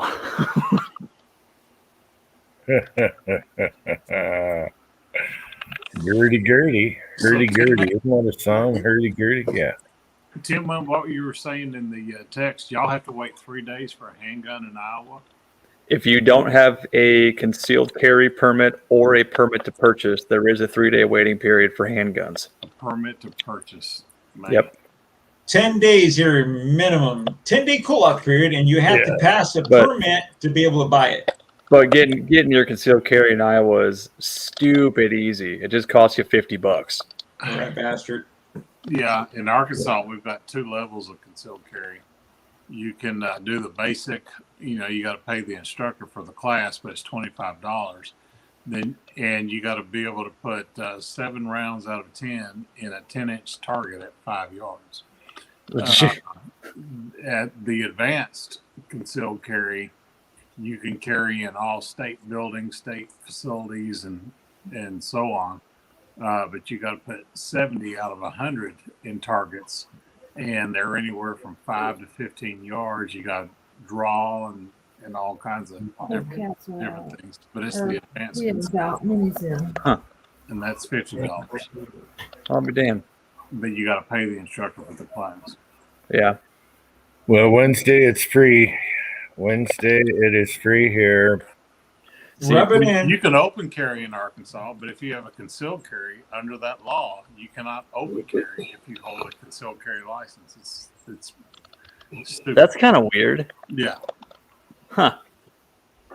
See, The problem with the free thing, like I told you guys, you can't carry in schools like you can with the Utah permit. And you You can carry in a school? Yeah, if you got a Utah, but if you're doing the free one, you can't. And the other law is you can't carry concealed while you're hunting, which I think is stupid. We can't Where either. if you have a permit, and then also it's traveling. As long as it's a legal gun to hunt with, meaning it's got a 4-inch barrel, you can carry it open. Well, But this you is can your carry any your concealed backup. If you got a concealed carry while hunting in Arkansas. Yeah. So I just thought that very odd. You can't conceal while you're hunting with a firearm anyway. I don't get it. Well, gee, Unless you have the permit. I can carry open when I'm hunting. That's it. See, So I I can think- walk outside and tell everyone I'm hunting rabbits right now. So that's why I'm carrying my pistol and my rifle.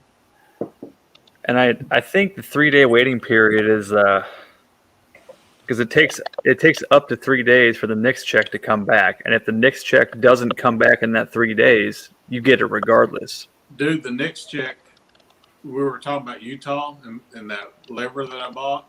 Even though I had a concealed carry from Arkansas, they ran a NICS on me, made me wait. It took maybe 30 minutes. Yep. Yeah, it was fast. NICS checks usually take less than an hour. Right. Same here. And I've gone through 2 when I bought my first shotgun, and then I bought something else too from Dick's Sporting Goods. So they're a big box store, so they do them regardless. It took 30 minutes, so they called it in. You had to wait for a callback. It's all online now. It's all online now. Yeah, he did it when he was doing filling the paperwork out. They had it done for him. By the time he signed the name and paid the fee, he was done. Yeah. Yeah, but okay. When I was still on a Washington permit, that doesn't count, here, as far as buying guns, pistols. I'm a resident. It took like 5 minutes because they had to call. If I had the Utah permit, boom, bang, pow, they don't have to call a special person. Well, yeah, it's the same way in Arkansas. If you got your CCW, they don't wait for the NICS to come back because they know you've passed the background. Yeah. They don't even do a NICS on us. We just fill out that 4473 and off we go. They don't even bother. Yeah, I'm just happy for Wednesday because I don't travel and I don't want to go through the BS. You have to take a $50. class in Utah, and my Washington expired, which was good here the whole time. And you have to take a class, and I think that's offensive. But that's because they reciprocate with most of the states, so they have to, so other states will take you on and everything. But it's still BS. I mean, you got it right. In Washington, you paid your money, got fingerprinted, you're done. You get it in a week or two. I agree with that to an extent, but here's the reason why I want class. The laws change all the time. I want to know the laws. I don't want to just, here's how you shoot a gun and don't kill yourself. I don't want that. I want to know where I can carry, where I can't, what I can do, how I can defend myself, where I can defend myself. I want to know all that stuff. That stuff I believe everybody should know. You can go online and read all that. Right. But going online to get your resources is shady as hell sometimes. You don't go to Wikipedia for law sources and shit like that. Classes are important. I've got an app on my phone, so when like laws change and you're concealed carrying, it's like in Oklahoma, you cannot carry your gun, even concealed carry, at a rest stop. So that app that I have tells you, hey, you're in Oklahoma, you can't carry it at a rest stop. So it's just that'd be nice. It's just a law that they have there that nobody can carry at a rest stop. So. Yeah, like we can't carry on federal. Like we go to the post office, I can't carry in there. Any school, any federal building, any county building, I can't carry in any of them.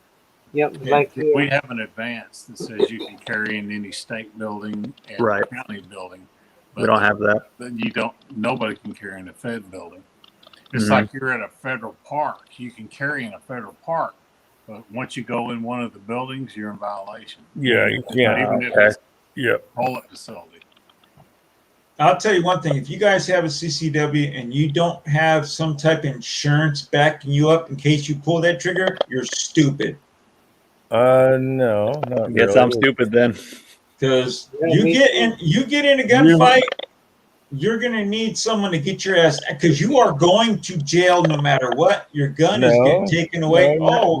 You'll get arrested, but they might cut you loose as soon as they figured out it was justified. It depends on what state you live in. There was a young kid that helped a lady was getting robbed. He shot the guy in the parking lot of like a Walmart, and they said justified.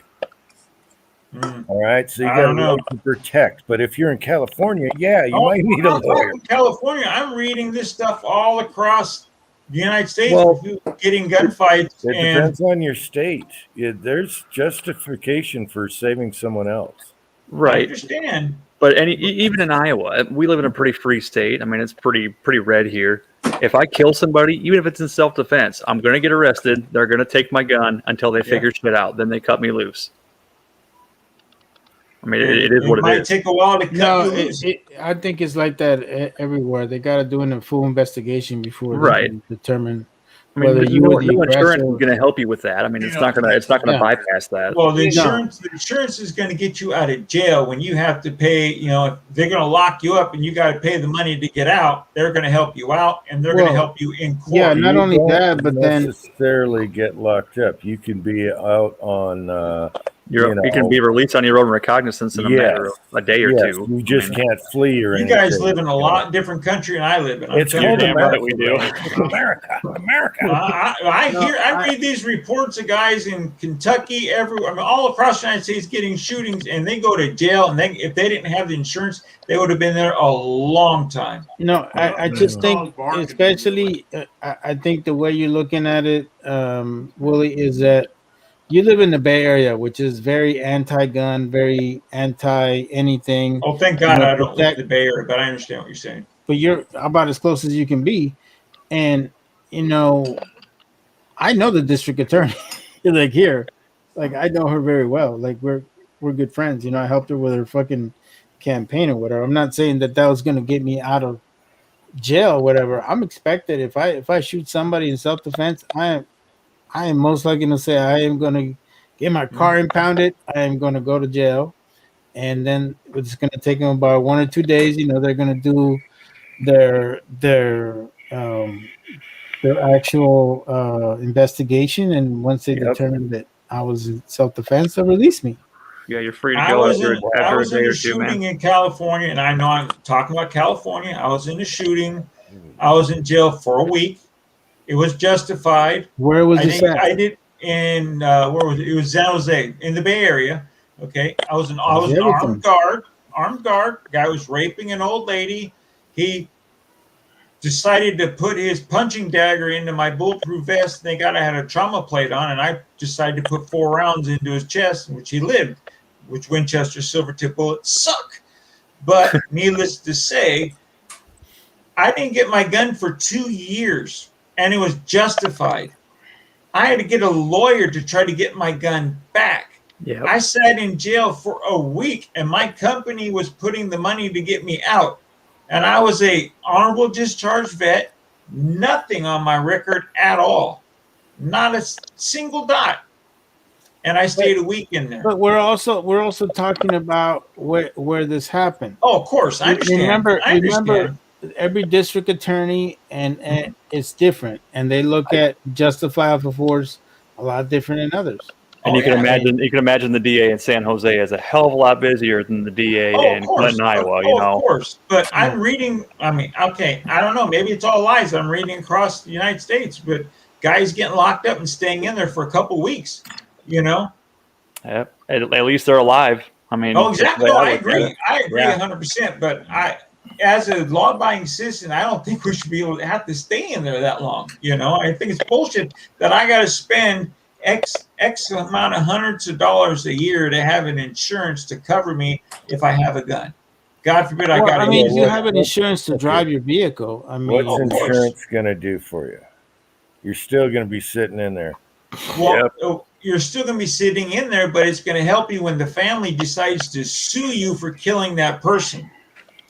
Well, what it does also do is that you actually have lawyers that are very proficient in self-defense cases and know how to deal with that. I mean, to be honest with you, if anything that I would get the USCCA, whatever the fuck it is, that would be the only reason why I get it, is because they have lawyers that know how to deal with these self-defense cases.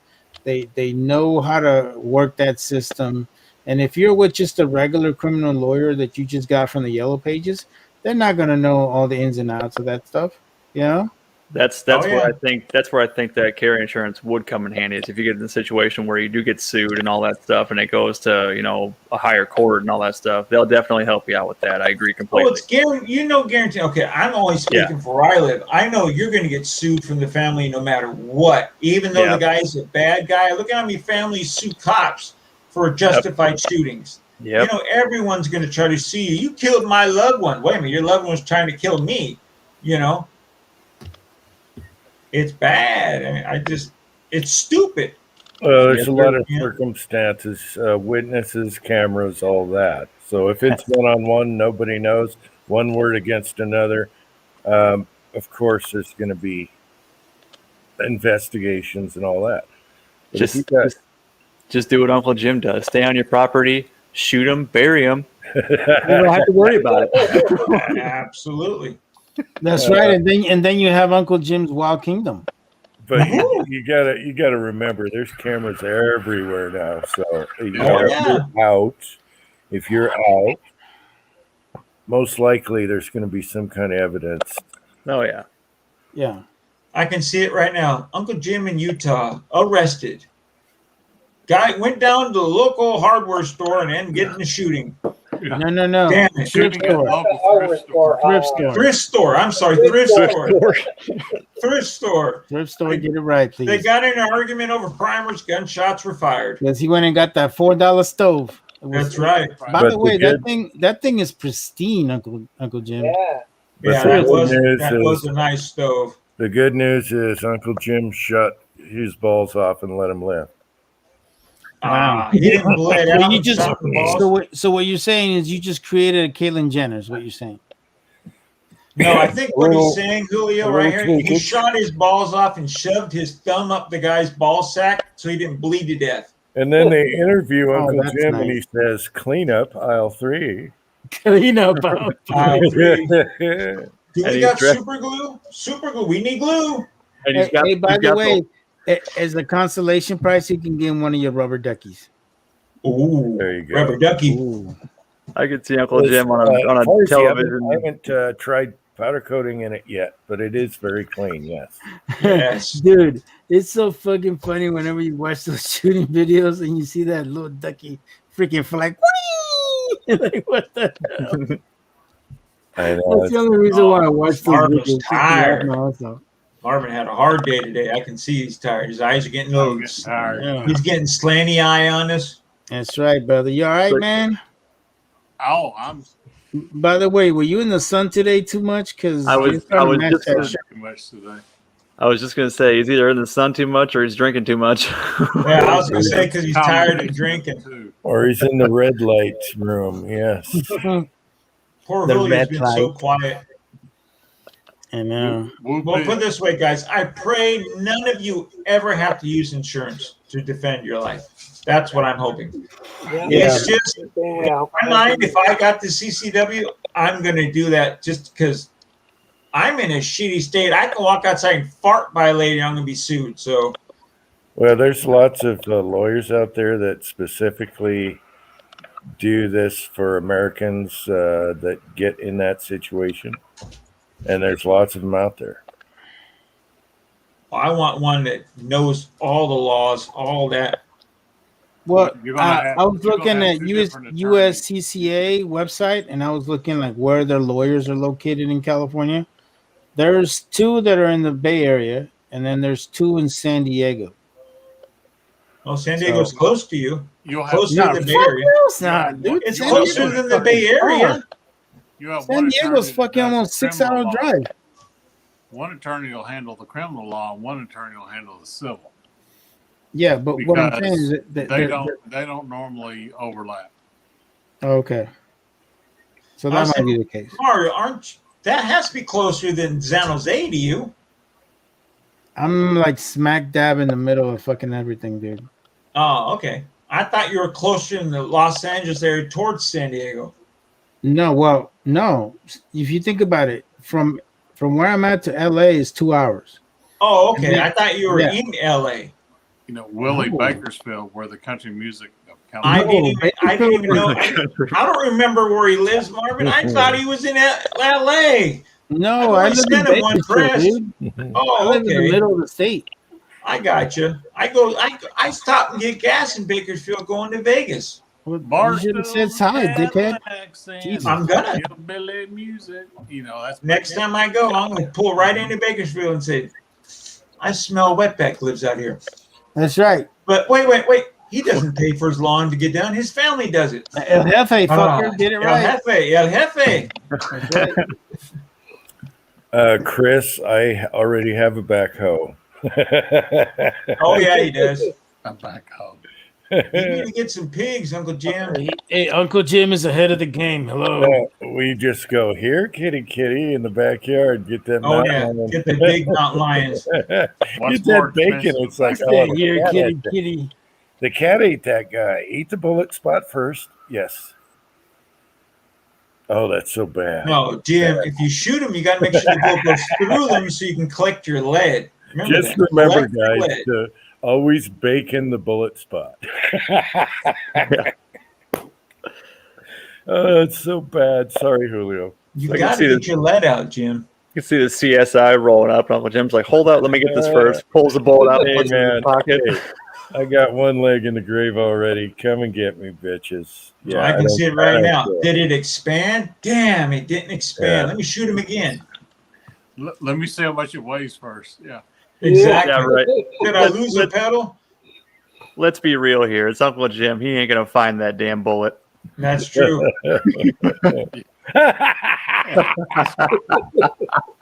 It's in the mushroom patch somewhere. That's some funny shit. I shot him with a golf ball, sir. That's right. What's that beer can doing in his ass? Beer can chicken. Said he was man. thirsty. I shot the beer can in his mouth. Oh, that's funny. Recovering the bullet. He swallowed a Budweiser can whole. Uh, The Diet Coke full of water. I could see the detectives. It's like, yeah, we haven't recovered the bullet for evidence. Well, have you seen its videos? Mario, Garage Guy wants to know if you're near Kettleman City. No, I have no idea where Kettleman City's at. Nor do I. I've never heard of it. Kettleman City, isn't that like in the desert? Let's see. I'll tell you right now. No, I'm about an hour, 10 minutes from it. It's about. It's on more on the west side of.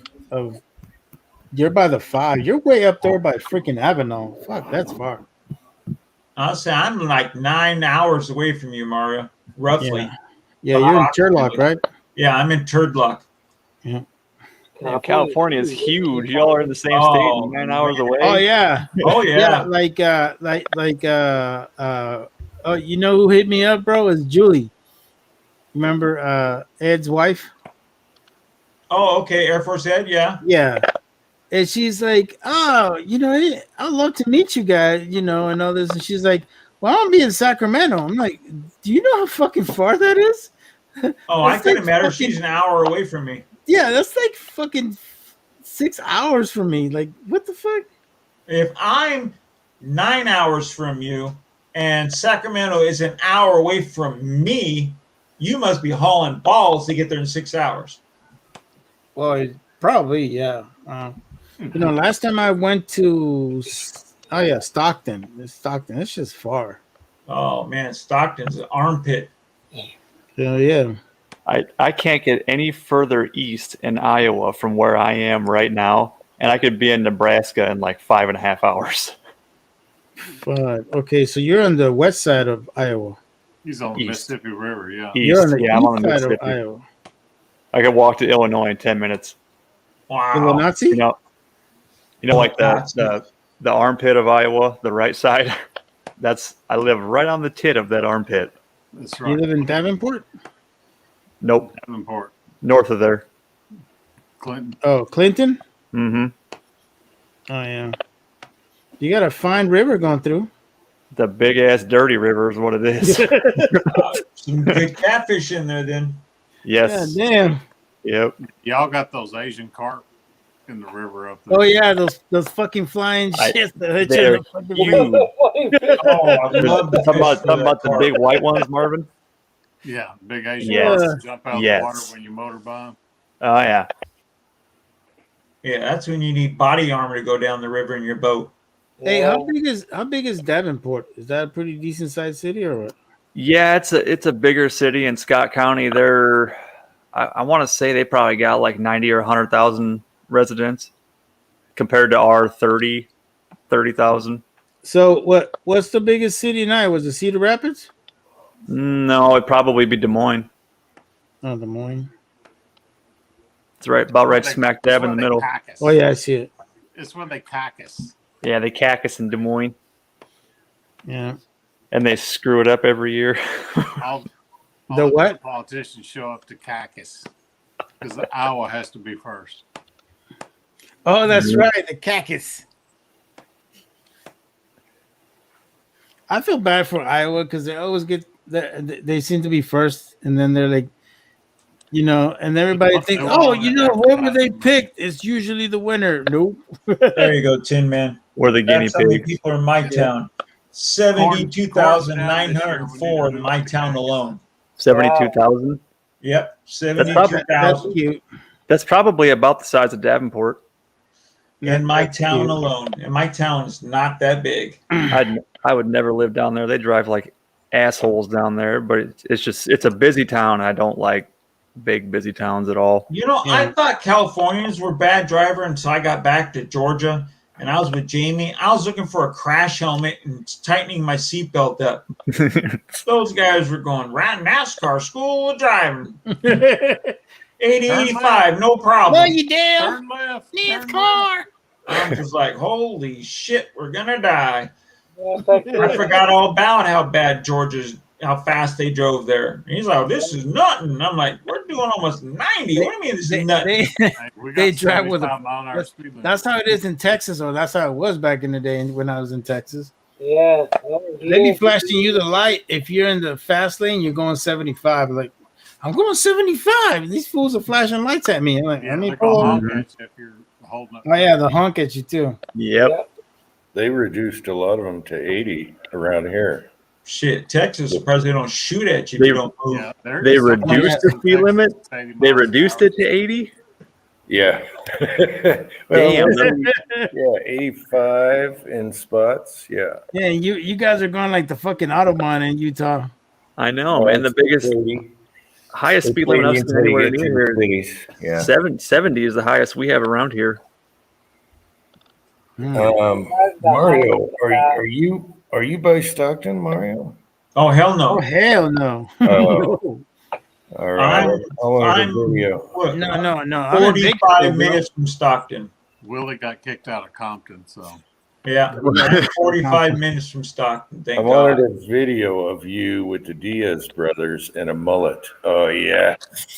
The Diaz brothers. Oh, you talking about the McFarlane brothers? No, the Diaz brothers, UFC fighters. Oh no. I thought you meant the Diaz brothers from the McFarlane USA movie. I thought he meant the brothers from Breaking Bad. Heisenberg. Julio, if you're tired, bud, we can break it off. I can see you're fighting it right now, bud. Yep, Julio. Hard, so. Everybody talk. No biggie. I'm going to say goodnight. I'm just like sitting here fighting off the college nod. So. All right, brother. All right, my friend. Have a good night, man. Have a good night. Night, Marvin. Good seeing you. Bye, Marvin. Have a good one. I got to get a package in the mail pretty soon. Sounds like they're going to be moving pretty fast. Mm-hmm. Jerry. Yeah, I know, Jerry, you poor bastard. Especially going through Salt Lake. That's crazy town. Quad Cities. What are the Quad Cities? I don't even remember. Davenport, Bettendorf, Moline, Rock Island. Is that right? No idea. I work in the Quad Cities. I don't live down there. Hell no.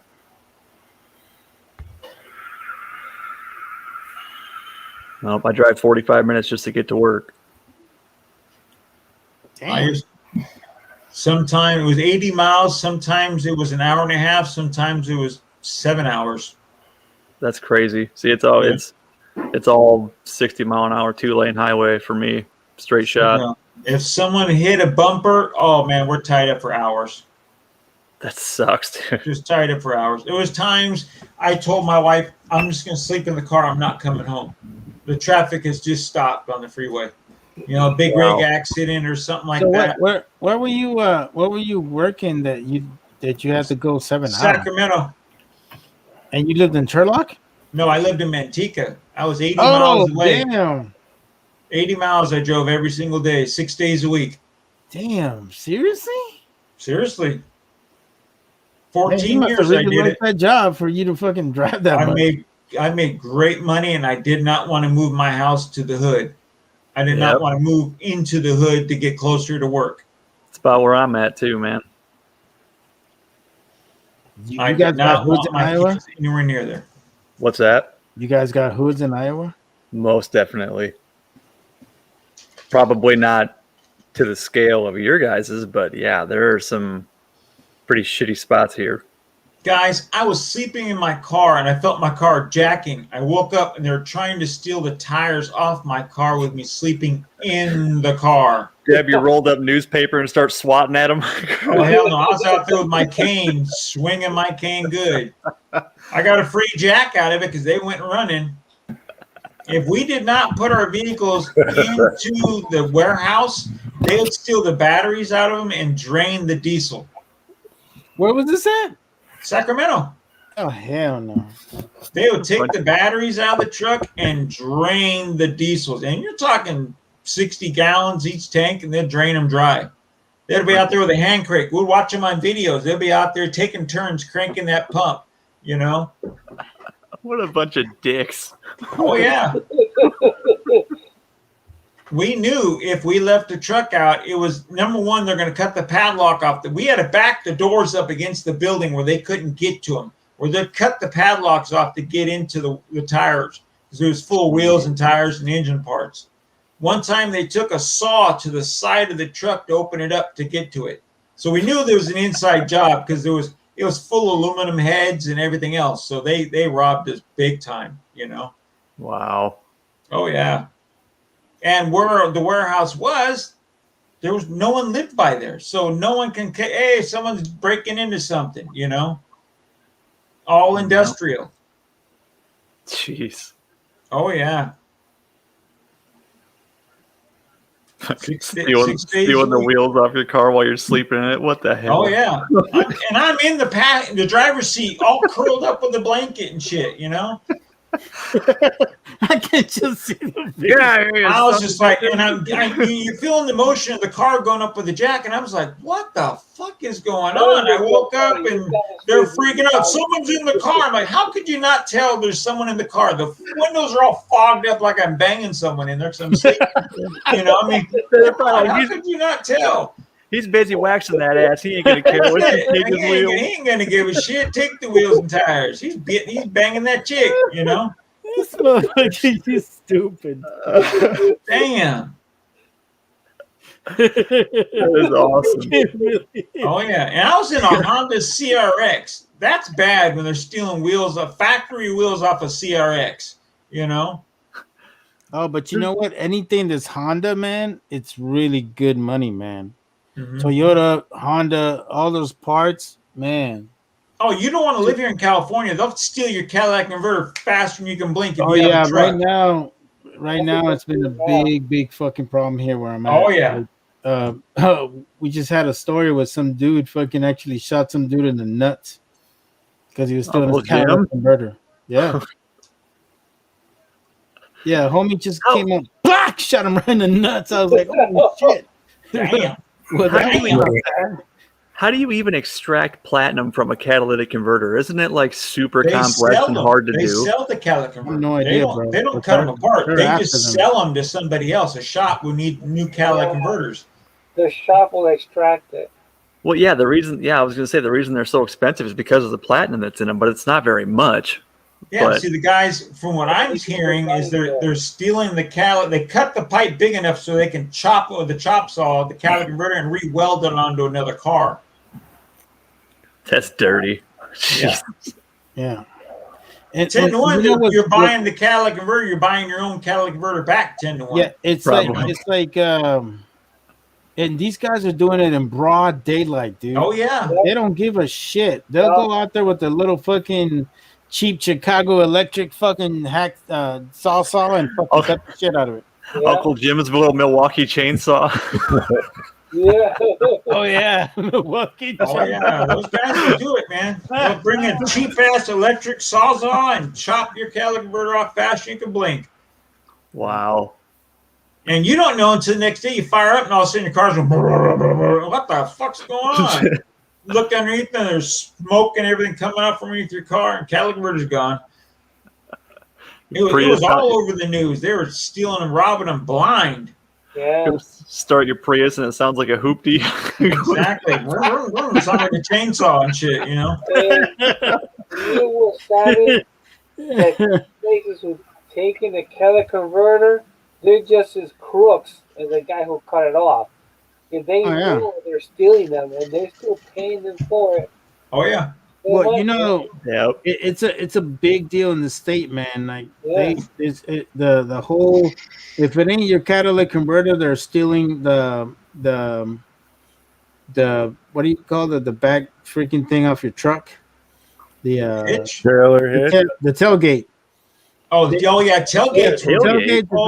Tailgates were huge over here. They love stealing tailgates. So if you have a fucking Chevy Silverado, you might as well kiss that bitch goodbye. Yeah. Because they love taking those things off of Silverados and Toyota Tundras and Fords. They love taking those off. I'm like, I don't understand what the purpose of it is. I'm telling you right now, I used to sell a shitload of Gorilla tailgate locks. So you can't steal the damn tailgate. Mm-hmm. We used to sell a crap ton of those. Yeah, but you know, it makes sense though, because every truck you see has got a dent in it. The dent's usually in the tailgate because somebody leaves it down and backs into something. Yeah. So they're looking for them. Yeah. Same with trailer hitches. You'll see ads on Craigslist and guys got piles of them. You know where he got them. You know, my F-150 that I had, I bought a new Reese hitch for it, and I left it in there, which is against the law, but I did it anyways. I went to go take that thing out of there. I tied it to a tree stump and tried to yank it out with a strap. Still wouldn't come out. It was unbelievable how it got rusted in there. Yeah. Oh, I was gonna say with your salt, yeah, I can see it just rusting. So I welded it with salt. You know, I was like, rust. son of a bitch! I can't get. I'm breaking the law, and I'm not even trying to. You know, if a cop pulls me over, it's like, all right, you get it out of there. It just reminded me of that. Got to go to work and use some plasma. Yep. Oh, that's funny. They use acid to extract the platinum. Okay. Wow. That's crazy. It's a barrel. It rolls. Yeah. Yeah, they used to pay like $40, and they're probably more now for a catalytic converter. At least a couple. Oh, are hundred, you kidding? Right now, I had a price out of California for my wife's car, $495. Yeah, No, those I'm talking people- about for a recycle fee. Oh, recycling fee. The Okay. junkers, cut off. I've never tried to recycle a catalytic converter or a catalytic converter. I They say punched at the mine out junkyard- of the van because it broke up. It hit something. Once the cars So I are punched- junk, they cut all the catalytic converters off because legally they cannot be resold again. Yeah, so what we used to do here is we would cut the catalytic converter off one side and bust all the guts out of it and then weld it back up. You know, because you're driving a hot rod and you got to have catalytic converters. Go ahead and look underneath there.